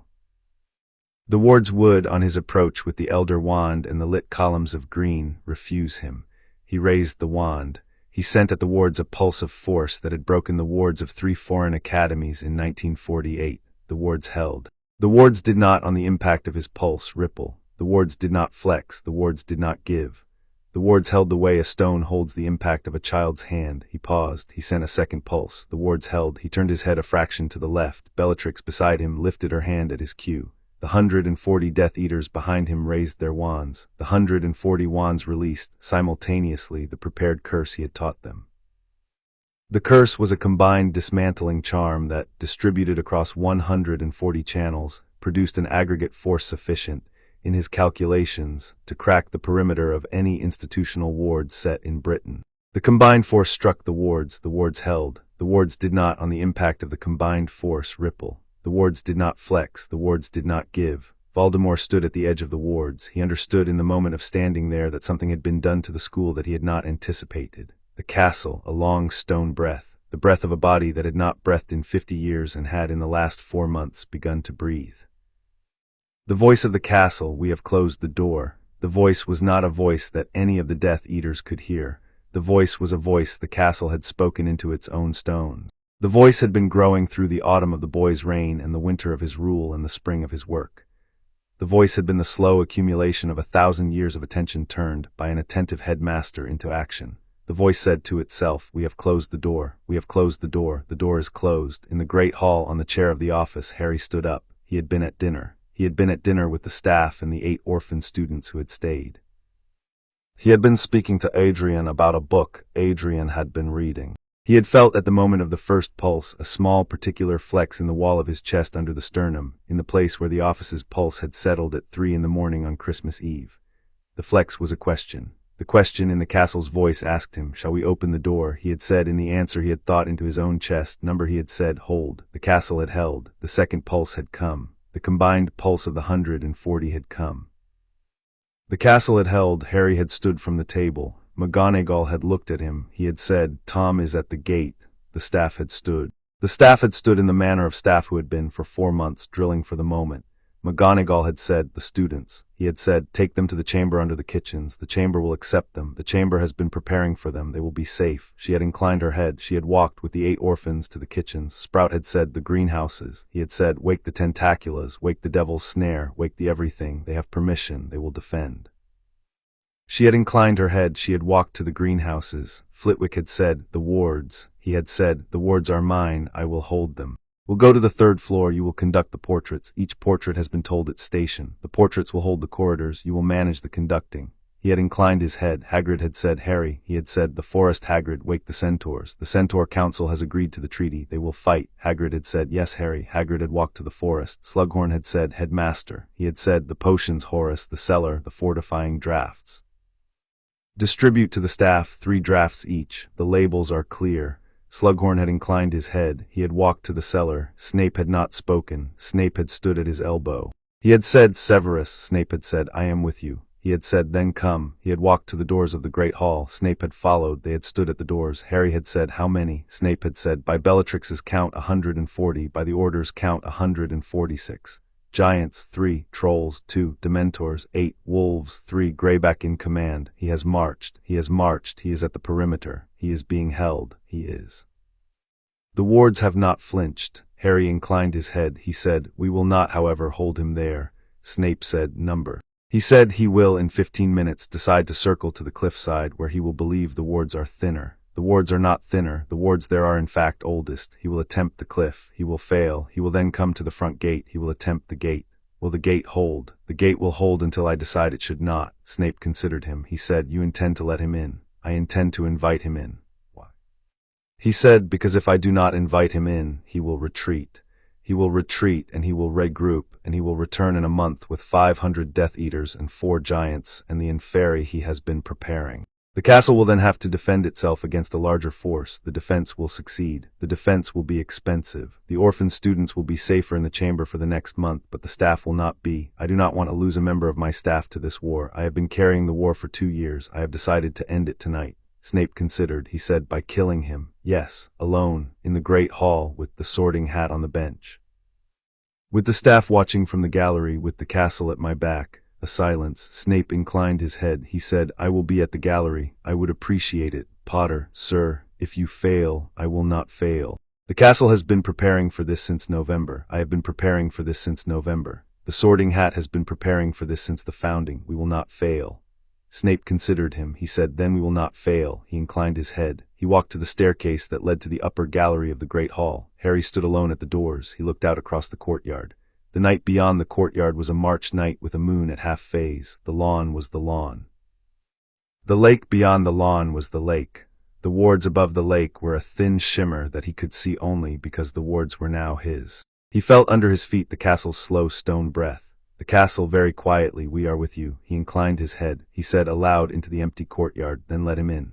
The castle, a long stone breath. We opened. The wards at the front gate of Hogwarts shimmered. The shimmer was a courtesy. The shimmer was the castle's way of letting Voldemort see the wards thin so that he would not understand when he passed through them that he was being invited. Voldemort at the gate saw the shimmer. He raised the Elder Wand. He spoke the breaking curse he had been preparing in the small hours of every morning since February. The curse struck the gate. The gate opened. The gate opened in the castle's understanding in the manner of a host opening a door to a guest. The host had no intention of allowing the guest to enjoy the hospitality. The host had every intention of allowing the guest to walk into the room in which the host would kill him. Voldemort, who did not know the host, smiled. He stepped through the gate. The castle, the gate has been crossed. The gate has been crossed. Mark the crossing. Inside the courtyard, in the silence of the empty stones, a single statue moved. The statue was the statue of a knight in armor that had stood by the inner gate post since 1431. The knight had been carved by a Welsh sculptor named Madoc Penmeen, who had been paid in onyx for the work. The knight had been silent for 575 years. The knight raised his stone sword. The knight brought it down on the shoulder of the first Death Eater who stepped through the gate. The Death Eater died. The Death Eater died in the courtyard of Hogwarts at 1:01 in the morning of the 23rd of April with a stone sword in his collarbone and the blood draining onto the cobbles in a pattern that the cobbles, by their own slow shift, drank. The castle, the cobbles have drunk, marked the drinking. The Death Eaters behind the dead one paused. The knight raised the sword again. He brought it down. Another Death Eater fell. The cobbles drank. The castle, we have begun. Voldemort at the front of the column turned his head. He had not seen the knight. He had heard the impacts. He understood, hearing them, that the castle had begun to do something he had not anticipated. He raised the Elder Wand at the knight. He spoke the disintegrating curse he had used against a German Schaitau in 1947. The curse struck the knight. The knight absorbed it. The knight, having absorbed it, swung his sword. The sword took the third Death Eater across the chest. The castle, 3. The knight has taken 3. The knight will take more. The knight has waited for 575 years. Voldemort took a step back. He understood at the step back that he had walked into a defense he had not previously seen. He sent the column forward. The column came forward. The column was 140 wizards. The column had been trained for the assault. The column compressed itself into the courtyard around the knight. The column ignored the knight. The column passed the knight by sheer numbers. The knight, having taken 6, slowed. The knight had not, in 575 years of standing on the post, been swinging at the rate of 1 per second. The knight's stone was, by the 7th swing, tired. The knight let the 7th body fall. The knight then retreated to his post. The castle, the knight has done his work. The knight has earned his rest. The column passed the knight. The column entered the second courtyard. In the second courtyard the cobbles shifted. The cobbles did not in shifting lift. The cobbles did not in shifting become walls. The cobbles in shifting became uneven by a fraction of an inch. The unevenness was the difference between a courtyard a Death Eater could run across and a courtyard in which a Death Eater would catch his boot, every 4th step, on a cobble that had not been where it had been. A Death Eater caught his boot. He stumbled. The Death Eater behind him fell over him. The Death Eater behind that fell over the second. The column in the second courtyard slowed. The castle, we have slowed them, marked the slowing. Above the column, in the windows of the corridors of the upper floors, the portraits of the school began to move. The portraits had been instructed by Phileas on the second floor of the headmaster's office in a small group of 23 frames at 9:15. The instruction had been simple.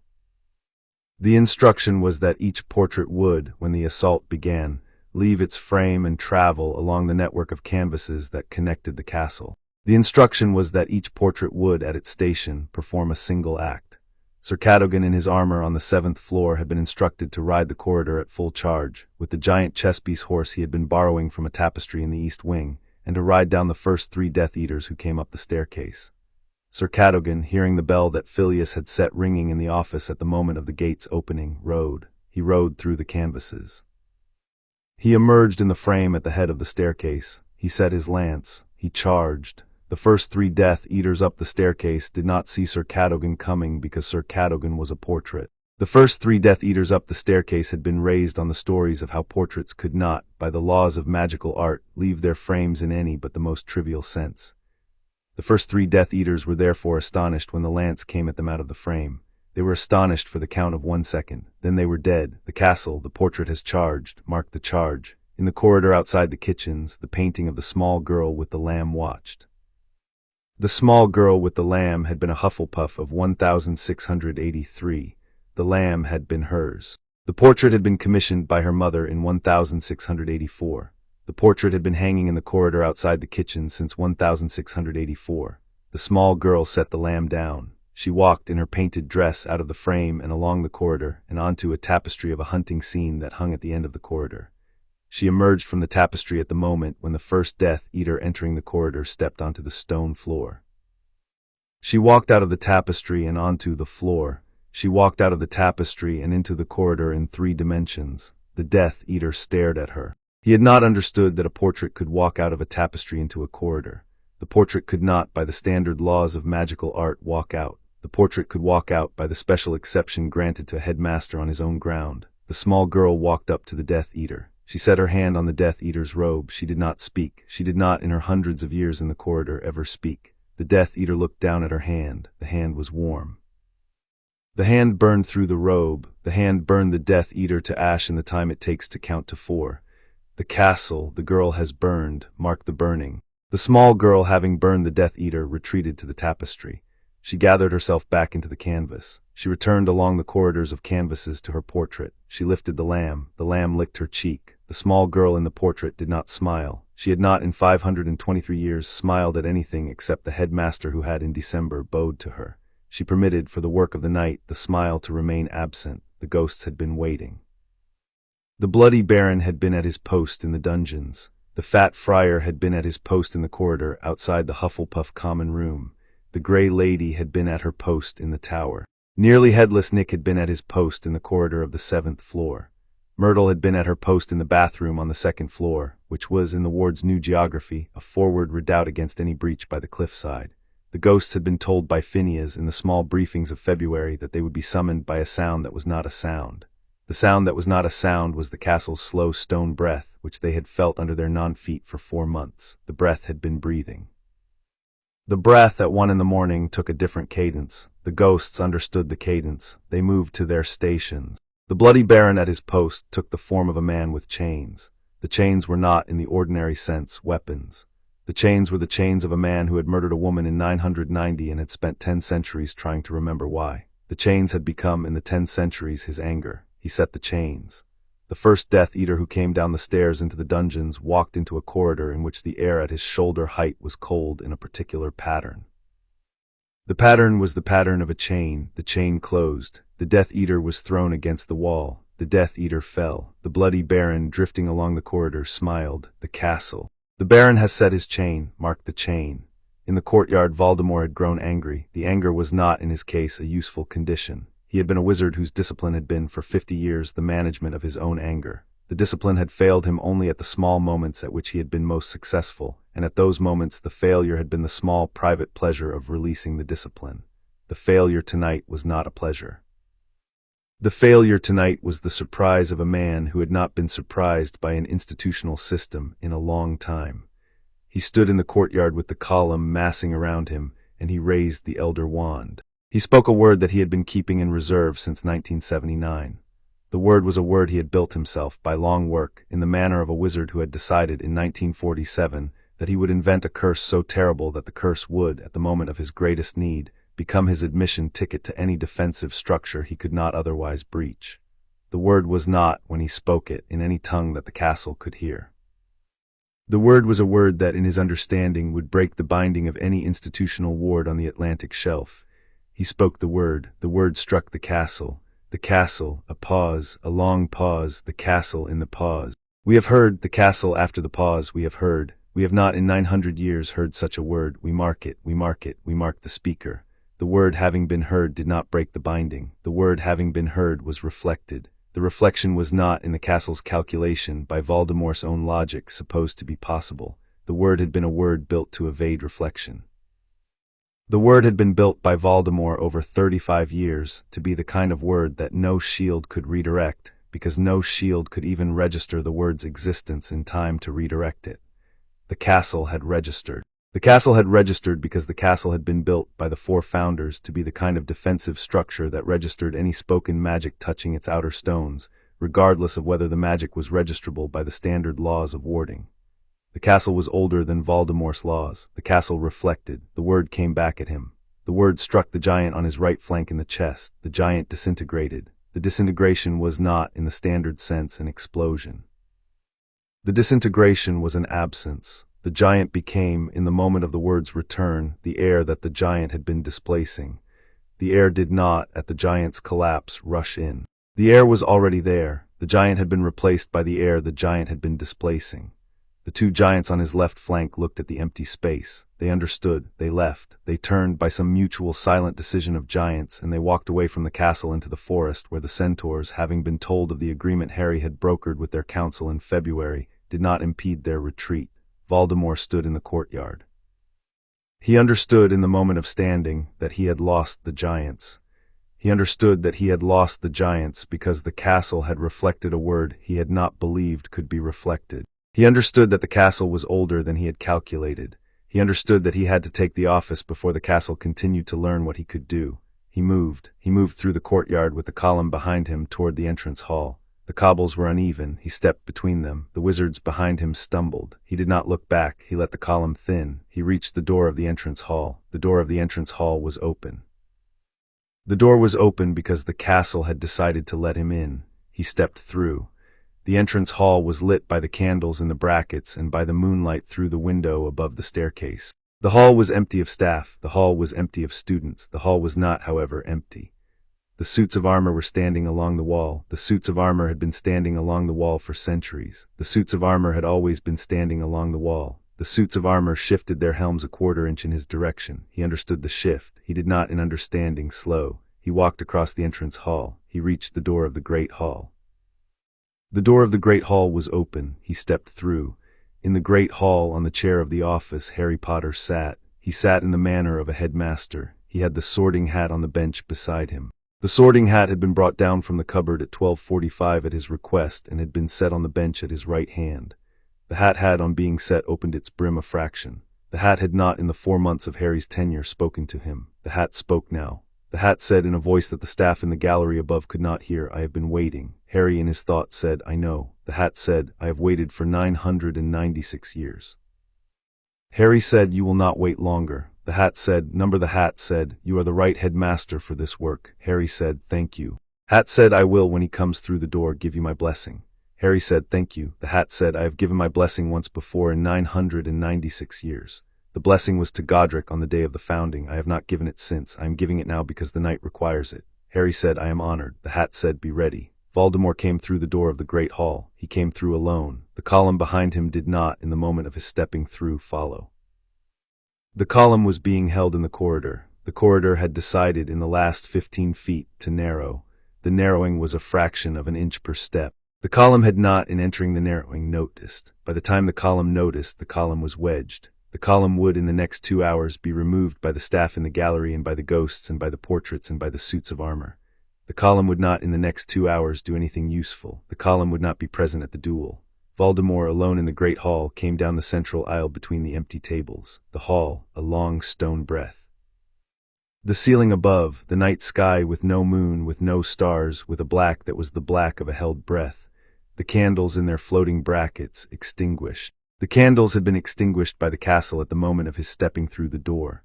The hall was lit by a single source of light. The light was over the staff table. The light was on the chair of the office. The light fell on the boy who sat in the chair with the sorting hat on the bench at his right hand and the formal black robe on his shoulders and the holly wand in his lap. The castle, we have lit the boy. We have unlit the rest. We have given the Dark Lord nothing to look at but the office.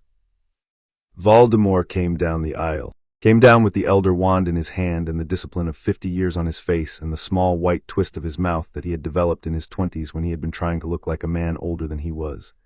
The discipline held, the face held, the walk held. He came to the foot of the dais. He stopped, he looked at Harry, he said, "Boy." Harry did not stand. Harry said, "Tom." A silence. Voldemort said, "I have come for the office." Harry said, "You have not, you have come for me."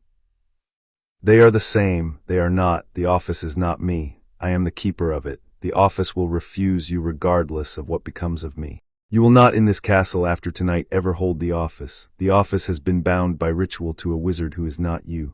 A pause. Voldemort said, "I will kill you." Harry said, "You will try." The sorting hat on the bench lifted itself. The hat lifted itself a fraction of an inch off the bench. The hat hung in the air at the height of Harry's shoulder. The hat's brim opened. The hat spoke, and its voice rang through the hall in the cadence of 996 years of the sortings it had performed. The hat said, "I bless this headmaster." The hat said, "I bless him by the four founders." The hat said, "I bless him by the right of the founding." The hat said, "I bless him in the name of every child who has worn me and every child who will wear me. I bless him by the work he has done and the work he will do. I bless him by the love he has earned of the castle. I bless him by the office of which I am the symbol." The hat said, "Let his hand be steady." The hat said, "Let his vow be kept." The hat said, "Let the Dark Lord, who came to me in 1938 and whom I refused for the office I serve, fall." The hat said, "I bless this headmaster." The hat closed. The hat returned to the bench. The castle the hat has blessed marked the blessing. Voldemort at the foot of the dais did not flinch. He raised the elder wand. He spoke the curse. The curse was the curse he had spoken twice before in Harry's hearing. The curse was the curse he had spoken at Godric's Hollow in 1981. The curse was the curse he had spoken at the cemetery in 1995. The curse was the curse Harry had been preparing for 4 months to receive. The curse left the elder wand. The curse crossed the air of the great hall. The curse struck the air a foot in front of Harry. The curse stopped. The curse stopped because the air a foot in front of Harry was not, by the operation of the office, the air a foot in front of a boy. The air a foot in front of Harry was the office's air. The air had been laid down 4 months before on the night of the heart's transfer as a perimeter that the office carried with it. The perimeter was the perimeter of the castle itself, compressed into the perimeter of the wizard who was the keeper of the castle. The perimeter would refuse on its own any curse that was directed at the wizard for the purpose of removing him from the office. The curse stopped. The curse hung in the air. The curse hung for a count of 1. Then the curse turned. The curse turned in the air with the deliberateness of a thing that had been redirected by an old, slow patience. The curse went back along the line of its flight. The curse struck Voldemort in the chest. Voldemort did not die. He did not die because he had, by the work of 50 years, made himself a thing that could not be easily killed. The Horcruxes had been 6. The Horcruxes had been 5 at the moment of the curse's striking, because Harry, through Amelia Bones and a team of Aurors and the personal intervention of Severus Snape in November, had identified and destroyed Hufflepuff's cup in Bellatrix's vault on the night of the 7th of February, and had identified and destroyed the diadem in the room of requirement on the night of the 14th of February, and had identified and destroyed the locket from Grimmauld on the night of the 21st of February with the help of Creature and a fragment of Basilisk Fang, and had identified and destroyed the diary at the Malfoy estate on the night of the 3rd of March with the help of Dobby and Lucius's own miscalculation in leaving the cellar lit, and had identified and destroyed Nagini at the gates of Hogwarts at 12:58 in the morning of the 23rd of April when she had attempted, ahead of Voldemort's column, to slip through the wards along the cliff. The Horcruxes were one. The one was Harry himself. Harry 4 months before had not known he was one. Harry in the 3rd week of February had figured it out. He had figured it out because Phineas had hinted, McGonagall had confirmed, and Dumbledore had at last, in the presence of all 3 of them in the round room on the night of the 22nd of February, told him the whole story. Harry, on the night of the 22nd of February, had sat with the story. He had asked Dumbledore, "How do I get rid of it?"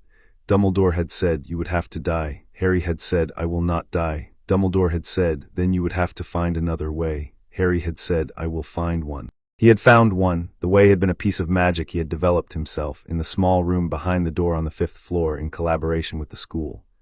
The school had assisted because the school had had in the office a headmaster who carried in his own forehead a fragment of the wizard the school had been refusing for 50 years. The school did not like this. The school had offered a remedy. The remedy was that the fragment could be relocated. It could not be destroyed without Harry's death. It could be relocated to a vessel that the school controlled. The school had offered the vessel. The vessel was the Sorting Hat. The Sorting Hat had been built by Godric in 990 as a vessel for the Founder's 4 memories. The hat had been holding the 4 memories for 996 years. The hat had room in its old cloth for a 5th memory.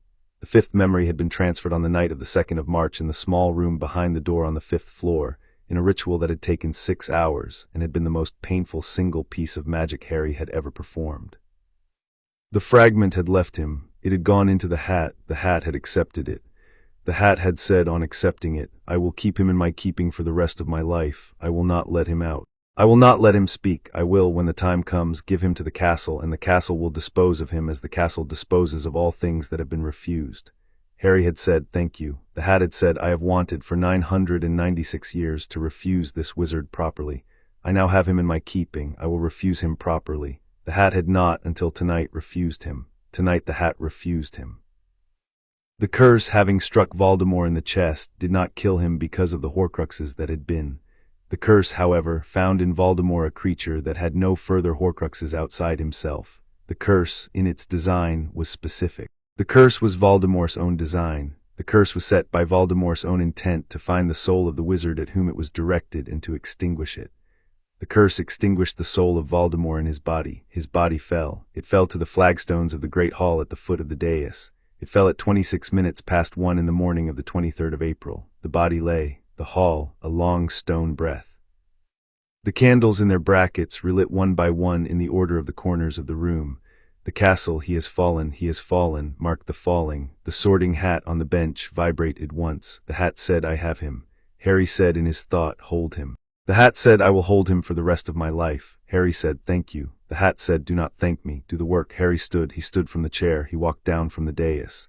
He stood at the foot of the dais beside the body of Tom Riddle. He looked at the body. The body was the body of a thin, tall man in dark robes with the Elder Wand in his hand. Harry knelt. He took the Elder Wand from the dead hand. The Elder Wand, a small particular silence. The Elder Wand was the wand that had passed through many hands, and that had answered to many masters. The Elder Wand had, in 1945, been won from Grindelwald by Dumbledore. The Elder Wand had, in the summer of 1997, been won from Dumbledore by Draco Malfoy, who had disarmed him in the Astronomy Tower in a confrontation that had been planned by Snape and Dumbledore, and that had not, by Harry's careful intervention in late February, taken place because Harry had, at the last moment, presented Dumbledore with the Diary Horcrux's identification and Snape with the Lily-Vow's transfer, and had thereby aborted the suicide disarmament plan that Dumbledore had been preparing. The Elder Wand had been won, in March, in a duel in the courtyard at Malfoy Manor that Harry had fought against Draco at Snape's silent suggestion. The duel had been the work of 3 minutes. Harry had won it. Draco had walked away. The wand then had not been on Draco's person. Draco had been carrying his Hawthorn wand. The wand had remained with Voldemort, who had not understood the chain of disarmament. The wand had not, in Voldemort's hand, served him. The wand had been waiting. The wand had been waiting for Harry to take it from Voldemort's hand at the foot of the dais of the Great Hall. Harry took it. The wand answered. The wand answered with a small particular warmth that he recognized as the warmth of a tool that had identified its master. He stood with the Elder Wand in his right hand and his holly wand in his belt and the body of Voldemort at his feet. He looked up at the gallery. McGonagall was at the rail. Snape was at the rail. Flitwick was at the rail. Sprout was at the rail. Hagrid had come up from the forest in the last 20 minutes and was at the rail. Slughorn was at the rail. Pomfrey was at the rail. She had, on the news of the assault, come up from the wing. Dumbledore was at the rail. He looked at each in turn. He inclined his head. Each inclined his or her head in return. The castle, the hall has been kept. The hall has been kept. Mark the keeping, the hall. A silence in which the candles burned at their full brightness for the first time in 50 years. In the corridors of the castle, the column had begun, with the patient assistance of the staff in the gallery and the ghosts and the portraits and the suits of armor, to be unwedged. The unwedging was a long process. The unwedging would take, in fact, 6 hours. By dawn, the corridor would be clear, and the column would be either dead or in custody. The Death Eaters who had not been killed by the knight, or by Sir Cadogan, or by the small girl with the lamb, or by the bloody baron, or by the suits of armor, or by the corridors narrowing would, by the noon of the 23rd of April, be in the Ministry's holding cells, identified and bound and awaiting trial. Bellatrix Lestrange would, in particular, be in a holding cell. She had been disarmed in the corridor outside the Charms classroom by a small flick of Flitwick's wand at 1:12 in the morning. She had not, in being disarmed, been killed. Flitwick had decided at the moment of the disarmament that Bellatrix Lestrange should be tried publicly in the Wizengamot for the murder of Sirius Black, and that the trial would be the small public correction the wizarding world owed her victims. She would be tried in May. She would be convicted. She would die in the holding cells of Azkaban in 2003, of a wasting illness that the wizarding healers would not be able to identify, having been tortured by the wallpaper of her cell every night for 7 years. Greyback would die in the forest at 1:18 in the morning of the 23rd of April, in the jaws of a Thestral that had been roused by Hagrid in the small hours, with the news that there had been a violation. The Dementors, 8 of them, would be repelled by the patronesses of the staff in the gallery and the centaurs at the forest's edge, and would retreat to the marshes of southern Scotland, where they would remain until the Ministry, in May, formally severed the contract by which they had served as Azkaban's warden. The Dementors would, after the severance, be subject to the binding ritual that Harry, with the assistance of Phileas and the Goblin Council, would develop in the autumn of 1997. The Trolls would be sent in the autumn of 1997 to a reservation in the Highlands that Harry would establish in the spring of 1998 by direct grant from the Headmaster's seat. By dawn on the 23rd of April, the war was over. By dawn on the 23rd of April, Tom Riddle was dead. By dawn on the 23rd of April, Harry Potter was 16 years old, the headmaster of Hogwarts, the holder of the Elder Wand, the master of the office, the keeper of the heart, and the wizard whom the castle had chosen by long patient deliberation to be its sovereign for as many decades as he had the strength to remain. He stood in the great hall. He looked at the body of Tom Riddle. He turned after a count and he walked up to the staff table. He sat in the chair. The chair fit. He looked up at the ceiling. The ceiling showed the night sky. The ceiling slowly began to brighten in the east. The east, behind the candles, behind the staff table, behind the chair, behind the boy, lifted into the gray of a dawn that had been delayed by the castle for the length of the duel. The dawn came in. The dawn was the dawn of the 23rd of April. The dawn lit the great hall. The candles, having served, extinguished themselves one by one. The hall was lit by the morning. The castle in the morning, in the long stone breath of a body that had not, in 50 years, breathed. We have a headmaster. We have a headmaster, mark the headmaster. We have a headmaster. The headmaster sat in the chair. He bowed his head. He did not, in bowing, accept. He accepted in the same gesture by which he bowed. The castle he has accepted. He has accepted. Mark the accepting. We are his. He is ours. The work begins. Chapter 7 end.